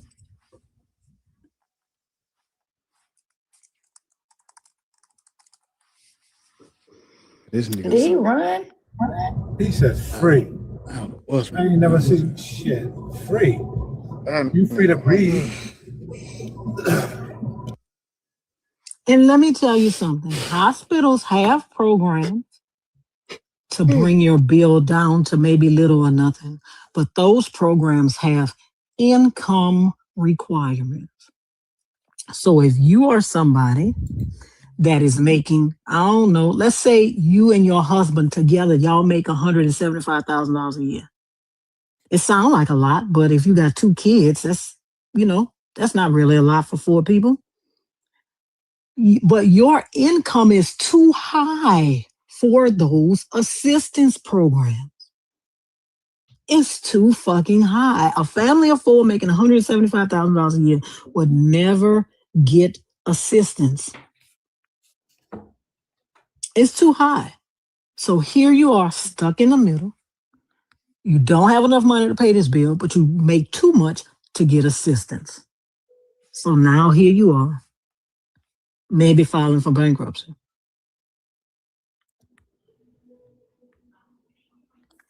Baby, I don't know what be going on in the comments. No, I don't know either. I don't know what the fuck is going on. Repent or hell, ma'am. And then somebody else said, "Is Ariel single?" Ariel's still single anyways. What bye. the fuck? I'm telling you, people crazy. Jesus. Repent. Oh, that shit, stupid ass. Girl, fuck you. I look at some of the comments like the weirdos that lurch in the corners of the dark alleyways. You know what I mean? They're just there hiding. Hey, let me talk to you, girl. Since we on that subject, y'all need to look at the maternity mortality rate of Black women and what happens when they do go into these hospitals. That's why we have birth doulas. I went to school with people and they whole thing was just to go to school, get this degree, and get this certification to be a birth doula. Like, y'all need to look into that and understand that most of us, all of us, I say all of us, are one medical emergency away from being in losing everything. Go look these things up. The hospitals ain't shit. Like, people been giving birth to their kids at home and all of these things for forever, for millennia. That's what I was Like, saying. what are you People talking be about? opting to do it at home right now to this day. People will choose to give birth at home because imagine you charging me 50 bands for some you shit can't we've been listen. doing, especially if it ain't no emergency. Tiana Taylor had her baby in the bathroom. Because sometimes you can't control when the motherfuckers come. They just want to come. They just want to get out. Listen, I almost had the second one in the front seat of the car. I said, God, I don't think we're going to make it. But bankruptcy is, I'm sorry, I said first, it's the second highest reason why people file for bankruptcy. The first is decline in income. I guess if you're in a 2-income household and like one person loses their job, 78%, but 65% of people file bankruptcy because of medical bills. Yep. I can't believe he said it's free. And the CASHAPP Foundation says that 41% of U.S. residents have medical debt. 41%, almost 50% of U.S. residents have medical debt. It's crazy. Listen, my baby dislocated, didn't break, didn't nothing crazy. He dislocated his finger and they sent me a $4,000 hospital bill. I said, you funky bitch. I know you fucking lying. That's why people in the U.S. don't have job mobility, because they've done this fucking crazy shit of tying your job to your medical insurance. So people don't have the freedom to leave jobs. They first must look at the goddamn medical insurance before they can leave. So job mobility is hindered greatly by that. I know people who stay in a job for 30 years because of medical insurance. Don't think about leaving. Now, if you go to places like Canada, they're much more mobile and they have a greater chance of finding jobs and moving because their basic medical needs are taken care of.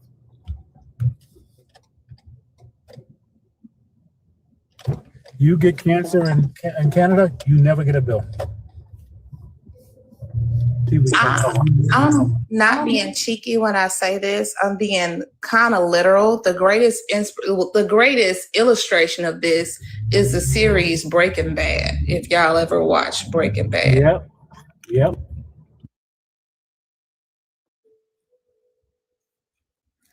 Yeah, I watched it a long time ago. I need to watch it again. Actually, I remember it was really good. I liked it, but y'all know I got ADHD. I barely remember something after 6 months. It might as well had never happened.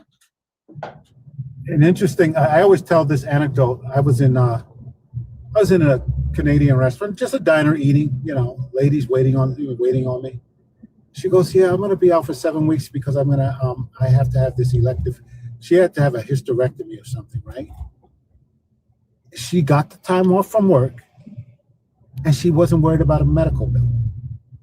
If that happened in the U.S., a lot of times people end up unalive because they said, I can't afford it. I can't get the surgery. They won't give me the surgery. I'm not ever watching Breaking Bad, ever. Because when white people sell drugs, they have a reason. Breaking Bad. When black people sell drugs, it's a deficiency. The Wire. I ain't never watching Breaking Bad because y'all glorify drug selling because a nigga had cancer. For real? I ain't never watching it. Oh, he had can't see. I don't remember. I literally don't remember nothing about it. I just remember. I didn't watch it. So he get to go around and kill people and sell drugs and do all that kind of shit because he had cancer. And everybody thought that was the best show in the world. But The Wire, everybody is a criminal. I ain't never watching that shit. He became a hero in Breaking Bad. Right, exactly. I don't know if I even seen, I don't know how many seasons and shit it is, but I used to watch it with somebody else. So I remember it I remember it, and I remember. And he never got to any consequences because he died. Yeah. Yeah. The niggas got to It was go a to good jail. show, but I don't really remember what it was about like that. Well, There's just another think show about like what that was. too. Yeah, what's the one with the serial unaliver? What's his name? The white dude. They Dexter. glorify. Yeah, they Oh, we the glorified talking serial. Dexter. Serial. Yeah, that's crazy. Yep. Yeah, this guy he was a hero because he was unaliving other serial unalivers supposedly. So he was a hero. That was the dude that was like the doctor or something. I never saw that either. No, what Dexter? No, he wasn't a doctor. Yeah, no, he worked for the police. He worked I guess he was a psychologist or He wasn't whatever. a psychologist. He took pictures. He's like a forensic evidence type person. Right. I just remember like the white coat or something. Yeah, Yeah, he's like he handles all the DNA for rent. Like that's why he was getting away with it, and like he was in forensics.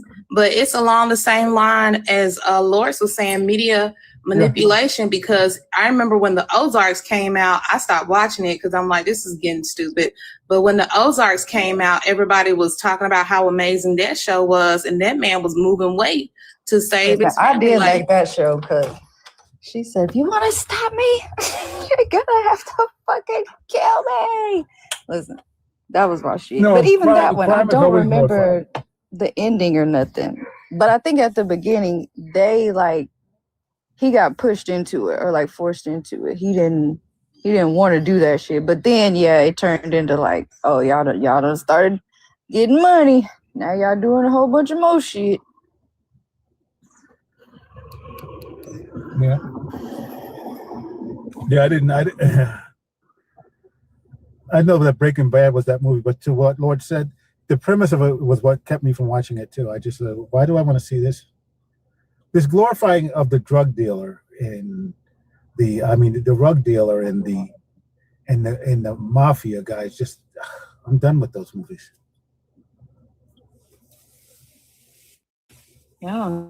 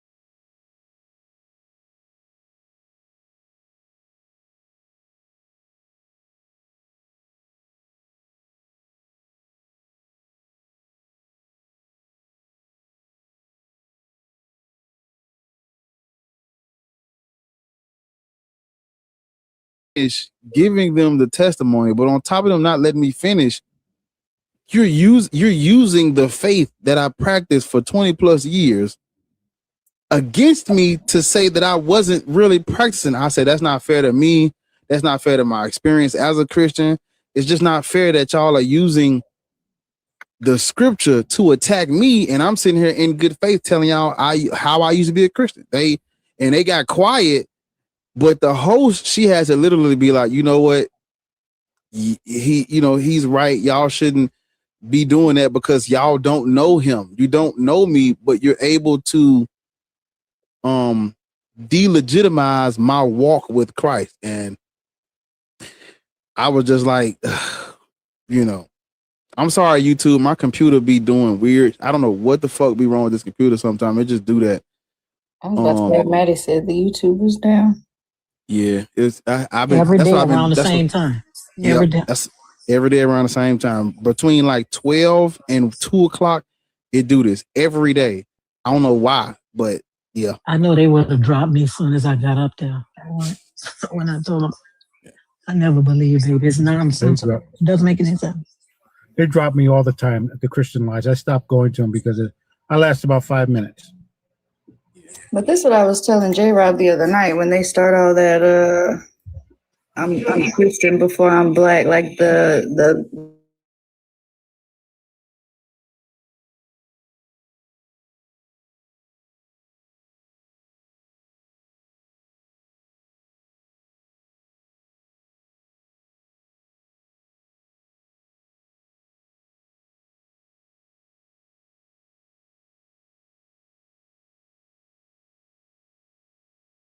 white tea Christian.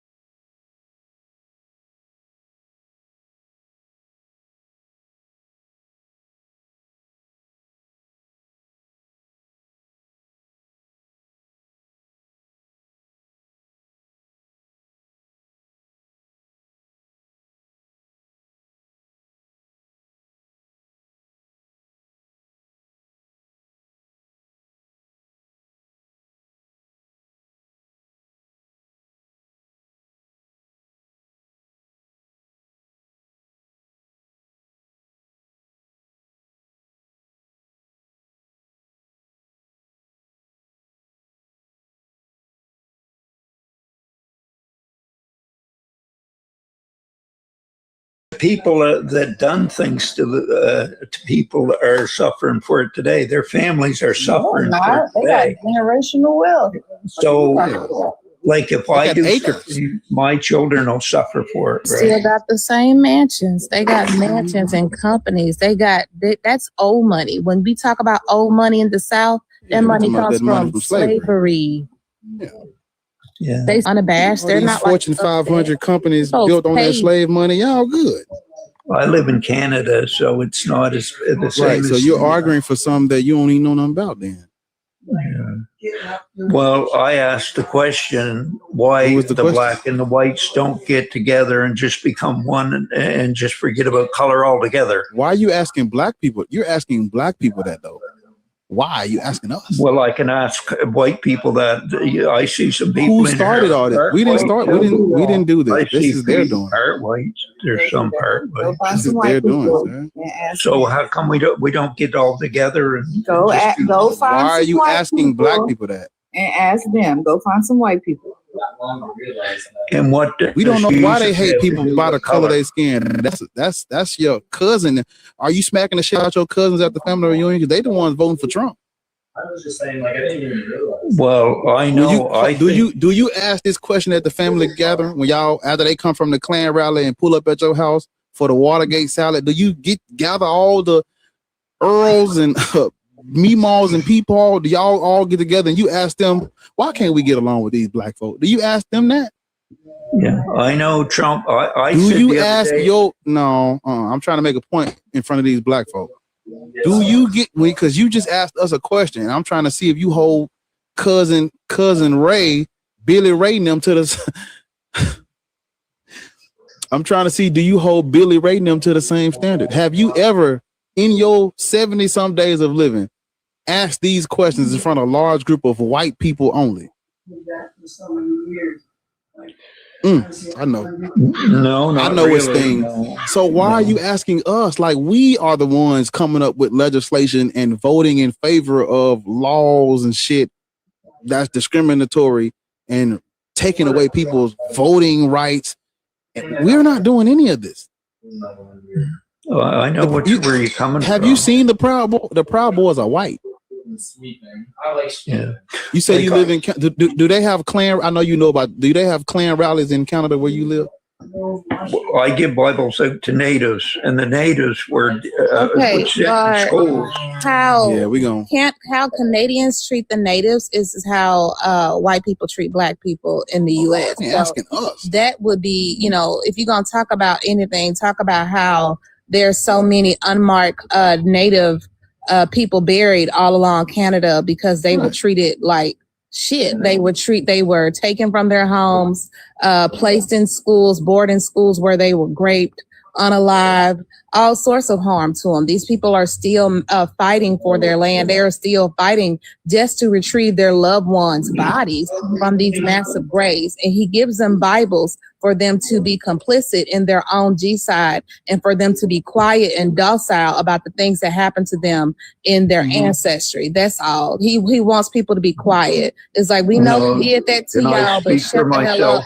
Here's a book. Here's a Bible. Jesus Can I speak for myself?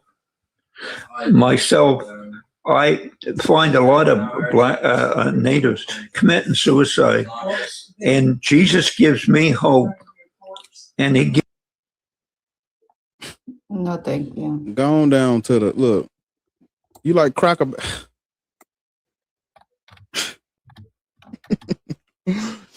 Going down to the Cracker Barrel, man. Get you something to eat.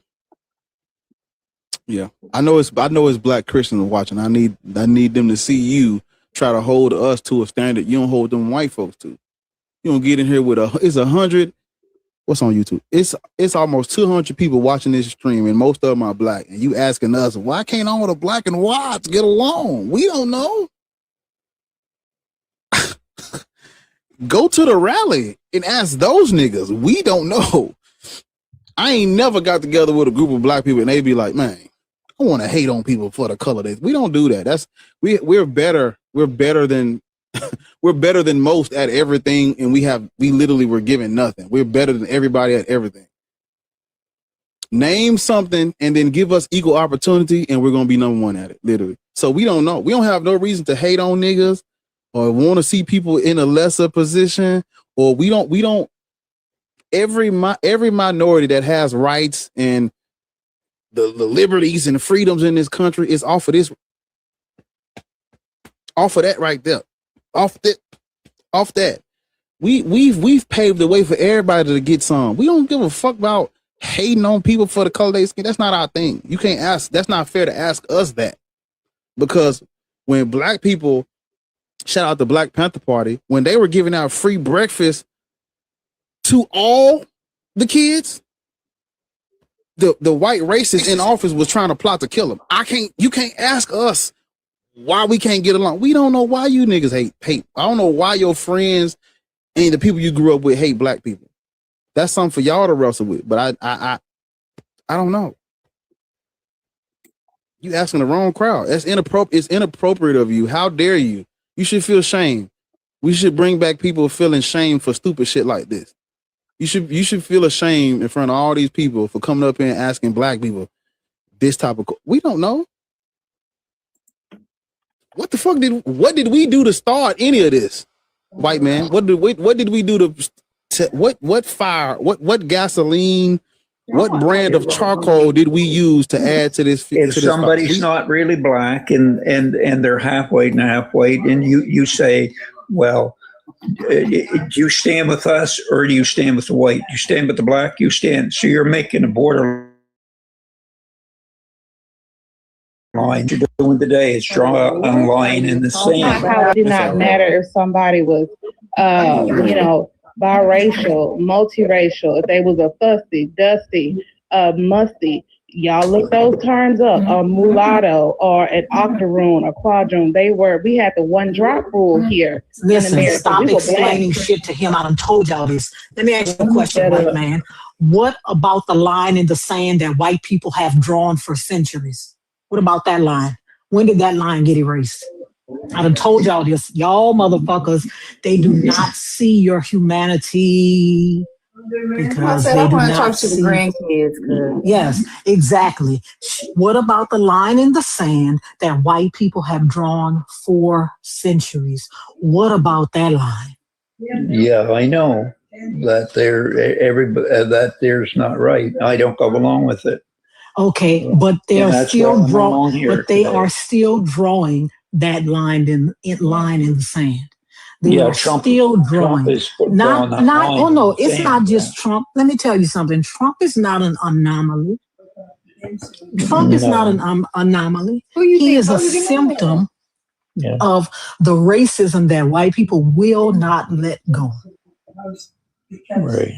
So what about that line? It is not up to me. Listen, what you're doing is like telling somebody you have a belt and you're whipping them. Never been responsible. And you whip them and whip them and whip them and whip them and whip them. And then you tell them, listen, you gotta stop crying. Yeah. You gotta stop crying. Yeah. Right? So what do I do? Like what are you going to do, and what am I going to do? Listen, I'm not going to do anything. People going to do? Are they going to forgive, or are they going to keep going? Listen, this is what black people want. We are not obligated to forgive you. We just want you to leave us alone. If you left us alone, right? If you left us alone, you wouldn't need our forgiveness because you wouldn't fucking know. If y'all left, listen, I tell people this all the time. The only way, right, that you can make sure that I stay in the hole that you dig for me is for you to stand right there and watch me. Oh, I could easily make that. And while y'all standing right there watching black people, your birth rates are going down. More white people are dying than are being born. Y'all don't realize that you getting left behind too. Everybody is passing y'all up. Y'all so busy. Y'all to make sure that black people gonna be fucked up for the next 400 years. Everywhere. Abortions are happening everywhere in the black community. We're not, sir. We're not talking about abortions. I am talking about less white people being born than died. That has, but guess what? That has nothing to do with abortion. It has to do with the fact that white people won't curb capitalism. Shit costs too much. Bitches can't afford to get married. They can't afford to have babies. It has nothing to do with abortion at all. Motherfuckers, I've been looking for houses. Houses is $700,000 and $800,000 with a fucking 6-7% interest rate. Have you lost your mind? Nobody can afford that. The fuck I'm gonna have a baby in a 1-bedroom apartment? Yeah, it's according to how you use your money too. So, sir, it's not. You are 700 years old. You don't know how much money works. You don't. You have no clue. You have no clue. I was brought up very poor. We didn't have enough money to even buy meat or milk or anything, and I was a poor person. Okay, and that's back when stuff barely cost. I went out to work when I was 13 and helped. Ron, and you shouldn't have had to do that. And that was back when shit barely costed 50 cents. We can't afford shit. They still paying us as much as they was paying you when you was 13. But shit costs 3 times as much now.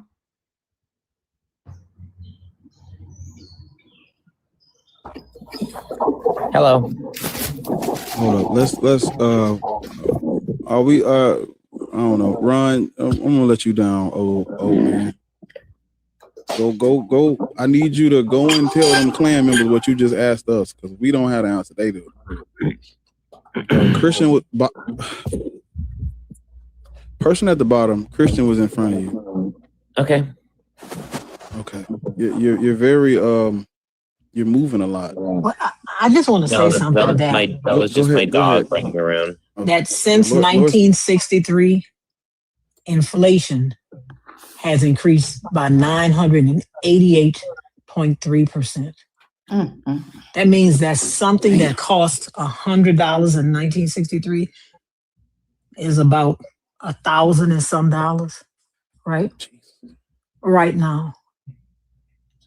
But your wages are not keeping up with inflation. Minimum wage is still $7.25. Your wages are not keeping up with inflation.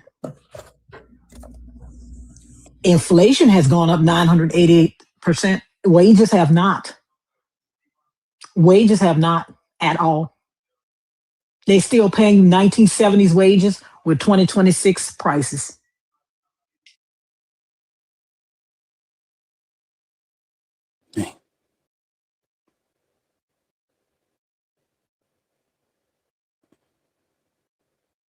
I just wanted to know what a person's skin color has to do with their religion. I wanted to know why you didn't hear him when he said the other person was up here before you. Please stay on mute. Stay on mute, or you can go back to the like a bunch of retards. Right, don't worry about it.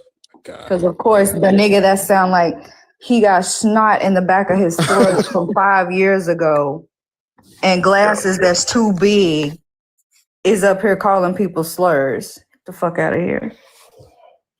And here I am going on their panels and doing my damnness to be cordial with them, and they come up here and do stuff like that. Yeah, Christian, I saw you on that panel last night. I know. Because I wanted to, because we get a bad rap about not being. Let me tell you what the Nigerian tells me all the time. You cannot speak the language of peace with people that do not understand it. Oh, I like that. You cannot speak the language of peace with people that do not understand it. White people don't understand peace. They've been killing motherfuckers since the beginning. Christians do not understand peace. They've been killing motherfuckers since the duration. You cannot be cordial with motherfuckers who don't care, who it doesn't matter to you, to them, if you live or die, because you don't believe in the same fairy tale they believe in. Period. We get a bad rep, so what? They had the Crusades, they had the Magdalene laundries, they had the, what do you call that, in Canada, those residential schools where they found all of those dead indigenous people. Massive graves. You cannot speak the language of peace with people that do not understand it at all. These motherfuckers waiting for Armageddon. How the fuck you gonna kumbaya with these hoes? Listen, I don't care if I bust hell wide open. Who cares? Hell is not a real place. Hell is not real. It's not fucking real. Hell is not real. I don't care. You are a scared black man. You have a bunch of reasons to be. Nobody ain't never been on your side. But bitch, you need to wake up. You got a bunch of reasons to be, nigga, because nobody ain't never been on your side, but you need to wake up. I am not afraid of hell. I don't know why you projected that onto me. Keep it to yourself. I could give less than a fuck. I mean, you blasted, you speaking Sir, blasphemy of God. I'm not blaspheming you, though. I don't know why you said anything to me. I wasn't even talking to you.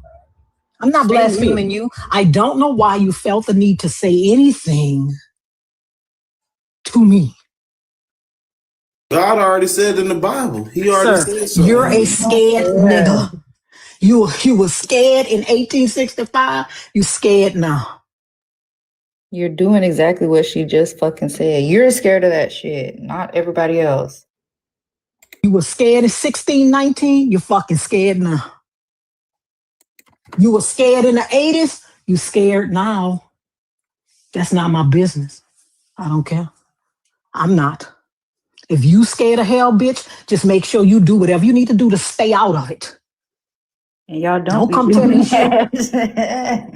Y'all don't be doing that because you don't read your book. I tell you that all the time. I'm gonna see you there. I'm gonna see you right next to my ass in hell. No, I ain't going there.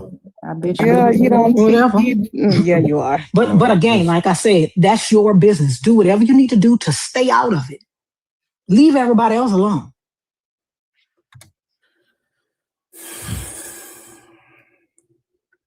Let's get to it. How old are you? I'm 33. Christian, Muslim, Black, Hebrew, Israelite. I'm a Christian. I believe in Jesus. You black. You sound black.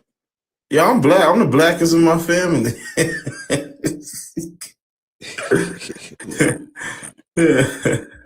Why? Okay, I'm gonna let you answer the thing. Just let them get it out. Why do you think black people should be Christian? Because it's the truth. It's the way of life. The Bible. Okay. Go ahead. I thought you was everything life offers, the Bible speak about it. Like, you got a choice to believe in what you want to believe in spiritually, Like, everybody got a spiritual father because everybody got a spirit, right? So I'm just, because I went through a lot to believe. I done seen different religions come at me. Everybody had that time in their life when they didn't know what to believe in and they didn't know what the truth was. But, I went and studied a lot of religions, I ain't give in to them, but I looked on them and seen everything. Then I prayed to God and asked him, I want the truth. I don't want to be confused in this world. So, and I went through everything I went through to be what I am now, That's why I think black people should be Christian, because it's what we is. We God chosen people. Oh God. Before I let my people respond to you, mind you, I asked you why should black people be Christian, and you gave your personal. I said because it's the truth. I have a question, and it's a quick question. What are black people chosen for? I always want to ask that question. What are we chosen for? To preach the truth, to tell people the truth, to tell people the true God. To know the true God, to give out the true God.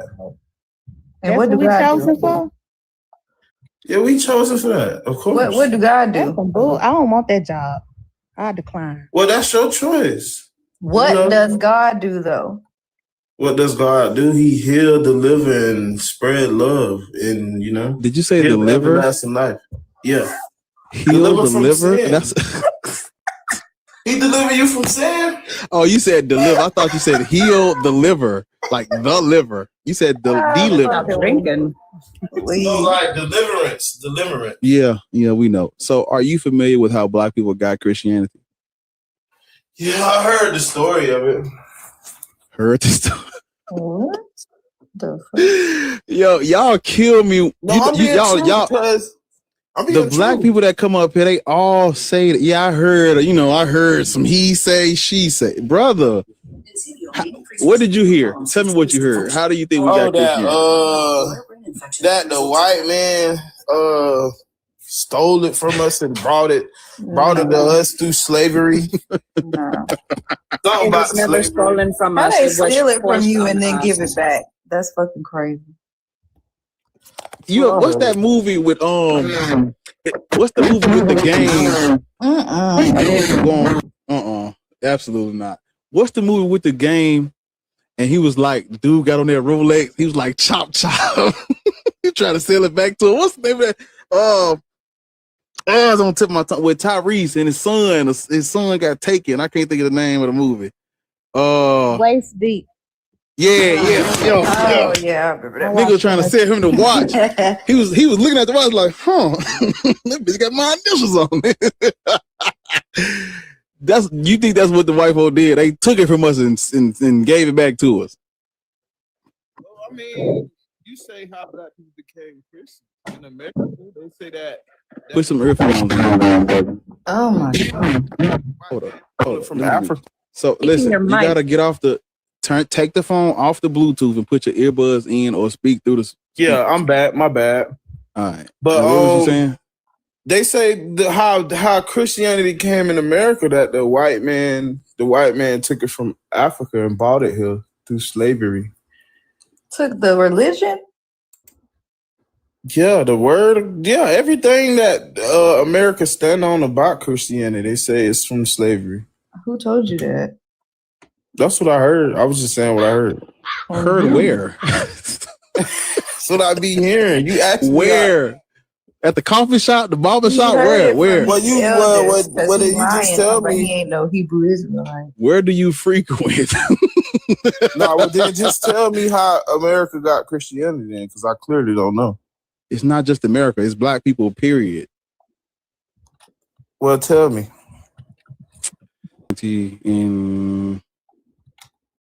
It's two different timelines. So the first timeline is Egypt and Ethiopia. They got Christianity from Rome. The Egyptians were worshiping their syncretic deity named Serapis, and in the late 4th century, the Christians went and destroyed their temple, and Rome made Christianity the official religion, and they were forced to practice Christianity. That's how they got it. Ethiopia got it because they converted to Christianity to align with Constantine in Rome. But that's how they got it. Didn't Rome kill Jesus though? You asked me to tell you how we got Christianity. I'm listening. All right. Egypt got it.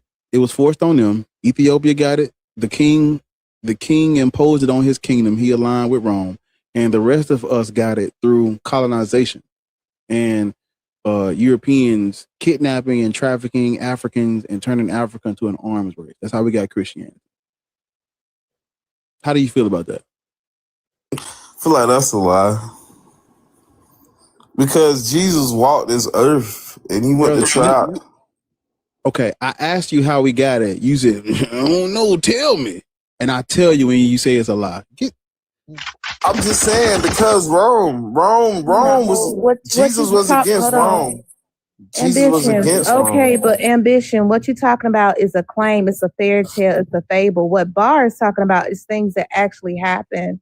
He can talk about the doomed verses. He can talk about how the first ship that our ancestors, the first time they ever heard of the name Jesus was when they were boarding a ship, the good ship Jesus. Like, no, it was a conveyor. It was nothing but a tool to keep us oppressed and in enslavement. And you sound like a slave right now, but it was just, that's all it was. It was just to keep us stuck on stupid, and keep us in place and, Don't leave. You are my property. You are my capital. Don't leave. And if you leave, you're going to go to hell. And if you leave, you are going to be, said you're going to be a drapetomaniac. You're going to have a drapetomania.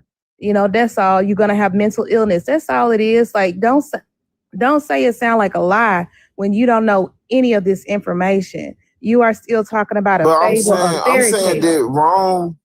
Did Rome kill Jesus? Jesus isn't real. Jesus didn't exist. Unalive? No, it never Jesus didn't exist. It didn't happen.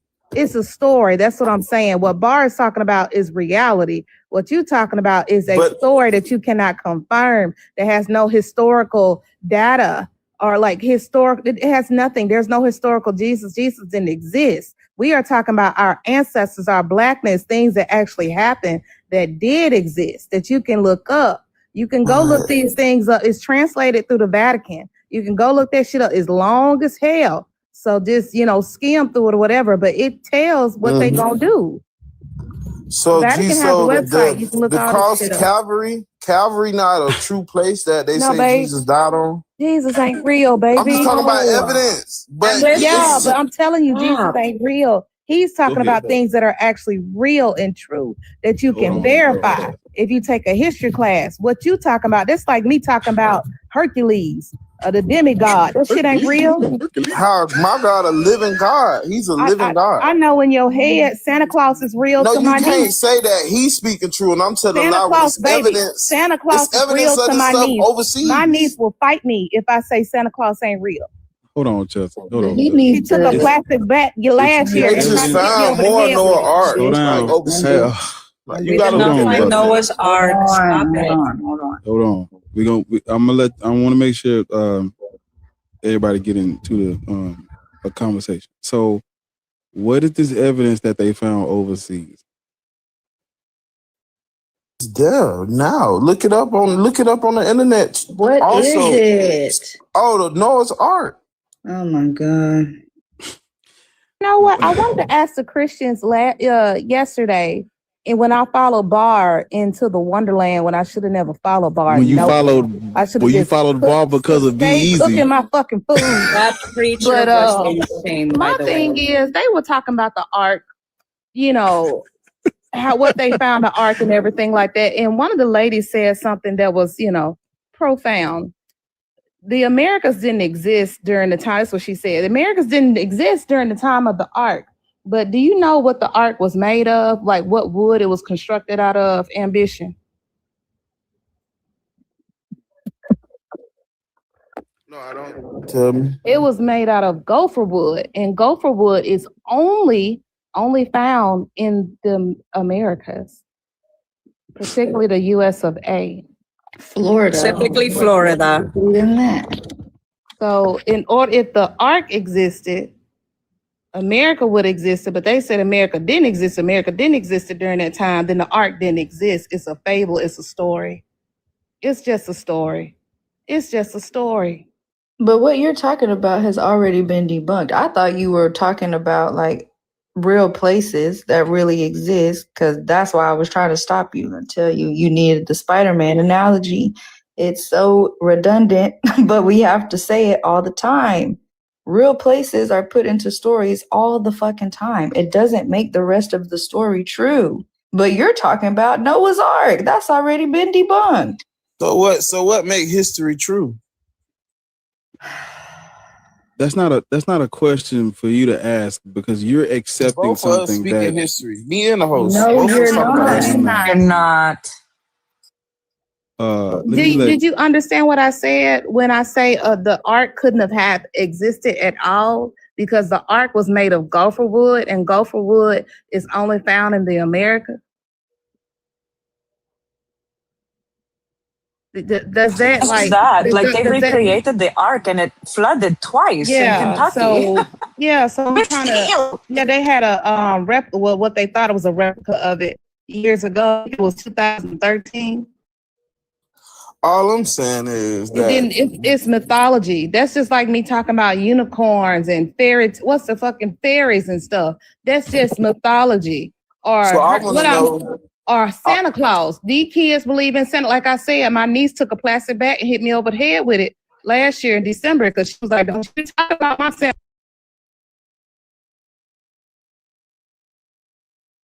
December because that, and that's how you acting now. Let him You ask you this acting- question. Let him ask you. Let him ask this question. Go ahead. So I want to know what. So if Jesus alive and all that, so what can you give me that'll save my soul? That'll save my spirit? Because we talking spiritual stuff. We talking spiritual stuff and people's spirits on the line. Like you leading people to the truth or a lie. Spirits aren't real. So you need to save my spirit. I'm not gonna give you shit because spirits don't exist either. Didn't I tell you this nigga was scared? Man, I'm done. Didn't I tell you he was afraid? Hi, everyone. Be quiet, Marlon. You supposed to talk all that old lady stuff to me. Talk about I'm Didn't I? I'm actually not talking to you. Here it go. Every time. I'm actually not talking to you, but I told you he was scared. I'm the same age as your decrepit mama, so I don't know why you don't like old hoes. Your mama old hoe. I don't know why you don't like old hoes. Your mama old bitch. I don't know why you don't like old hoes. Your mama is an old hoe. Where you think young hoes come from? Old hoes. I know you got a young sister hoe. That bitch a young hoe. Don't play with me. I told you this nigga was scared. What y'all gonna give me to save my soul? Well, I need to save my soul. I need to save my soul, Malcolm. I need to save my soul. Hey, man. You know what I want God to do for you? What is Get you Weez some gonna better do? headphones, bitch. That's what I want him to do. I want him to get you some better headphones. Your old mom ain't made sure you got what you need. Because my daughter got every fucking thing she needs. You no, old bitch. as hell, right? Listen, you know what's so funny is that he let y'all say all that shit. Shut up, bitch. He let y'all say all that shit. He only came up here to get at me. You a fucking coward. You a coward, bitch. I don't care how old I am. You a fucking coward. You a coward ass nigga. You a coward. You scared of a fucking ghost. too A old bitch for that. you ain't never seen. You scared of a bitch you ain't never seen, bitch. I'm not fearing no woman. I'm a man of God. You scared of a bitch. You fear God, bitch. You ain't never seen that motherfucker. Your He's not soul's even still your. lost. You He's not 50 even years old your and you still God. lost. Your He's spirit's not still even lost. You your still God, confused. sir. You He's not confused. even your God. He's the God of the Levant confused. area. He's the Yod Hey Vav Hey. He's not even your God. Of course. Of course. What a chat at? What a smoke at in the chat, man? We what we doing, chat? But ambition, you can live for the day. Like there's no, you don't have a soul, you don't have a spirit. There's I no such thing. know a nigga No, y'all that cannot be make me outside just because. double cup.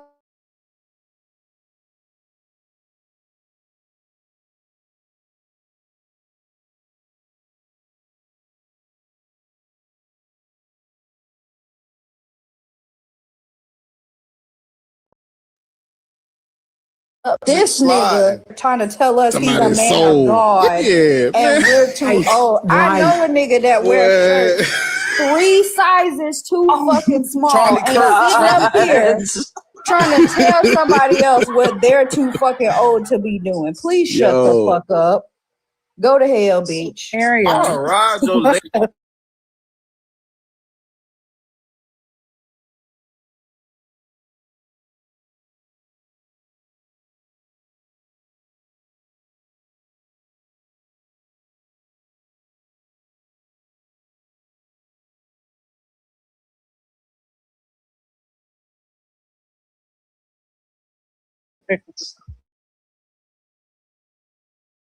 Here. That's what we do. If you don't like it, you should leave. Go to church. If you scared, go to church, nigga, because the remix hurt. Go to church. I mean, I love that song. Okay, I mean, like you did that's not come to tone police us. You came to answer the question. You do not get to tell us how to speak.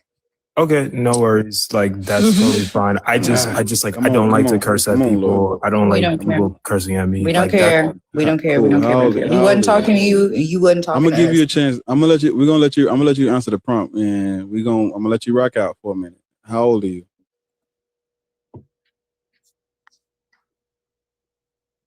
How old are you?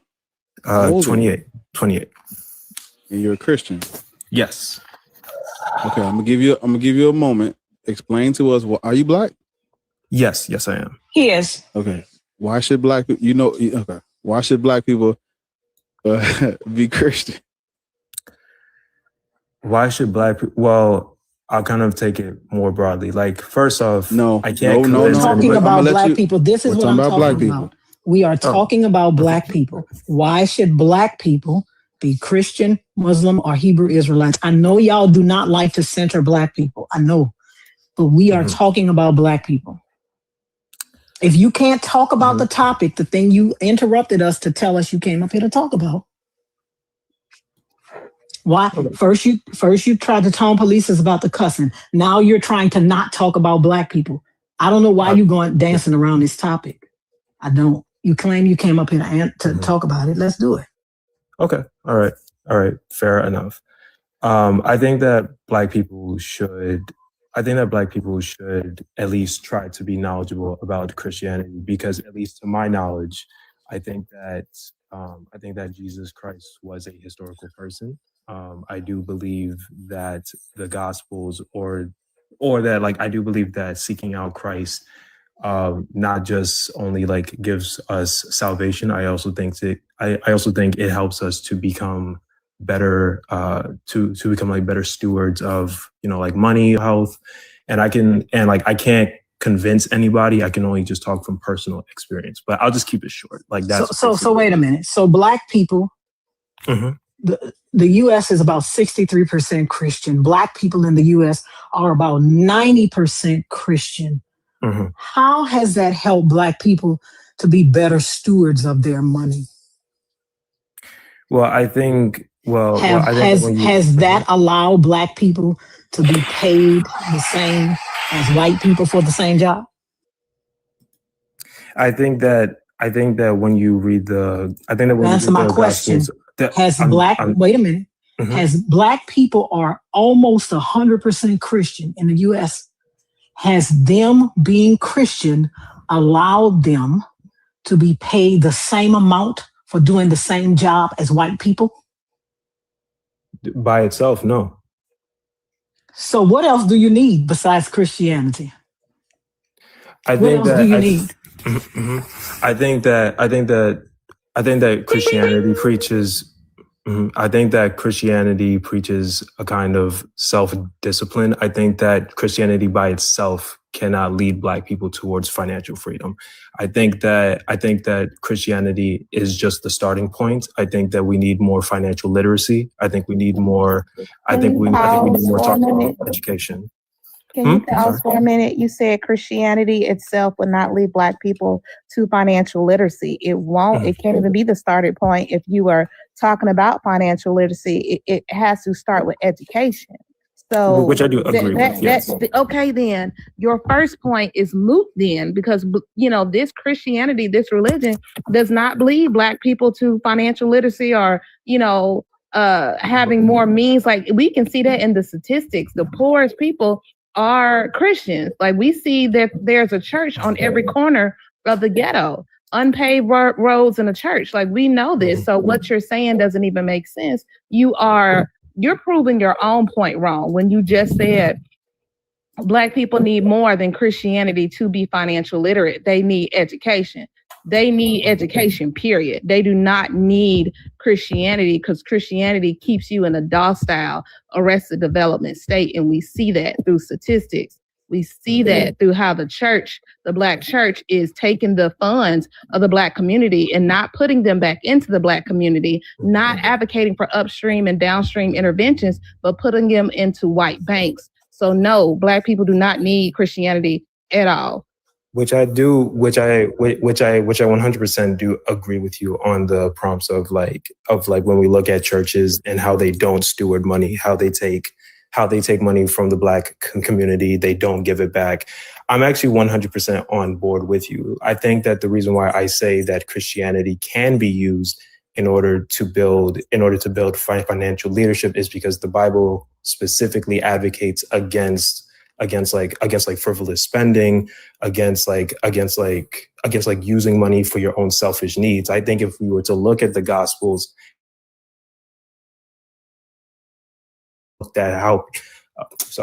if we looked at how Jesus commanded wealthy people to steward their money, it was always for the community. So I'm not saying that. So I'm not saying that the church in and of itself is like the right avenue to go. I'm just saying that like the lessons that I read about, it tends to teach about stewardship rather than just like selfish individualist.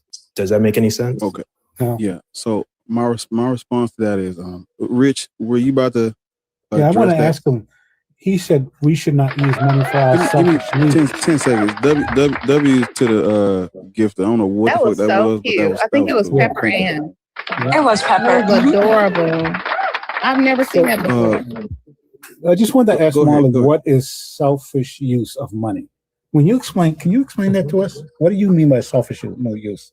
Well, I think, when I tend to think of selfish use of money, like I tend to think of exactly like, I don't know who brought it. I'm not sure like who brought it up.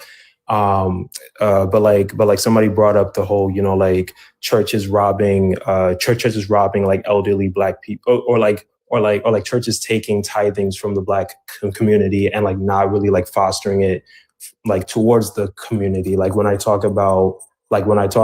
look at individualistic selfish needs, I think of someone that will exploit communities, not give it back, not teach other people how to steward that money, how to fellowship with that money. And So I can talk so you're talking about the church leaders. You're not talking about the people of the church.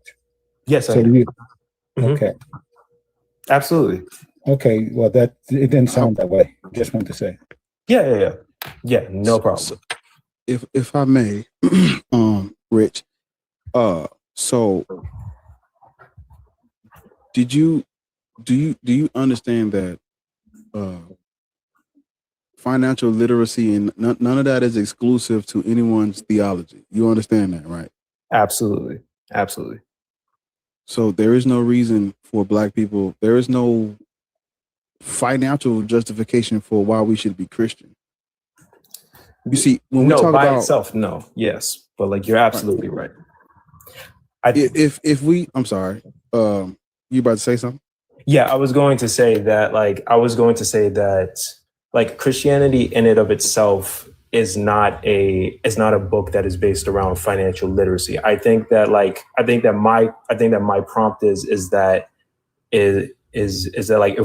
if we're talking about like selfish individualistic actors, I think that what the Bible specifically preaches is a kind of like communal living, like give to your neighbor, your neighbor gives to other people. So I think that with some of the lessons that can be used, financial literacy can be extrapolated from that. But I do agree with you. I don't think that Christianity by itself, is this I'm pretty sure in the nation of like Islam, they probably like preach something similar. I know that the black Hebrew Israelites, I think that they also preach like something like similar. I'm just saying that within the lessons that I've read like there are passages that talk about fellowship, leadership, being a good steward of like money, and it's just like not using that for selfish needs.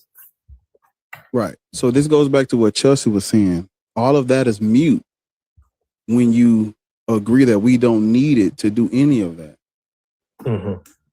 And so what we have to understand is we've been persecuted by Christians longer than we've had a Black church. Right? That whole Southern Baptist Black church, that's some new shit, brother. Mm. Christians have been persecuting Black people since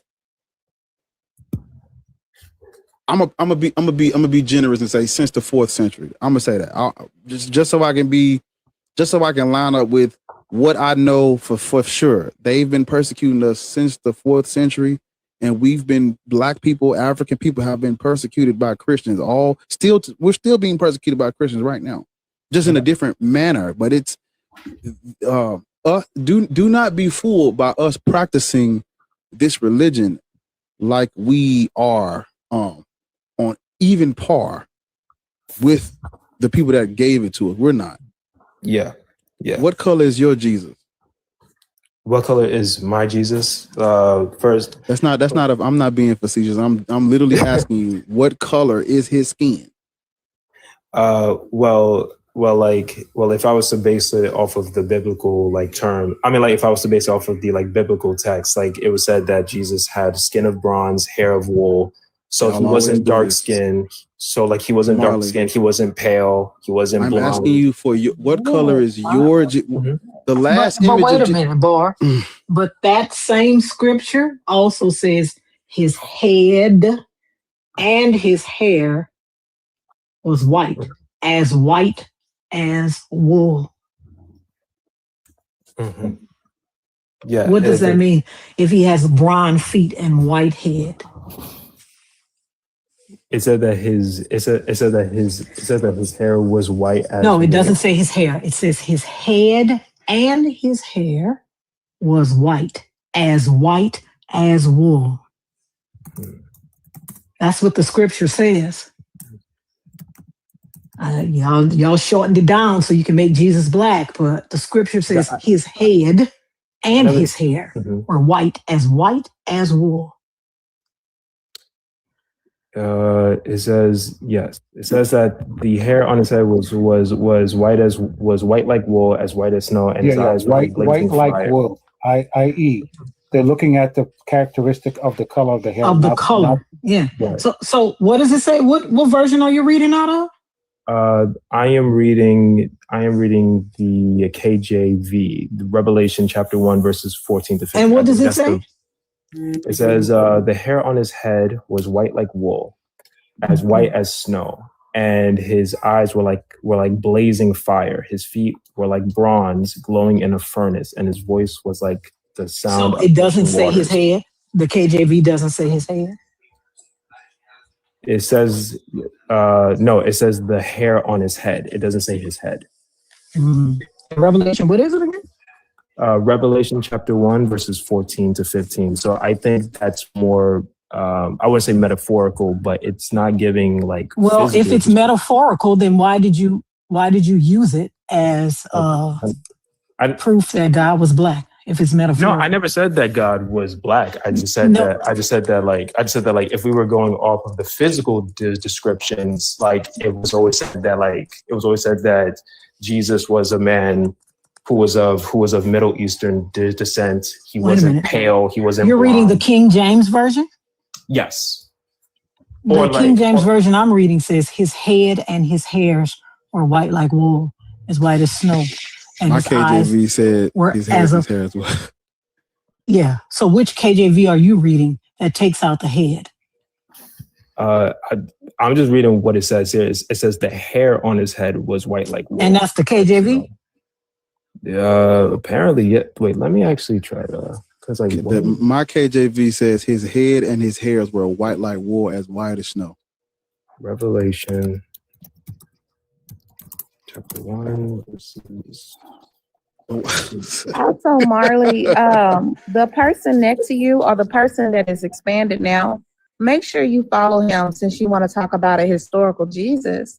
He gets deep into it about the historicities of this Jesus character and the anachronism in the Bible. Niggas pull up, put the shit on screen. Don't say nothing. We just straight to brass tacks, huh?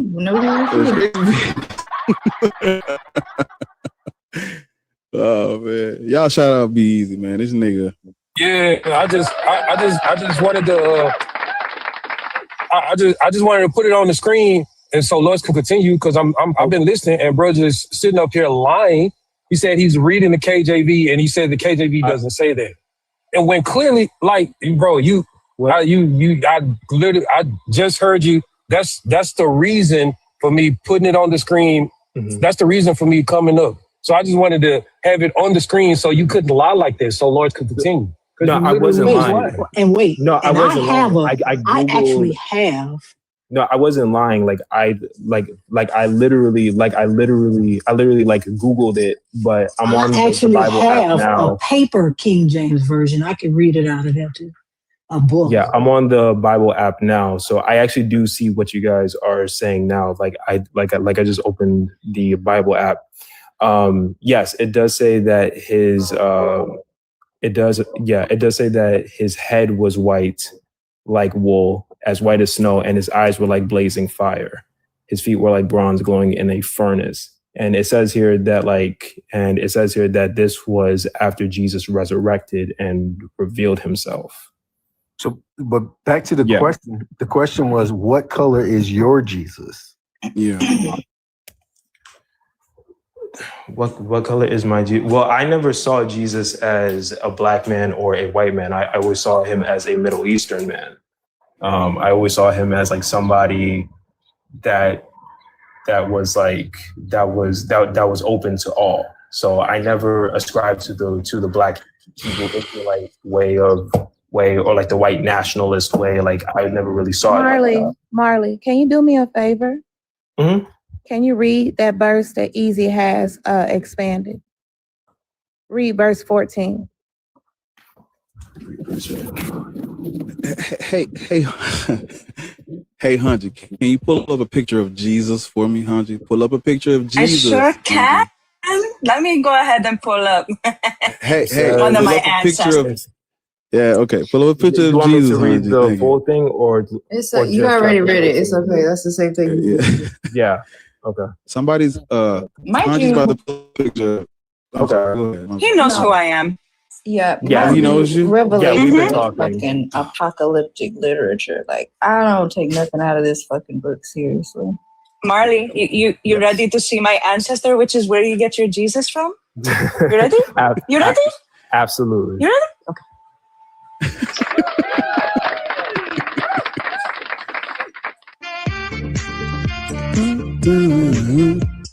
You want to know why I say ancestor, Marley? Why? He is a Greco-Egyptian syncretic deity given to Egypt by Ptolemy Soter. People who were Greco-Egyptian during the time of this creation were considered the children of Serapis. And you want to know how they were able to tell? How? Yes.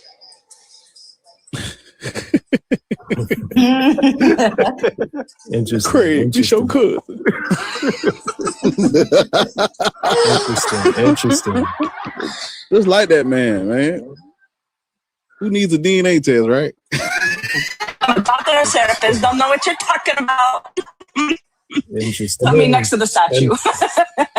And then Marley, okay, my bad. Go ahead, Bees. My bad. Marley. So Marley, you said that you know that that Revelation, those verses, so you know that they were metaphorical. What do you think they represent? Like Revelation, I think that Revelation. Well, not the whole book. I'm talking about those verses that we were just talking about. The description of Jesus, head in his hair, white like wool. Those verses. What do you think they represent? Because you said that they were metaphorical, right? Didn't you say that? That's so cute. W play. I think that I wouldn't go so far as to say that at least in Revelation, it wasn't metaphor. I think it was describing Jesus's power. I think it was describing, at least in that section, like Jesus's divine nature. Like at least when we take the context. So, but when Lord, so hey, look, if you, oh yeah, that's play with it. Yeah, play with it. I got grandkid. That is not his his name. B, please. That is not his. I mean, shit. I don't know why. Play it how it goes. Why did you play it how it goes? I don't even bother easy. Easy is play with it. Play with it. Oh man. I'll just be like, all right. Is that what C2 get you? C2 a whole different Niggas neighborhood. getting C2 get different.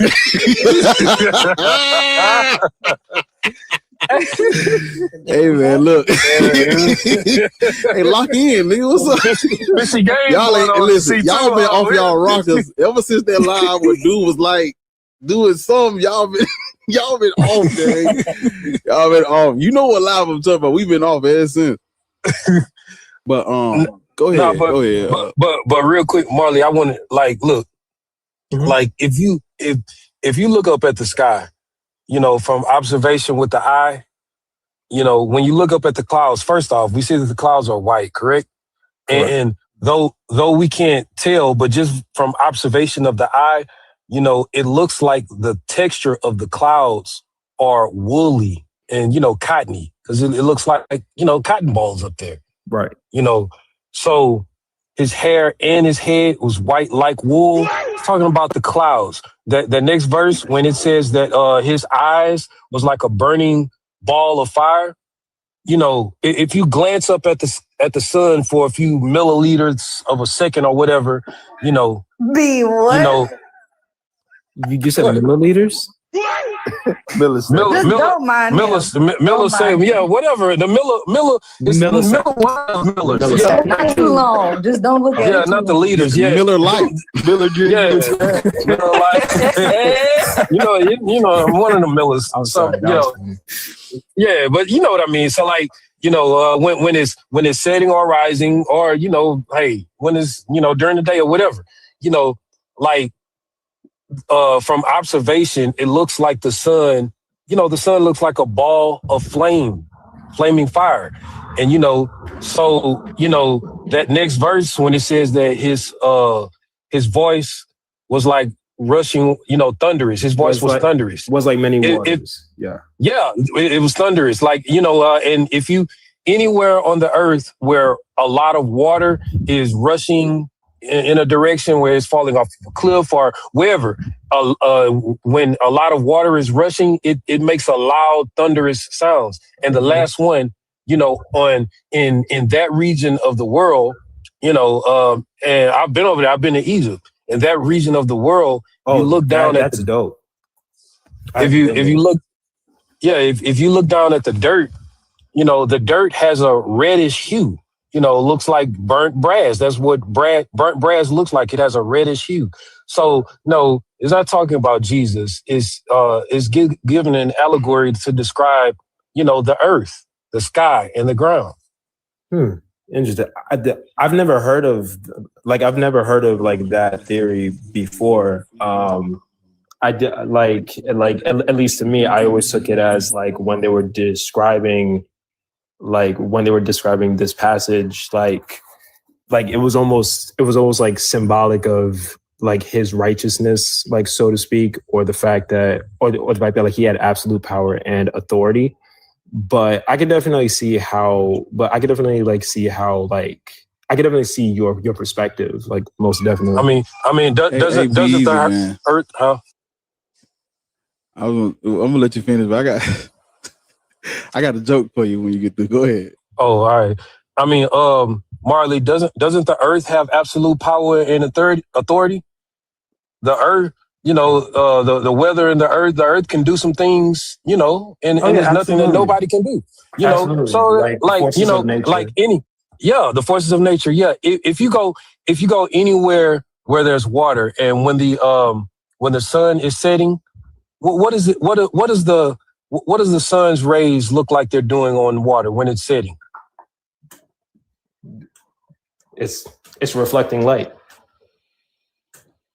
Yeah, it's reflecting light, but when it's setting, the sun's rays, it looks like they're gliding on the water. It looks like it's walking on the water. Yeah, so like Jesus walked on water. No, like, this person didn't exist. A lot of those things are, just allegory that's describing nature, the earth. Interesting. Okay. I can definitely. Marley, this is why that's why I wanted you here. You're not going to learn from Christina because Christina was never brought up in this faith. And also she's not black. The one that we were on with last night. Okay. Yeah. So, but Okay. you also have to remember, mythologies were doing this forever. Do you even know the story of the sun? Of course you don't. Okay, so in Egyptian Please tell me. mythology, when it came to the sun, they say that Ra would bring the chariot up into the clouds to bring in the sun. And every night he would take the sun away, but would fight with the destroyer, Apophis, the black serpent, the cobra, in the underworld with his son Set, to make sure that the sun was brought up the next day. That's how they were able to describe sunrise and sunset. Right.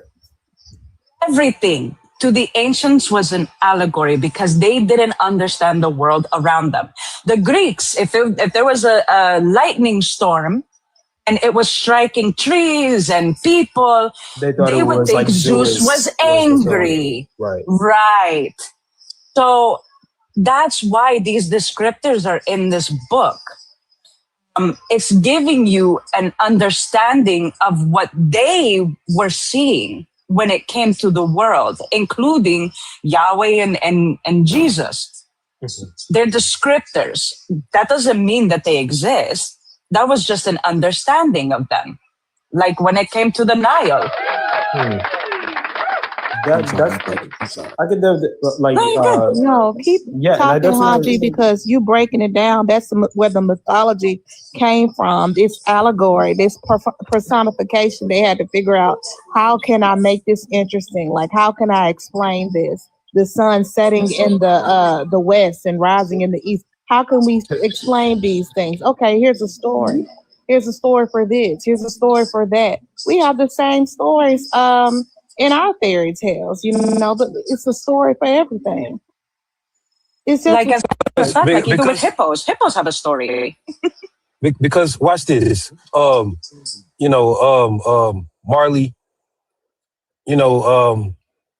Jesus is born, right? And then we don't hear anything, in the Bible. You don't hear anything from Jesus from his birth until the age of 12, correct? Marley, you there? Or is it me? Yeah, yes, I am. Sorry, I was dealing with something. Right.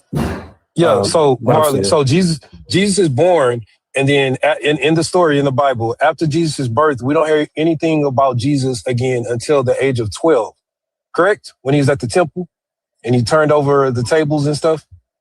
Yes, correct. And then after that little scenario, we don't hear anything else from Jesus again until the age of 30, and then at 33, correct? Yes, correct.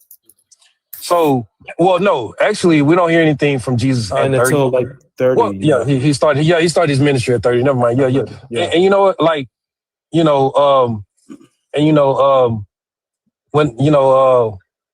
when the sun starts to rise, it reaches its highest ascension at noon, at 12. That's why the sun is born, and then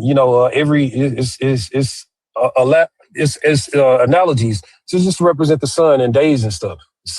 The sun rises again, and then when it reaches its most powerful point in the sky at 12 noon, and then it starts to the descend after that, and that's that's when it's at its most powerful.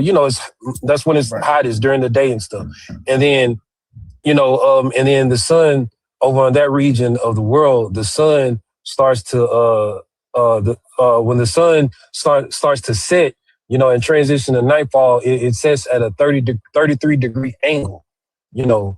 That's why a full day is broken up into 2 increments of 12 hours. There are 12 zodiac. There's 12 months in a year and stuff. Like Jesus had 12 disciples. There were 12 tribes of Israel. The guy cut up his concubine into 12 pieces and sent one piece off to every man, that raped her. And I could go on and on, but I know that's not why we're here. But it's just now. Yeah. Jesus never existed. It's just an allegory for I think And it always wasn't like that either, because we used to go by the lunar calendar. They were able to see it as 13 months. There's 13, or Orpheus was one of the zodiacs that they got rid of. I don't know why. But it wasn't until this belief system came into the picture that they decided to change the calendar. It was no longer solar or lunar. It turned into Julian. And then it turned into the Gregorian, which is what most civilization uses. Not all, because Ethiopia goes by the lunar calendar, which is why it's 2018 currently over there. So I have a question. If so I have a question. If that's okay. So I just want to make sure that I'm understanding the argument. So are you saying that? So first off, I'm assuming that everybody here believes in some variant that like Jesus.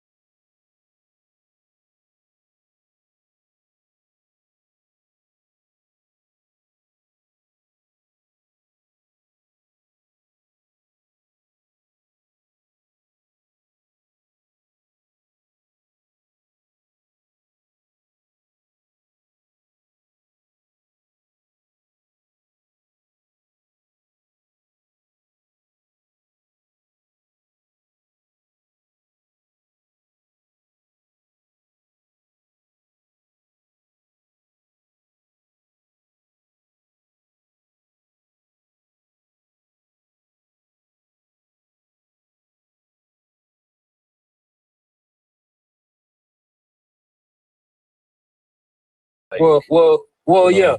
So, about it. like we're transitioning into the age of Aquarius. You know, some people say we already are. I don't, because if we were, then if we were currently, then you know we wouldn't see the same star positioning, you know, annually, like the winter solstice and stuff. When we transition fully into the age of Aquarius, we're not going to see those current star positionings and stuff, because we still do, you know, because the current calendar that we go by, Hunji was just mentioning it's kind of, it's messed up, you know. But like, check this out, like an Aquarius, you know, the symbol of it is a water bearer, correct? You know, it's a man pouring out some water, you know. Which is ironic because it's an air sign. Yeah, true. You know, it used to be a woman, but you know, they changed it to a man. And, you know, it's neither here nor there. But like in the story, this passage, it's in one of those gospels. I think it was in Luke. I think. Don't quote me on this, but I know, like when Jesus was telling his disciples what they needed to do after him, Jesus was telling them that to go and enter this house, and there because Jesus represented the age of Pisces. That was why everything that he was doing was centered around water and fish. You know, him feeding people with fish, you know, bread, a loaf of bread and stuff. You know, that's why people get all these symbols and put them on the back of their cars to represent Jesus. It's a fish symbol. They don't even know why. They just doing stuff. You know, but like Jesus told his disciples to go into the house and they're going to meet a water bearer to follow him. You know, it's allegory to show that, hey, when the age of Pisces is ending, you know, then I will be no more. And then we'll be in the age of Aquarius. You know, that will be the current age. And then all of the other zodiac signs will be following the age of Aquarius. You know, I don't never just talk like this. We go even more, but nah, the character not real. I definitely think that that's interesting. Sorry. I was going to say, I think that is very interesting. I may not necessarily agree with it, but I'm definitely open to like hearing more about that.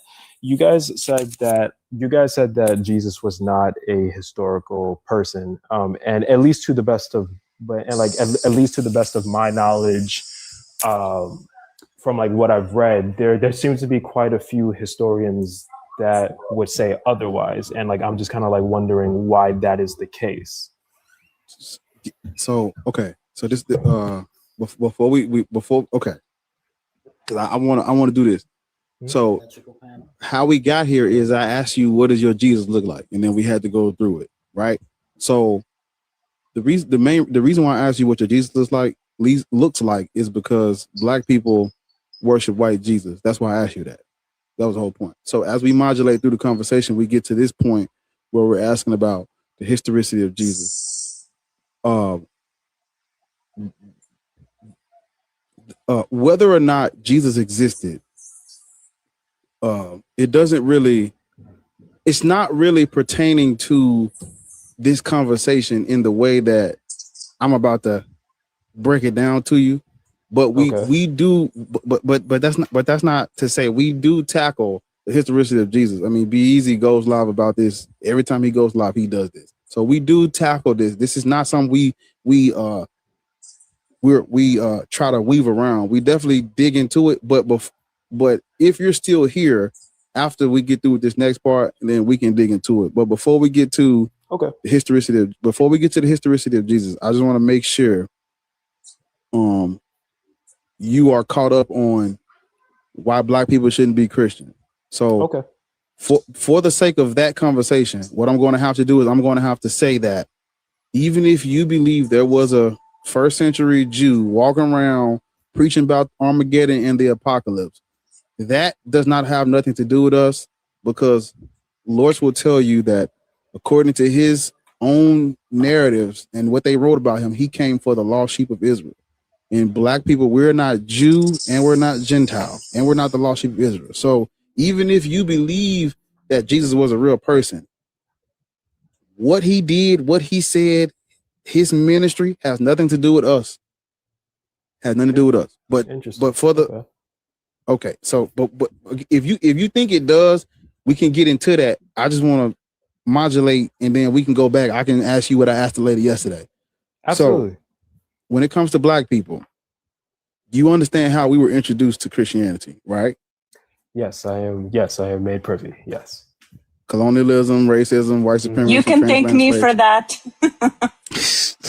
Shout out. I was doing research on this before I met you, but yes, Hanji. So Hanji's already ran you through the whole. They ain't gonna give no credit to a woman. Said I was doing research on this before I met you, just so you know. Damn, Ariel. Shot me with an arrow like arrows. Hanji, what did you, I said Hanji. Hanji, what did you tell him so I can know where to go?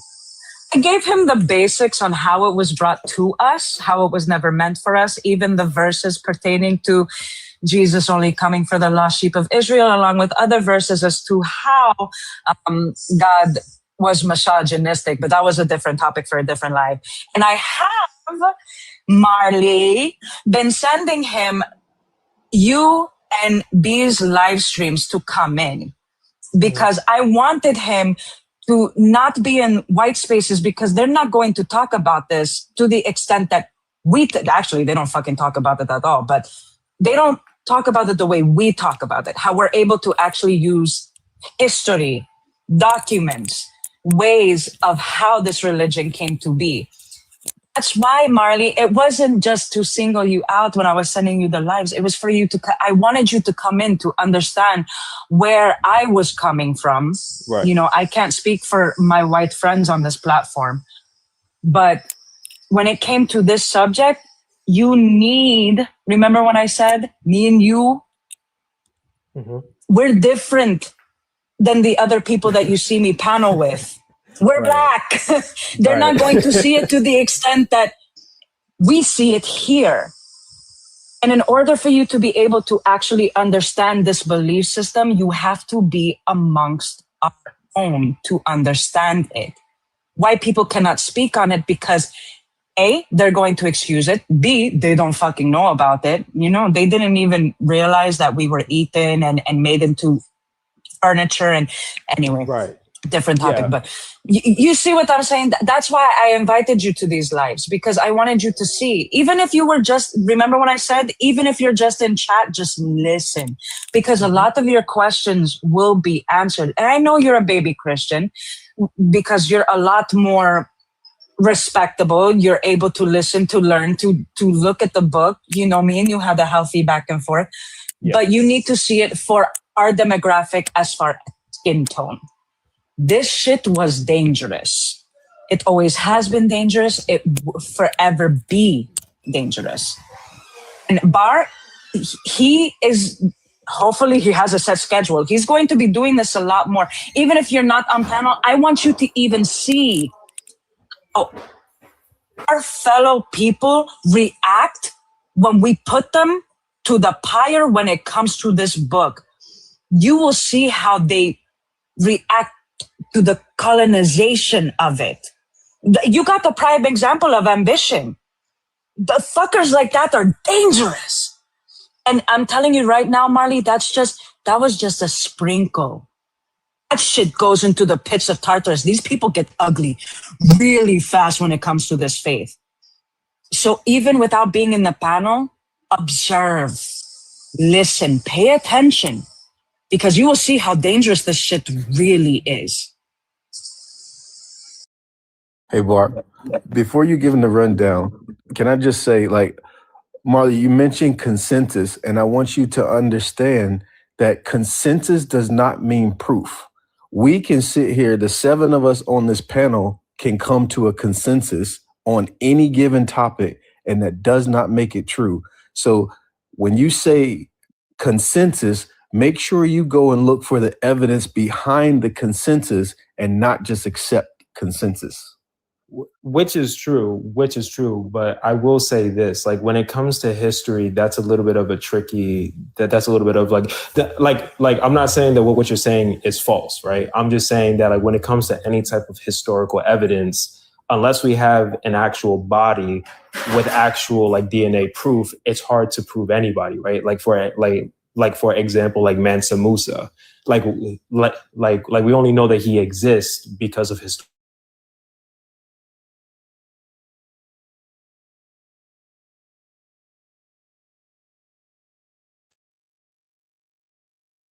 That's not just excluded to Jesus. I'm just saying that like when it comes to history, it's a very big, can of worms. But I do functionally agree with you. So yeah, my suggestion for you, Marley, is to follow the person you dropped down. But Be Easy, the creator that was next to you, you should have followed him.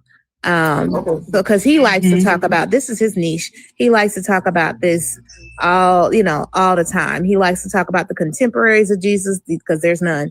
The contemporaries of whatever historical figure that y'all, some of y'all like to bring up, because there are, to validate their existence, DNA, RNA, all of that. Just take into what Hanji said about allegory in mythology, and how fantastical this book and this Jesus character that you are holding on to. It's not real. It's a farce. It's all falsehood to explain something that was inexplainable during that time.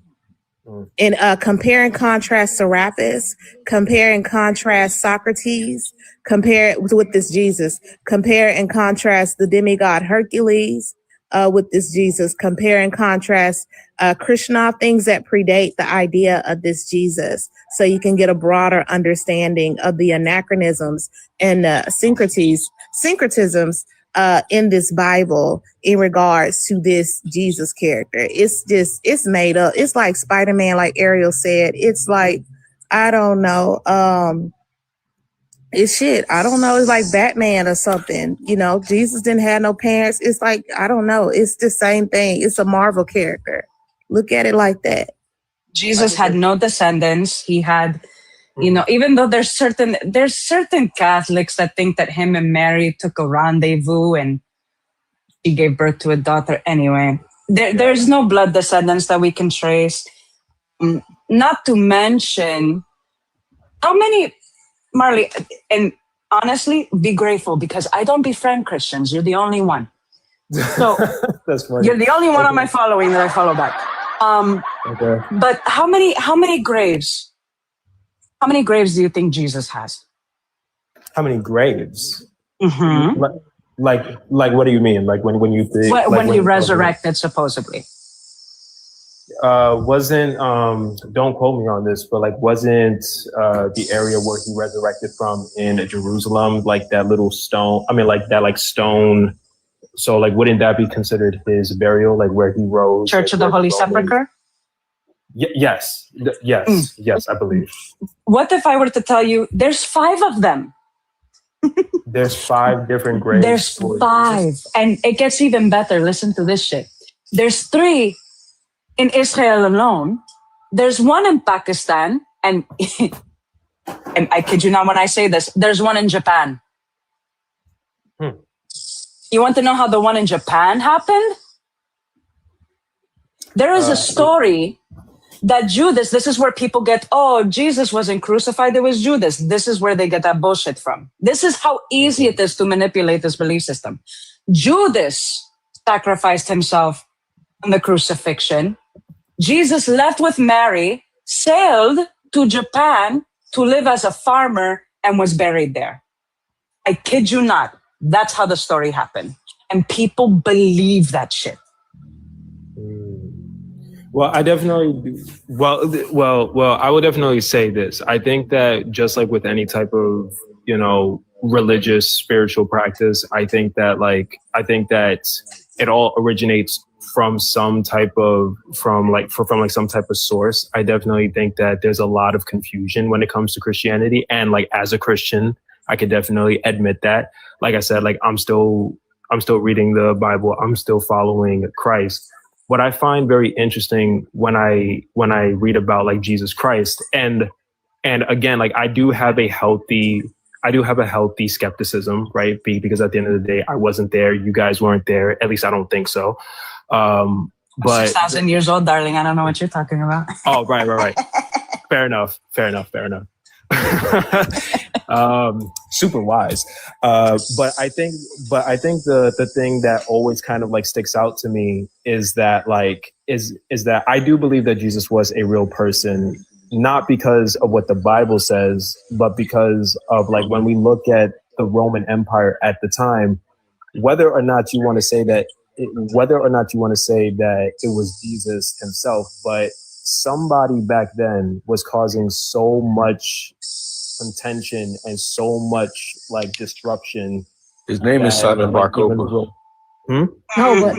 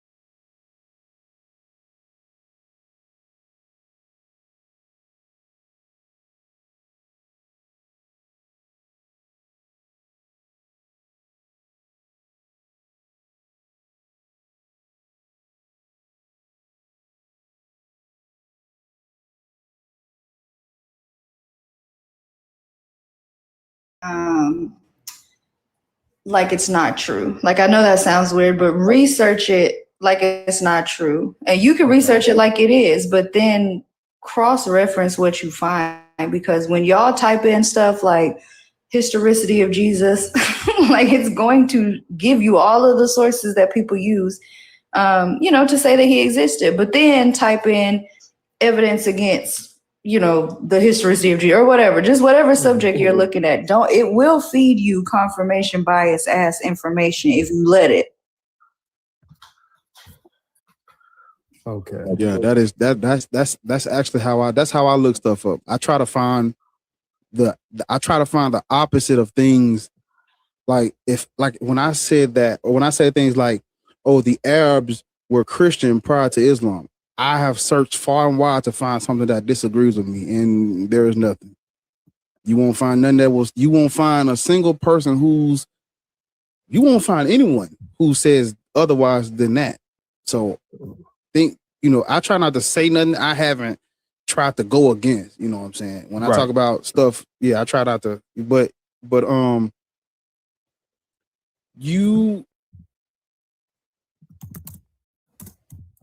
because how old you said you were? 28. 28? Damn. Are you old enough to be his grandfather? I'm old enough. Nigga, I'm 56, boy. You are not 56. You're not 56. You're lying right now. You're lying. Are See, you the serious? thing is that I gave him some ambrosias just to keep his skin young. Yo. Yeah. Yo, I would have thought that you was at least like 32 or something. I know I know. Am I a baby on this call? When? Probably. I mean, me and Ariel are second above you. Wow. Gutenberg gang, boy. Grow up. It's okay. I'm the baby in Gutenberg, so it's okay. But I'm Gen Z, no, so like this is some old crazy. head. Yeah, listen, I got 2 Gen Z babies. Okay, I'm on your head. I got social security cards older than you, young man. I got socks older than you. Security cards is Hey, listen, I was there when they started printing Bibles out. I seen the first one go down the conveyor belt. I said, oh. This conveyor belt, that motherfucker was hand cranked. They have no goddamn conveyor belt. I'm so old. I saw the Sphinx and the pyramids being built. Man. I showed Rosa Parks where to sit. But no, serious though. It gets worse. I know that my people, they're laying a lot on you right now. It gets worse. I promise it does. It gets worse because young man. It gets worse because on top of your religion it's faith based. Y'all taking it on faith and really have no evidence to back it up. On top of that, white people use this. They use Christianity, they use the Bible, and they use what's called it's called the Great Chain of Being. There's a book you can get on Kindle. It's like $30. It's written by a dude. I don't even know if it's a dude. I don't know. I just know last name is like Love something. And let me go in here and look because I don't want to say. I got the book and I don't want to tell it to you. And I got the book on hand. I do like what you said though. I like that you said that you basically looked at the evidence against Jesus to basically confirm, your viewpoint. So, and like I said, like I think the reason why I like Hanji is that I was initially like nervous to kind of like join these spaces, but as someone that is new to the faith, I will openly admit as a follower of Christ that the church tends to gloss over a lot of things in the Bible, which is why I come into these spaces because like I need to be challenged. I haven't lost my faith like much to the chagrin of maybe like of like maybe like Hanji, but I do want to do counter argument research against Jesus. I do want to do counter arguments against the Bible. Because like I feel like the only way to really strengthen your position is to read the opposition, right?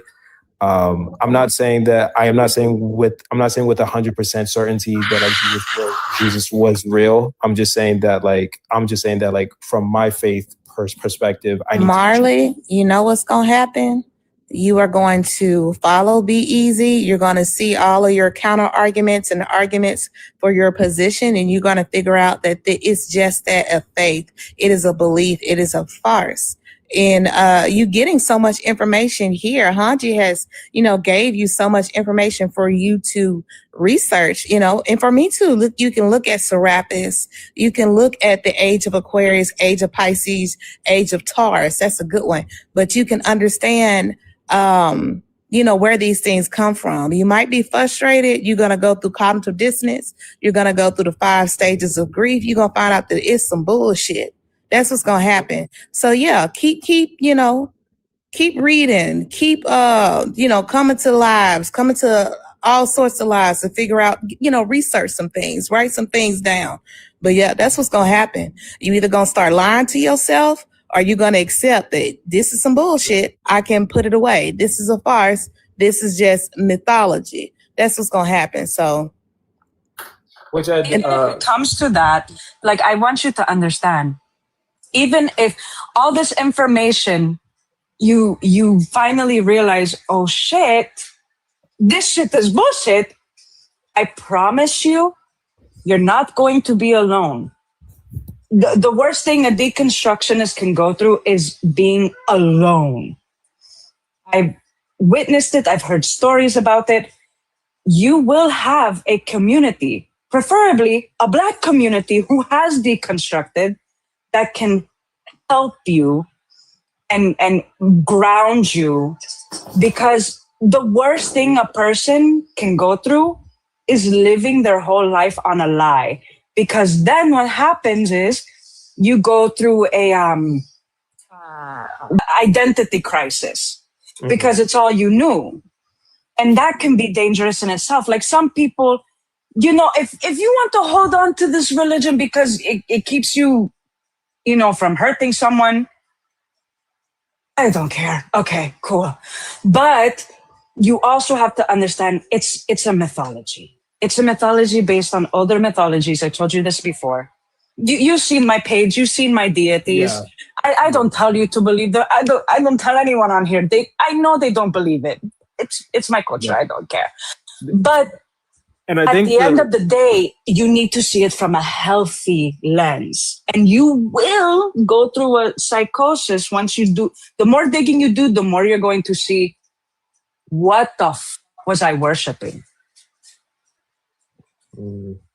That's why I told you to follow Hanji, follow Bar, follow Easy, follow Lords, because she has a lot of knowledge, and whatever live she's in, she really, she grounds you. She kind of like lays it out, not in a remedial way, but in a simple way for everyone can understand. Like, you're gonna have to be grounded because it is some bullshit. You're gonna have to go through that. Like, damn, I truly been lied to. This is a farce. It's like, and I think it's easy for, kids, they grow up believing in Santa Claus and they found out Santa Claus isn't real. To replace that, they give them Jesus. It's a farce. It's just a fairy tale. And your emotions and your personhood is tied to it. And now you have to discover yourself. You have to really understand who you are, and you have to seek knowledge to have something that's not grounded in something that is a fairy tale, something that is mythology.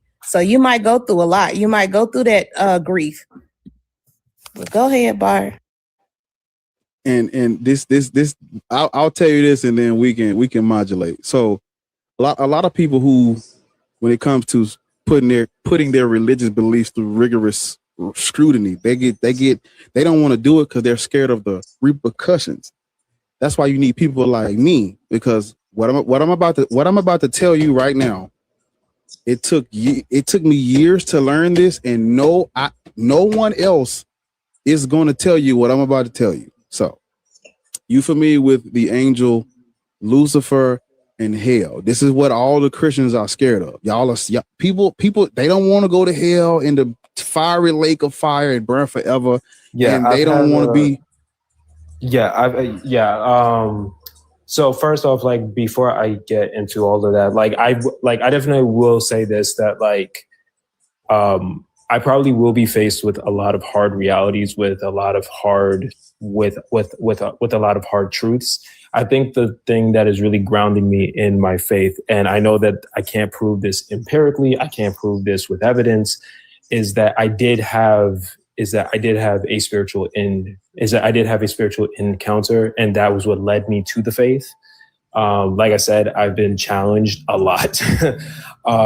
But I will definitely say that, like, in terms of hell, in terms of like Lucifer, at least in my personal experience, I do believe that is real. And like, that was what led me to Christ, because I was like, whoa, like if this is real, like, like maybe I do need to do research. And again, I know that I can't prove that. Hold on, Barb, before you say something, I want to respond to what Marley said, but are you finished, Marley? But go ahead. Absolutely. Okay, this is the thing about hell and all of that. Once you have been indoctrinated or introduced to something, your brain is so magnificent. Once you have seen something or have been introduced to something, all of that can ruminate on your mind. You can experience psychosis. That's sometimes like how people who talk about there's a hell. Respectfully, this was not a psychosis. And to give you some evidence, and to give you I know what you're talking about, but I know you're saying it's not a psychosis. But I'm talking about dreams or anything like that. Your brain is so powerful that it can fixate on something and can like construct things that are not actually there, or make you believe things that are not actually true. That's why we have auditory and visual delusions in hallucinations. I sound like easy. Delusions in hallucinations. And a lot of that is in how we dream, how we grieve. Like somebody can be grieving and see a past loved one because their brain is so powerful. Their brain is trying to cope with the reality and the trauma that they're going through. We've all been through stuff. Everybody's been through stuff. And most of the time when people go through things, they lean on what they already know or what they already believe or what they've already been introduced to. Even if you say you never been to a church, I live in the deep South now. I see billboards all the time. Choose Jesus or die. Choose God or choose heaven today or go to hell. All of that stuff. It's going to incite or induce some sort of fear or fear response or idea in your mind. Like, what if? And then you think on that. Even if you think you put it in the back of your subconscious, it can arise when you sleep. It can arise when you're maladaptive dreaming or anything like that. Your brain is very powerful in that respect. We have thoughts, so many thoughts per day. We're not going to remember all of those thoughts. Yeah, and I will definitely say this. I do believe that the brain is very powerful. I'm not saying that there aren't people that don't have some type of like religious psychosis and like all of those things. For me personally, like I will die on this hill, and again, it's just very personal to me. Before I came to Christianity, I was an atheist. Or you know what? I'm actually going to like backtrack. I was atheist, borderline agnostic. I was one of those people that it was like, like if the spiritual world exists, it doesn't really bother me, because at the end of the day, like I still have to pay taxes. Like I don't really care. You weren't an atheist, and you were still exposed to Christianity, because you sound like you are residing in the United States of America. Yes. You were not an atheist. You weren't a believer, but you weren't an atheist. But I do need to say that, and again, there were other people that had like that like I had family that had practiced Christianity. My family wasn't religious. Like they never forced it on me. Like we never like church wasn't really forced on me or like anything like that. But you were exposed. Not saying it was forced. You were exposed. But like to your point, I was exposed. Something happened where I would say that like it made me believe in the spiritual realm, and then it was like, and like then it was like I was like the same way that I'm talking to you right now, and there's no real words that I could really describe. When people tell me that tarot cards and like astrology and like all of those things, like when people talk to me about like witchcraft and like all of those things, beforehand I never believed it. After what I went through, I believe in all of it. I do believe that human beings can tap into spiritual forces. People may not believe me. This is coming from Can I say something? Can I say something? No, I know. I'm gonna let you finish. But this is my assessment right now. You're undergoing psychosis right now on this panel. That is your personal opinion. Oh, it's my professional opinion. All right. Personally, I don't wish that anybody went through what I went through. I was like, what I personally went through. But can I ask you a question? How does what you went through mean that God is real? Well, for me, I ask everybody this: how does what you went through mean that God is definitively real? Well, what led me to a Christianity was that the stuff that I was going through and like the experience that I personally went through. I was trying everything. I was trying medication. I was trying therapists. I was trying all That's of those not what things, I asked and it you, just though. got worse. When I called on the name of Jesus, I asked you, how does what you went through mean that God is real? If I turn my camera on and I hold up a key, will you know that that's a key?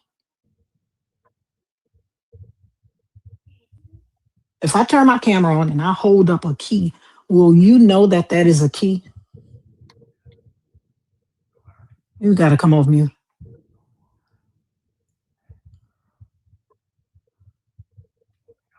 Sorry about that. I didn't know that I was on mute. If I turn my camera on and hold up a key, would you see that that's a key? Yes. If I showed it to somebody else halfway around the world, would they see that that's a key? What was the question? If I turn my camera on, right, and I hold up a key from my keychain, would you know that that is a key? Yes. You said a keychain or a key. I'm so sorry. Like it's just like it sounds very muffled over by you. She said a key. Oh yes. Like I said before, the reason why I believed in God is because the things that I saw and the things that I went through, I was convinced not only is that evil, but like this is an evil that I've only heard in like stories. And like keep cutting you off, but you're not answering the question. I'm trying to answer the question. So like my whole perspective was that if evil and the devil is real, there has to be a God. And like that was what led me to the faith. But again, you just associated what happened to you with evil and the devil. Yes. And so then you jump to, well, the Christian God must be real and responsible for everything else. Right. Because you said you called on Jesus. How did you know to call on Jesus? That was the only name that you knew because you had been introduced to it. Exposure, but he was trying to fight me on that. I told him it does not matter if you believed in it or not. You were already predisposed to it. You said your family were Christians, and what I said, you sound like you're from the U.S. A lot of what, the holidays and everything, they're centered on this religion, even though it's not, but they try to push this religion out towards you. So yeah, you were already exposed. That's the only reason why you knew to call on this name of Jesus. And in your time of distress, emotional distress, it gave you some sort of solace or some sort of, it was your coping mechanism. But also, if I hold up my key and everybody can see that's my key. Does somebody, I don't know, do the experiences of the people make my key not a key? No. Okay. So that is what I'm asking you. How does your experience make this God real? How does what you went through make the God real? Because like I said before, when I was exposed Wait a minute, to what I was hold going up. through. First of all, NWP, that is not Titanic music. That's my Chinese drama music on TV. I said, what the hell? Yeah, like I said before, like I didn't believe in witches, I didn't believe in witchcraft, I didn't believe in demons, I didn't believe in any of those things. The stuff, the physical, mental, and emotional stuff that I had to go through, and when I did call on Jesus, I had my own spiritual encounter. That was what led me to the faith. Like I said before, whenever I say these things, I generally don't like to tell people like how I got into Christianity, because of stuff like this, because like the number one question that they always ask me is that, you know, like, what was it a dream? Was it a dream? Like, was it just your brain making up something? And I will die on this hill, and I do respect the opinions of everybody here. I'm not saying it was this experience that I went through was more real than me talking to somebody, than me meeting somebody, than me eating food. Like this was not. I know, but I'm not saying that you had a dream. I'm just trying to figure out, how does that experience make God real? In general, not just to you. Right. Well, I can't speak for general, but like just for me, when I did finally try God, when I finally did say like, Lord, like, if you are real, please prove yourself. Like it's just like, if this is real, I need to know that already you're real. accepted that he was real, because you already said that you had that experience and you thought it was the devil. And so then that means that the God must be real too.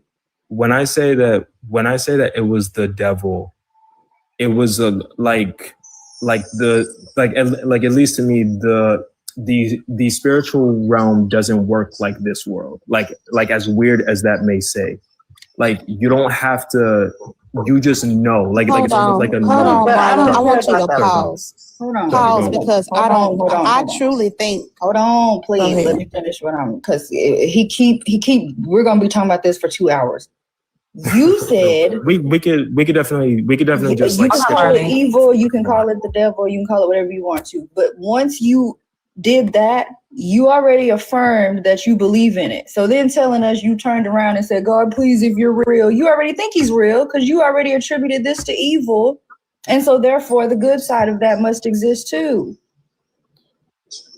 This is all just personal testimony that I don't care about at all, because it is a personal. I'm not done. I'm not done. We can do this with any religion around the world. They're going to tell me they had an experience and it was so real, it was realer than this conversation we're having right now. But they're going to attribute it to whatever God they grew up around and whatever God they believe in right now. People with schizophrenia hear voices in their head realer than me and you. I do not care about that. That does not answer Lortz's question. How did that bring you to the conclusion that this God is real? And you can't say you can't answer generally. You have to, because that God isn't personal. That God is the creator of the universe. That God is the creator of all of us. So how did you get to that conclusion? It's not a personal God. You can't do that.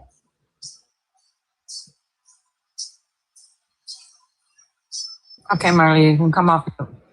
Yeah. I was going to say the same thing. So the question is how did that experience lead me to believing in God, in the same God that is in like Christianity? Not you believing. We know you believe it, and we know why, because you had that experience. How does that prove that he's actually real for everybody else? How does that give us any facts on him being a living God, as y'all keep saying? Well, like I said, like that is a tricky question. Because the evidence that I went through can't be applied to everyone. I will say this. That's why I don't when I do see similar testimonies and when I describe what I went through, like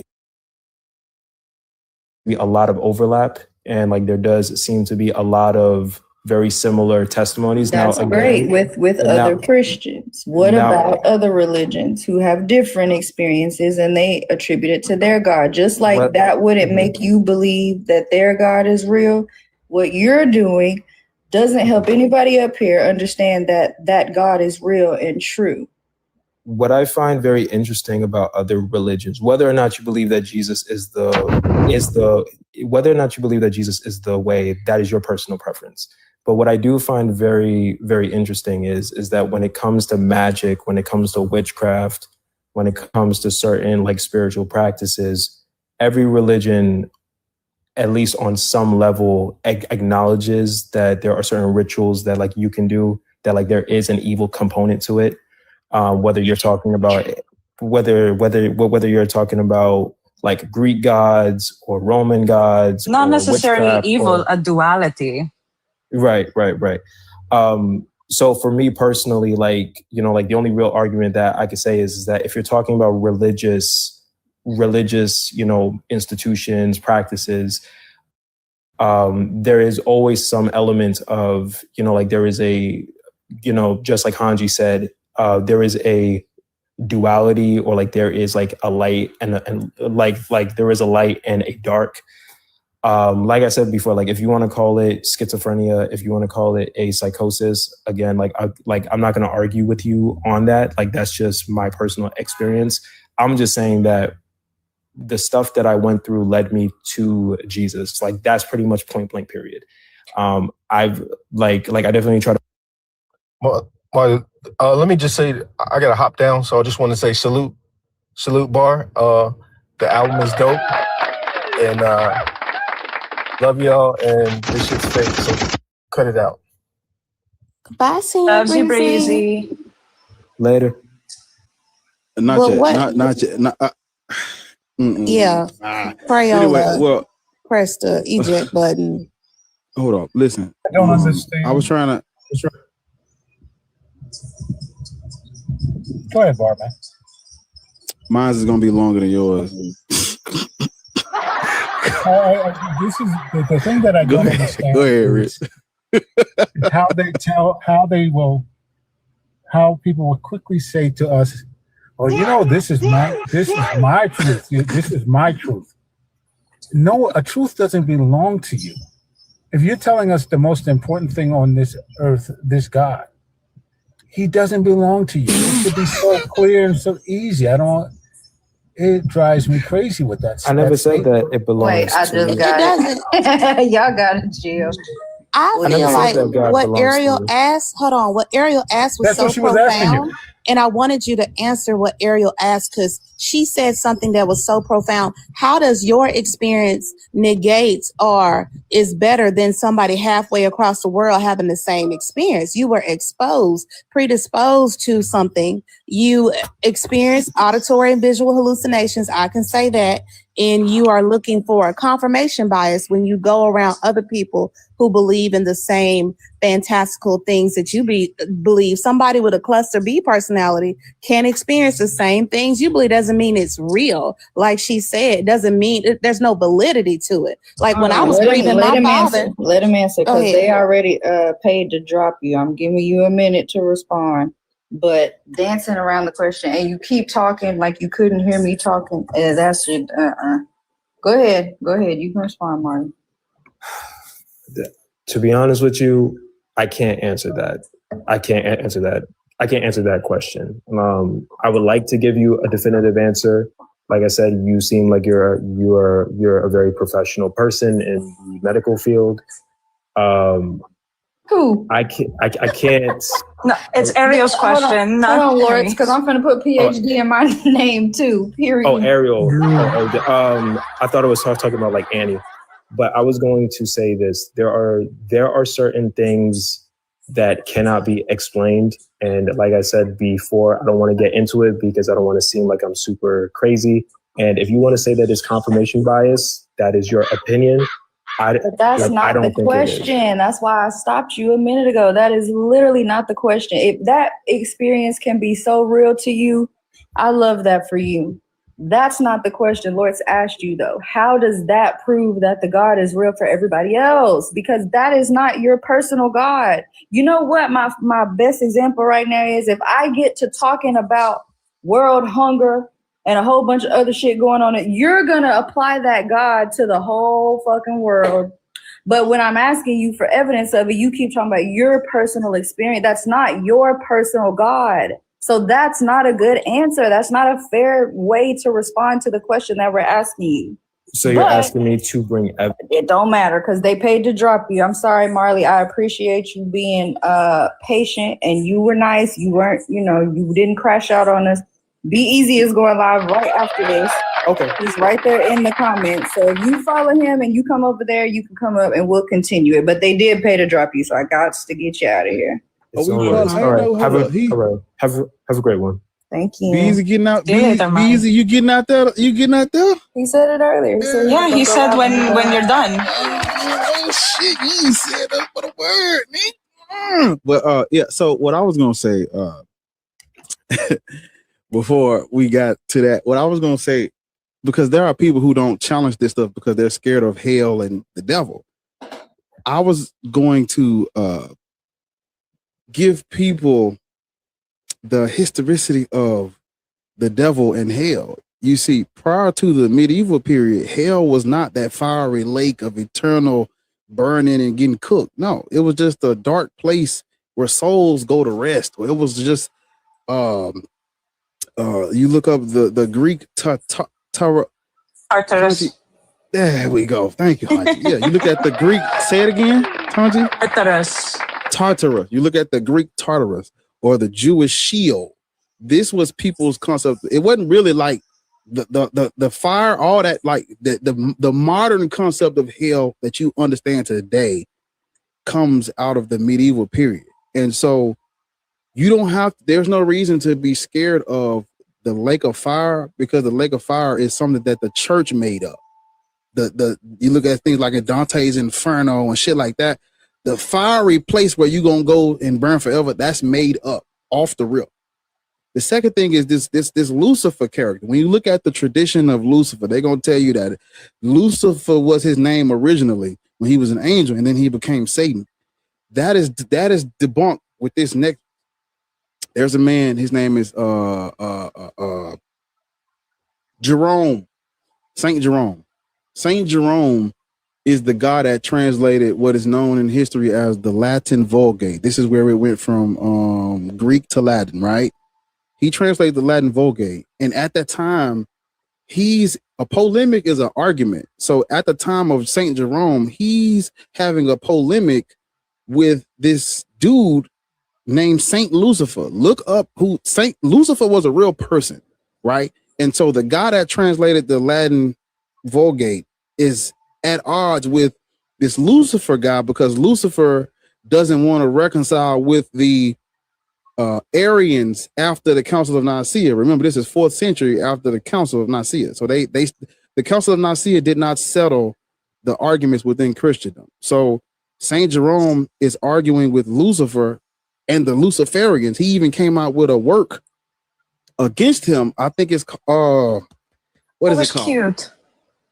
I can't think of what it's called off the top of my head. But look up Saint Jerome and look up what he wrote, what he published that goes against Saint Lucifer.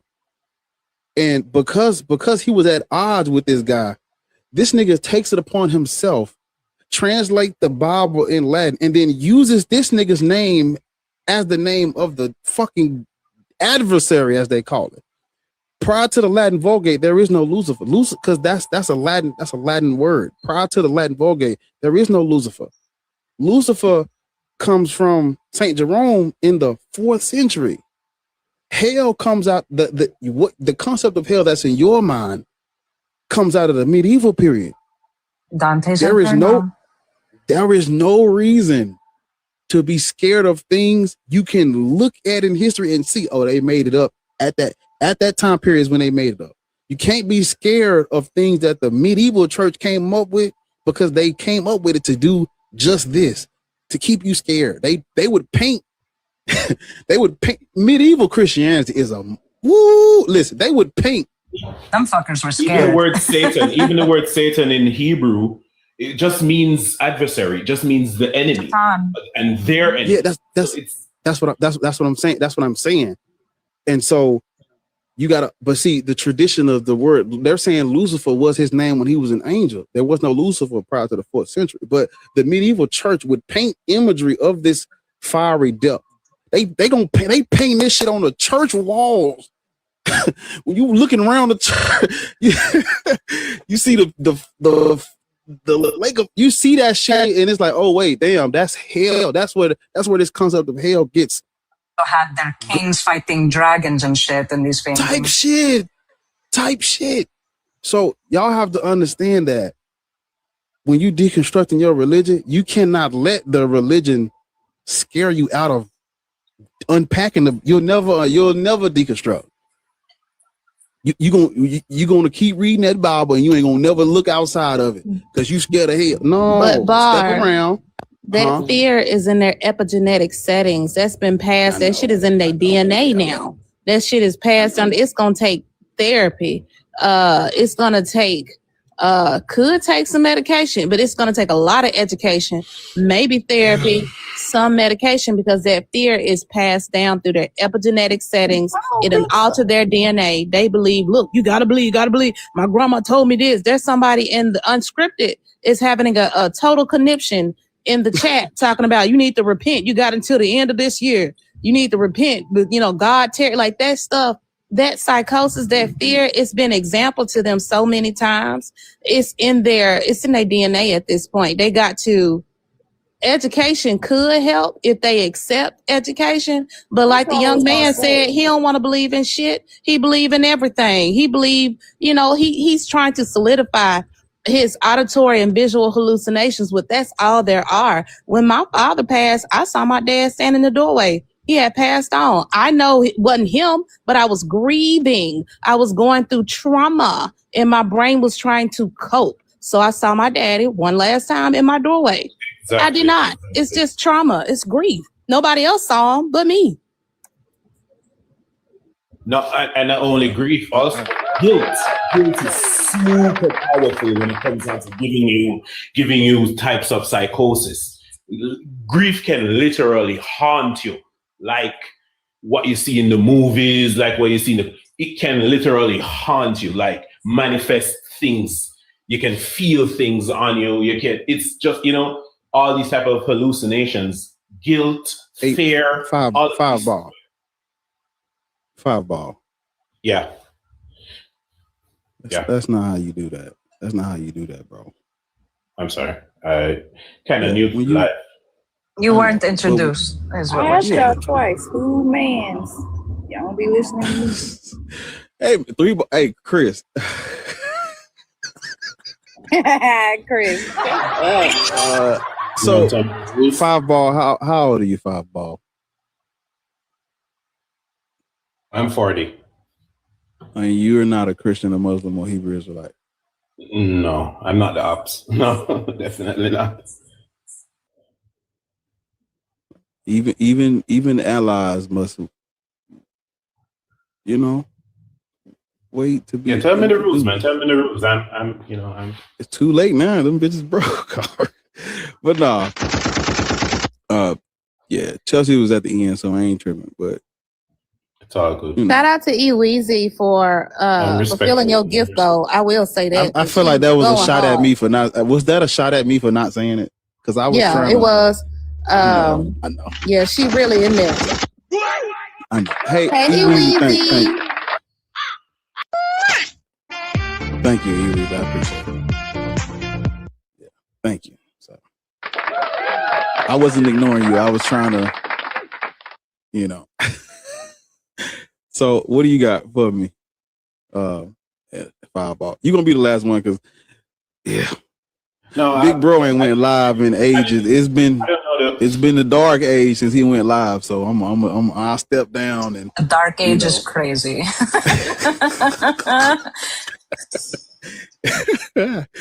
Go ahead, Five. Yeah, I don't know the rules of this live. I'm kind of new to it. I just came So up here. you're just answering the thing. Why should black people be Christian, Muslim, Hebrew, or if you don't think we should be, you can just give us your rant, as we call them, right? No, I don't have a rant. I just came up here to just just follow up on. It was actually that guest before that I was I wanted to answer him when he came on to his personal experiences and those type of stuff. I was just answering him. I was like kind of on on the allied side, basically because I've had very close friends go through similar Hey, man. situations. I got grandkids too, just so y'all know. And physically and physical stuff manifest in their life, and that's what brought them to Christianity. And I'm telling them that, bro, that was just your guilt, that was just your grief, and it just manifested itself in a way that you didn't understand how to combat it. They didn't go through. They didn't go to. Yeah, exactly. They didn't go to therapy. They didn't go. They just went to church because that's what in Jamaica. That's the thing. We have that in most churches per square mile. Church is just a part of our thing, and it's crazy. And but that's what brought them to Christianity. And I was just seeing very similar stuff, and that's why I just came up. I wanted to answer him, but he's no longer here. I agree. And Lord taught me something about Jamaica with them churches. Y'all got a church everywhere from what she said. Trust me, it's ridiculous. On Sundays, like you're just in your house and you're just hearing church music coming through your, most, I would say 90% of our population is like heavily conditioned, brainwashed into this. I don't know how long it's going to take them to wake up, to break free of this mental conditioning. It's allowed in schools, in the schools. Schools are basically like a second church. It's if you don't sing the hymns and stuff at school, you literally get abused, you get punished. It's ridiculous. It should be illegal, and people don't realize that in Jamaica because that's all they ever know, But yeah, that's just the situation there. But yeah, that's it. I didn't really come up to do any rants or anything.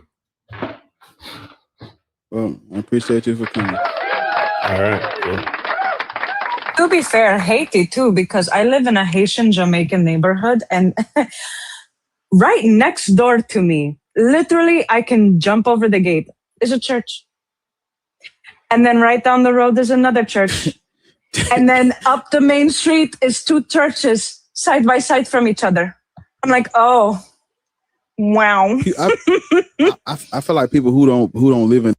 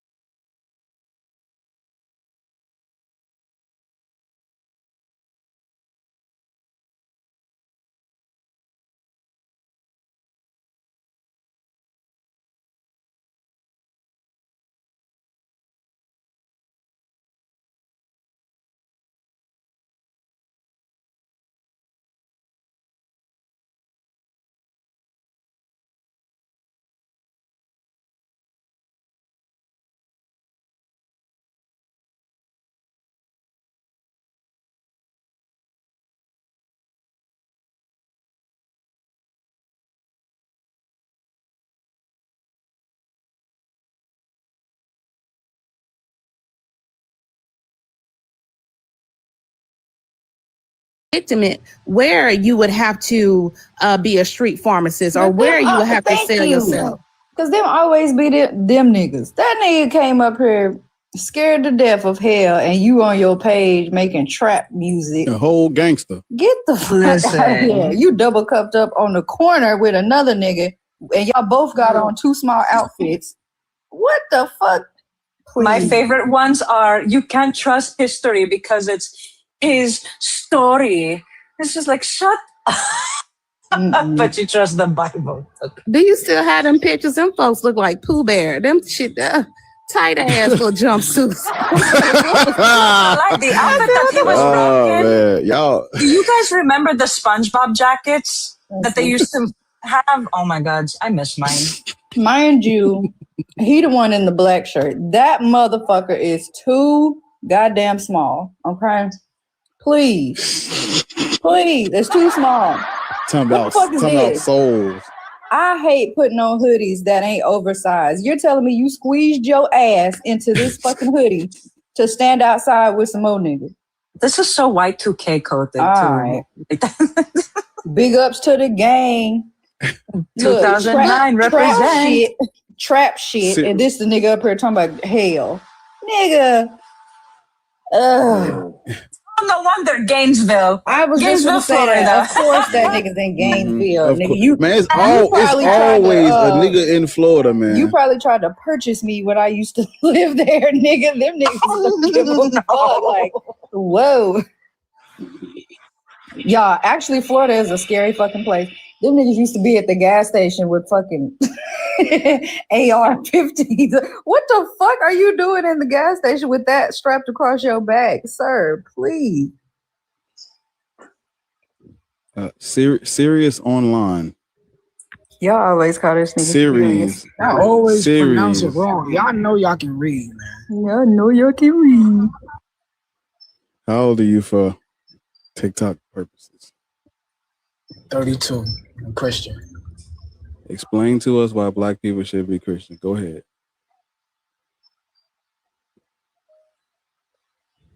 We waiting. Are you Christian? Are you Christian, Muslim, or black people? I'm Christian. Go ahead. Explain to us why black people should be Christian. Go ahead. I mean, I feel black people should be Christian just like any other race should be Christian because I believe it's true. We're talking about black people. You think it's true? What else? Is that it? Yeah. So black people should be Christian because it's true. Yes. Prove it's true. It's true about that. When you can tell it's true when you look at the history. What history? Right. You mentioned colonialism. What are we looking at? What history? Colonialism. Can I elaborate on what history is it? Like, you mentioned the colonization of Christianity, right? Which was all prophesied in the book of Daniel, which y'all failed to address. Y'all never want to go to that prophecy about the slaughtering, all right? The atrocities that will be committed in the name of Christ. Let's y'all go never to go to it. those Keep going. scriptures. Let's go to it. Oh, let him get that. Go ahead. Keep going. No, because those scriptures are not only in Revelation, they're in the book of Daniel, and they were prophesied about. So when you guys go on rants talking about, oh, the white man this, the white man that, we got it from Europeans who got it from Judea, y'all fail to realize that this was all prophesied long ago.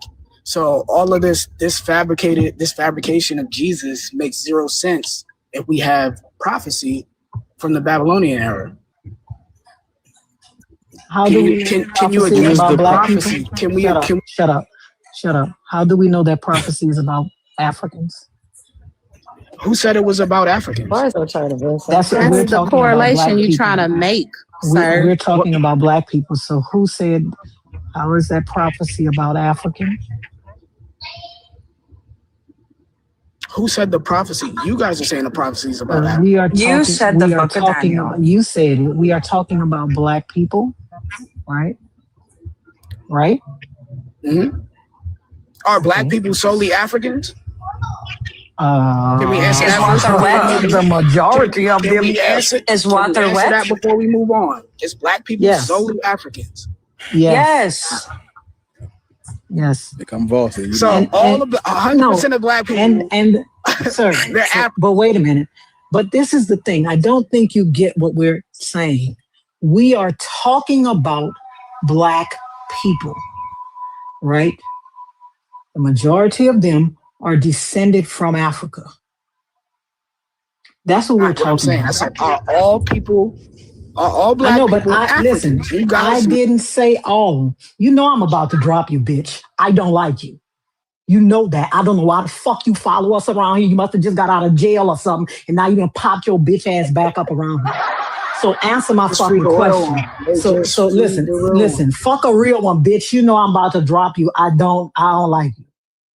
So you either gonna have the fucking conversation. Listen, bitch, you short neck motherfucker, a short nigga with a wife beater. That's what Series Online is. A short nigga with a wife beater. You must have just got out of jail because here you come. You pop up every 3 fucking months. They must pick you up. You must be an alcoholic. They must pick you up on the street, right? And then you get like 60, 90 days, and then here you come with your bullshit.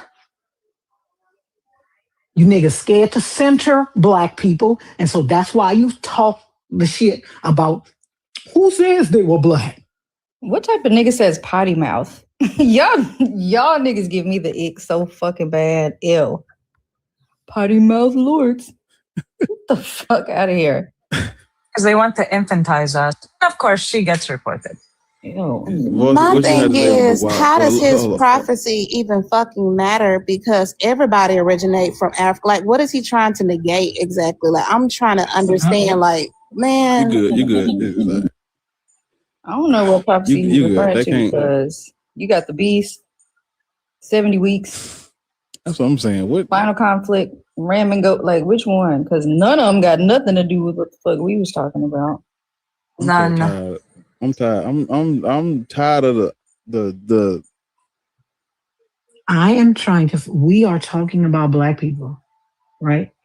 I don't care about. Do you think all of black? I am asking you which part of that prophecy applies to the people that we are talking about.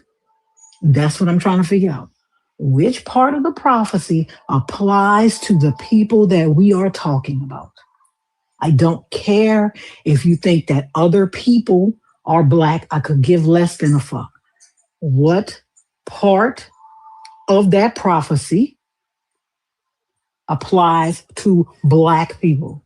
That wasn't a verse. You can't answer that whole prophecy. Get down. That's it. They kick me if I breathe in God's direction. I don't care.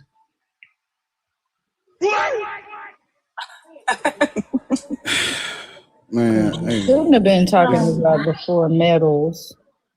That ain't what we're talking about. What's up, Boston? What's good? I was just saying.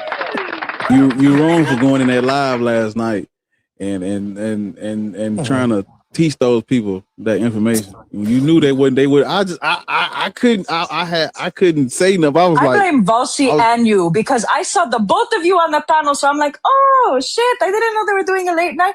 Go in there, a whole bunch of delusional ass fucking Christians. Yeah, I mean the thing is, I thought they was trying to have an actual conversation. Yeah, that's what I thought was there for. Fuck no. I know. You thought that because I had to play along to get. It took a little maneuvering to get in there like that. I had to play along to even get that much time to talk. I started talking about listen. When you go on a Christian live, you start talking about your testimony. They eat that shit up. They love a good testimony. And I was giving them all, the rundown and shit. And the lady, what really made her let her. She chose to let me stay because she asked me if if like Christ was like revealed to me, would I accept it? I said yeah. I said yes because I knew if I would have said no, they would have just kicked me. So I said yeah. What was crazy is that she asked me, why do humans seek the truth? And I'm explaining, we seek correct answers because it helps us survive. And all of a sudden she just kicked me. I'm like, what the hell? You asked me a question that you don't want me to answer. Crazy. She kicked me and you at the same time, and I just had 2 questions. 3 questions. I didn't get to my third one because they was busy laughing at Bossy. They said, "Your church hurt. Your church hurt," and Boss was like, "No, some of my fondest moments was in the church." But they didn't want to hear that. Like they wanted to. I don't know what they were doing, but it was first they said they weren't black, they Christian, and then they said they weren't black, they're waterfalls, and then they said they weren't black, they're trees. They're trees. They said they were What the trees. hell is I'm a like, what the They fuck? did say that. Yeah, Oh wait, They like an did say actual that. waterfall. I Black, stopped stay muted cooking. I until just you're looked at the Lady, phone. hey, that lady said that they were trees, y'all. In the comments, I said I wasn't there for that. because I She paused. called I them. said, "Yes, you were," because I was listening. She Did say said that. trees. I said trees. She was like, And and you that's when I got to requested water on the them and panel. something else, and you can't let the. She basically was calling me the devil, but I was trying to explain to them, I'm not the devil. Satan is not using me, but in so many words, she was calling me the devil. Crazy is said they also said that anthropology was the study of rocks. What the fuck? Because I was okay. There was it was black. It was majority black women, but it was like 3 black men on there, and so the men were getting very confrontational. Would be easy. So I was about to step on them, but I had to ease on. You can't just step too hard. You gotta like get to the point and then knock the shit over. He's on down the road. I bring up anthropology. The lady like, you mean the study of? He talking about the study of rocks? No, she said the study of bones. One lady said it's the study of bones, and one lady said it's the study of rocks. And I was like, no, man, that What's would be that man said? When education suffers, religion thrives. That's it. They ill-educated. Like, how in the hell you sit on a panel and say you Christian before you black, and then you a treat This person in before this you? corner. I don't This know black. who it is. Who is it? CBJ, what's up? Who is it? Jaren, hey husband. Who is it? I don't know. I don't know. He wasn't introduced yet. Black. Why you ask, Lord? What did he say? I look black. Nothing. He just been sitting I there. just want to know why he up here. It's a demonic entity. There we go. Black, when we have your age. What's going on right there, man? Can we have your age? Hey, what's going on? Oh, do you want to have my age? I'm between 45 and 50. He's 47. That's a strange way to say 47, brother. Are you Christian, Muslim, or Black Hebrew Israelite? Man, I'm from straight East Africa, Oromia, black, man. You know what I'm saying? I'm not Christian, Muslim, none of that, man. You know what I mean? So whenever they ask me, I just tell them I'm atheist. You know, I'm global. So You believe in what I God? mean? I'm not. I am God in the flesh, walking among other gods, but other gods trying to fool other gods, and you know what I mean, capturing That's why I them be with saying their you own have to captive of Why? slavery. People love that damn word, God. You said this why you be saying what? You have to pay attention to the people on the panel because you want to make short shrift of these people. Did you come up here to answer the question? Can you answer the question, or do you think the question is about I you? appreciate that. Can you read the repeat question? Can you answer the question, or do you believe the question is about you? Oh, why? Okay, so why should black people be Christian, Muslim, Hebrew, Israelites? I mean, Israelites is not crazy. why should. Yeah, but it's not why it should. It's Are you a that nigga think he a snow king? that Look is at his a profile division. picture. What the fuck? I am the Lord your God.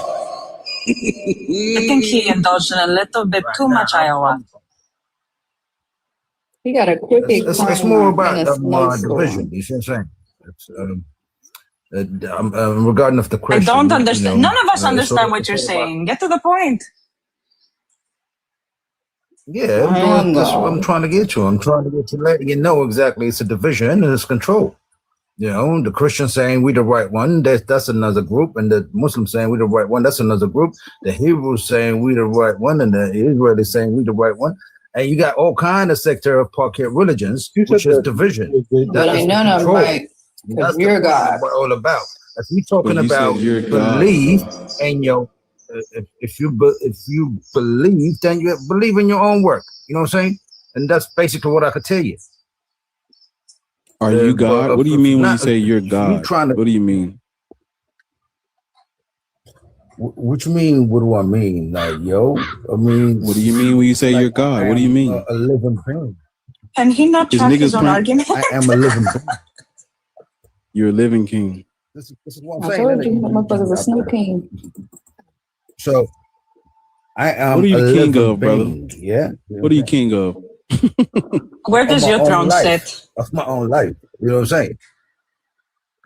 That's not what the king is. Spirits. Within my own spirit. This is what I'm saying. This is what you see. You're still searching for material positions or some kind of, you know what I mean. But when you conquer your own cabeza, which means your own head, all right. Sir, where is your kingdom? You know what I'm saying. That is when you have reached the enlightenment. Where's your kingdom? Sorry. That What happens when you go on a tangent and don't listen? Sir, no one understands a fucking word you're saying because you're speaking out of your ass on your delusions. I was listening, but you started talking about a spirit, and you ain't gonna be able to tell me what that is. So I just want to know where your kingdom is at.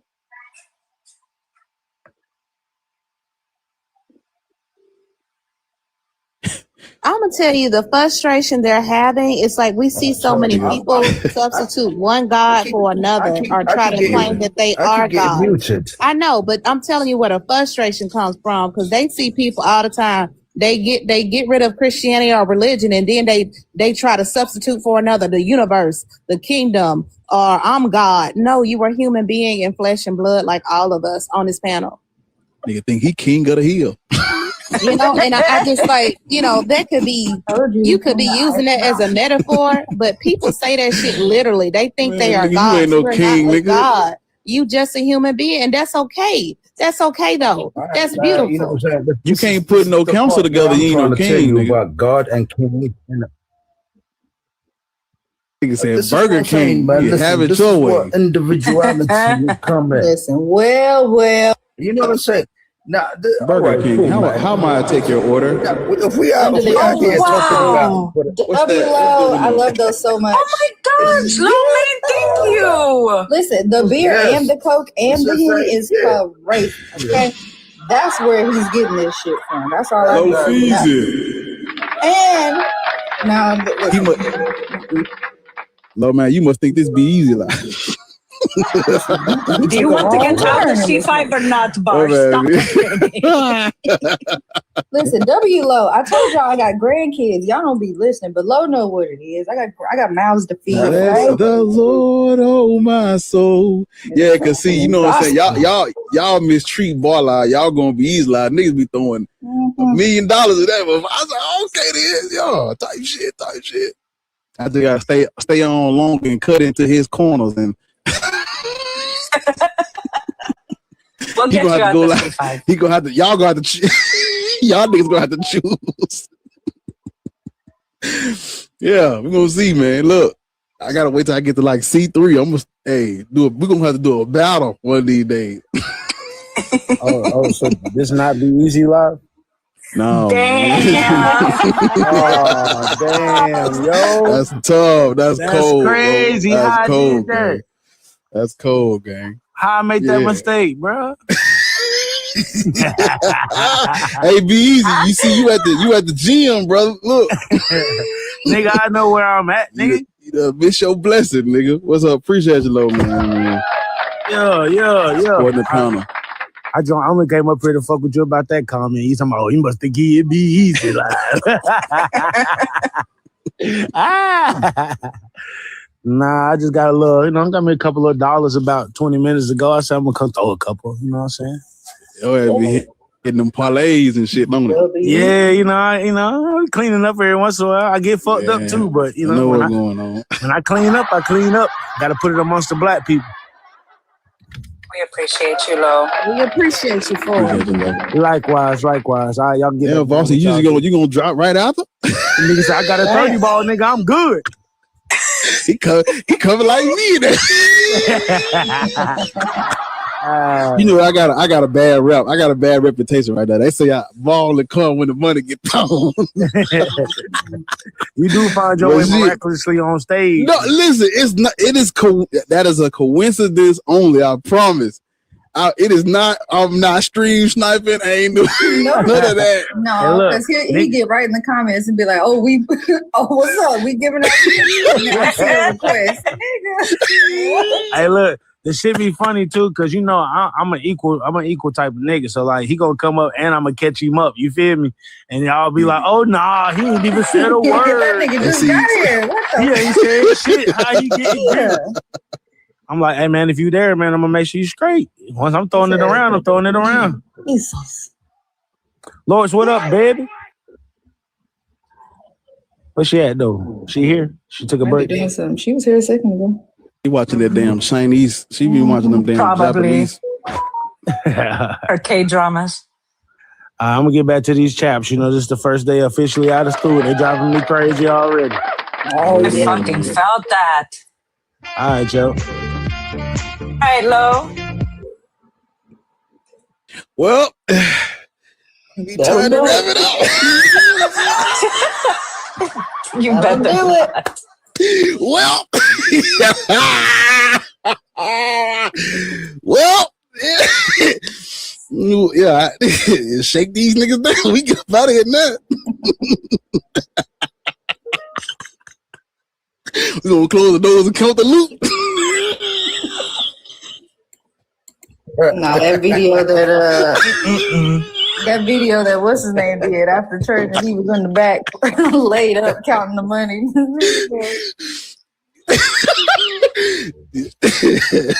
What Kobe say? Job finished. Reminds me of the fucking Drewski skit. That's what I'm talking about. Drewski. When he was done, he was in the back counting all that money. That shit was funny as fuck. The nigga cup running over. Wait, did y'all see the lady for real that was standing at it was a white lady too. She was standing at the front of her church talking about $10,000. It's I think she said 2 or 3 people in here that can give $10,000. And she was like, there's however many people in here that can give $1,000. She was like, some of y'all can give $100, but I'm not leaving from this stage until we get like $30,000 or something like that. And she was like, because if you don't sow this seed, kids are gonna starve. Like, oh hell no, y'all up there. That's the lowest. I ain't finna give none of this money to them kids. Paula White, yeah, that bitch said if y'all don't sow this seed, these kids are gonna starve. God damn, bitch. Knowing damn well they don't give that money out. Well, put me a Dr. Umar. $100,000. Okay, no, that's right, because she was like, "There's people in here that can give $10,000." Better build a school on you. $10,000. Listen, pretty cat. The problem is, I'll get up there and ask for some money so fast, but I ain't gonna say it's to feed the kids. But school on niggas, man. Churches be having building funds for 10 years and don't never build another fucking building.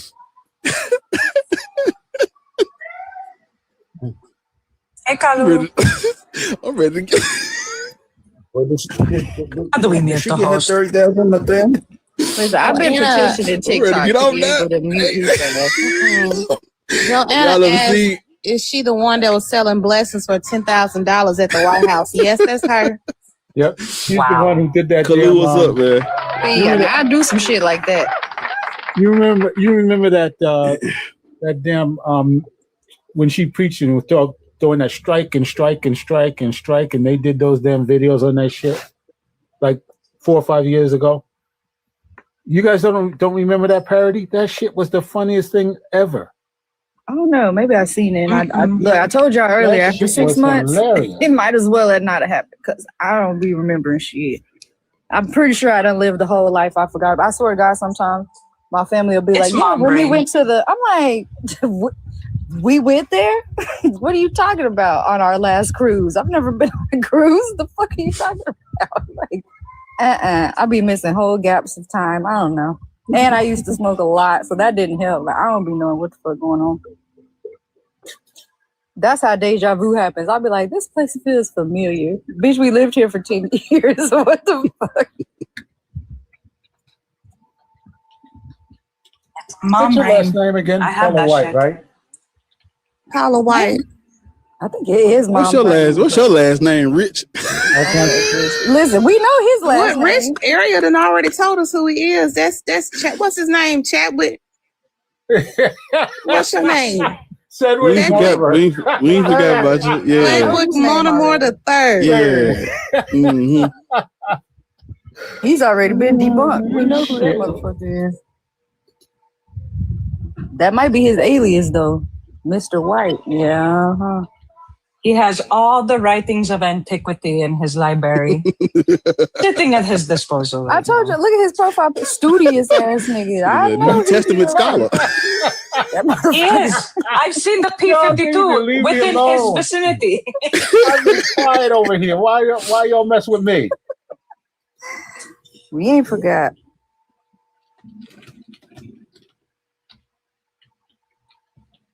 That's how he one knows right- about King James. He has his diary in his possession. He the one right now. This pseudepigrapher out here. Hey, have you guys gone to the apologist AI yet? I was just finna say, that's how he That keeps shit his is wealth AI. alive. He started So, that what? shit. He built that system. See, he be That telling on apologist himself. AI. He be telling on himself. He's the one that started that I shit. ain't did nothing. See, He y'all. built that platform. Oh God. He has the funding for it. Generational wealth. He trying to set his grandkids. I know he did. He brought it up right on time too, because I was just about to say that shit. See, he be telling on himself. Causing so much knowledge. Now, Black, what you doing mixing beer and Henny? Ew. Are you As a trying to god. get sick? Talking about you a god. Man. It's not actually Henny. It's a brandy. You know what I'm saying? It's a brandy. Nigga, It's one of hold them. on. Hold on. It's a French one that's called 3 Barrels. Yeah.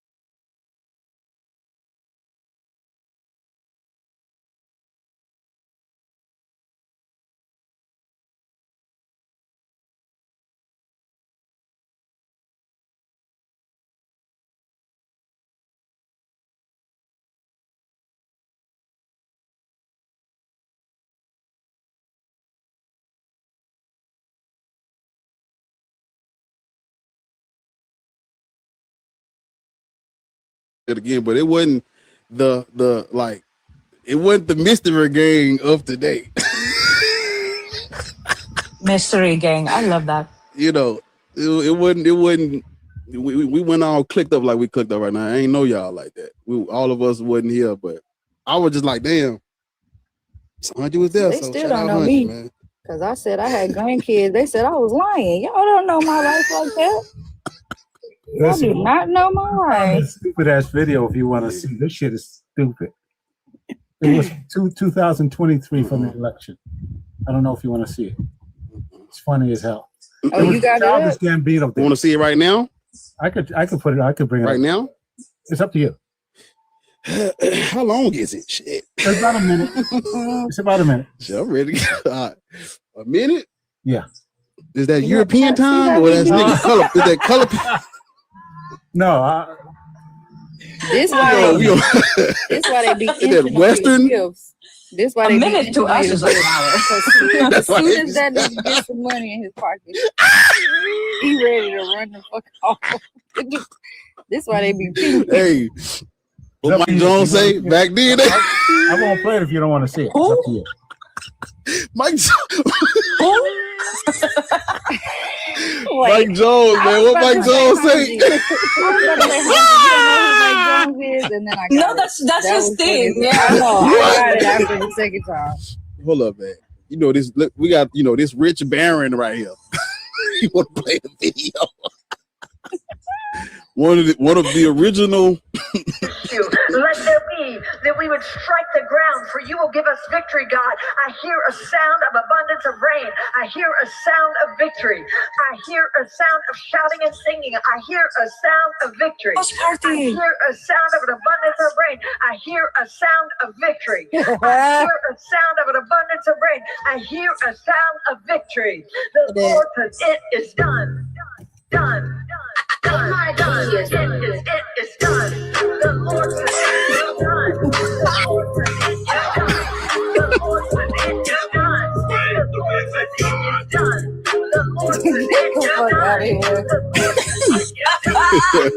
says it is done. Stop kicking with the wrong leg, Chris. Victory. I hear the sound of victory. I hear the You guys never saw that video before? No, I remember that. Keep playing it.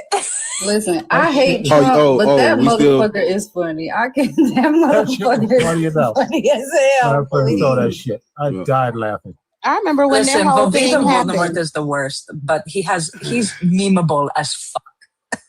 That motherfucker is I remember it was like a lot of her ex-husband had exposed her, Paula White, because before then everybody thought Paula White, she was hooked up with TD Jakes. Everybody thought Paula White was just, amazing. TD Jakes had pushed her. But she had a lot of shit going on. Word? He gonna do us like me. I see this. The amount of time that he just turn that shit off, I just be quiet. I ain't not like me. He just turned that bitch off. Okay, So this is gonna wrap up episode 62. YouTube, I appreciate y'all. Thank y'all for the subs and the super chats and rocking out with us over on TikTok. We booze you over here. Get download the album, nigga. So you can come tap over here, tap the screen. But I appreciate y'all.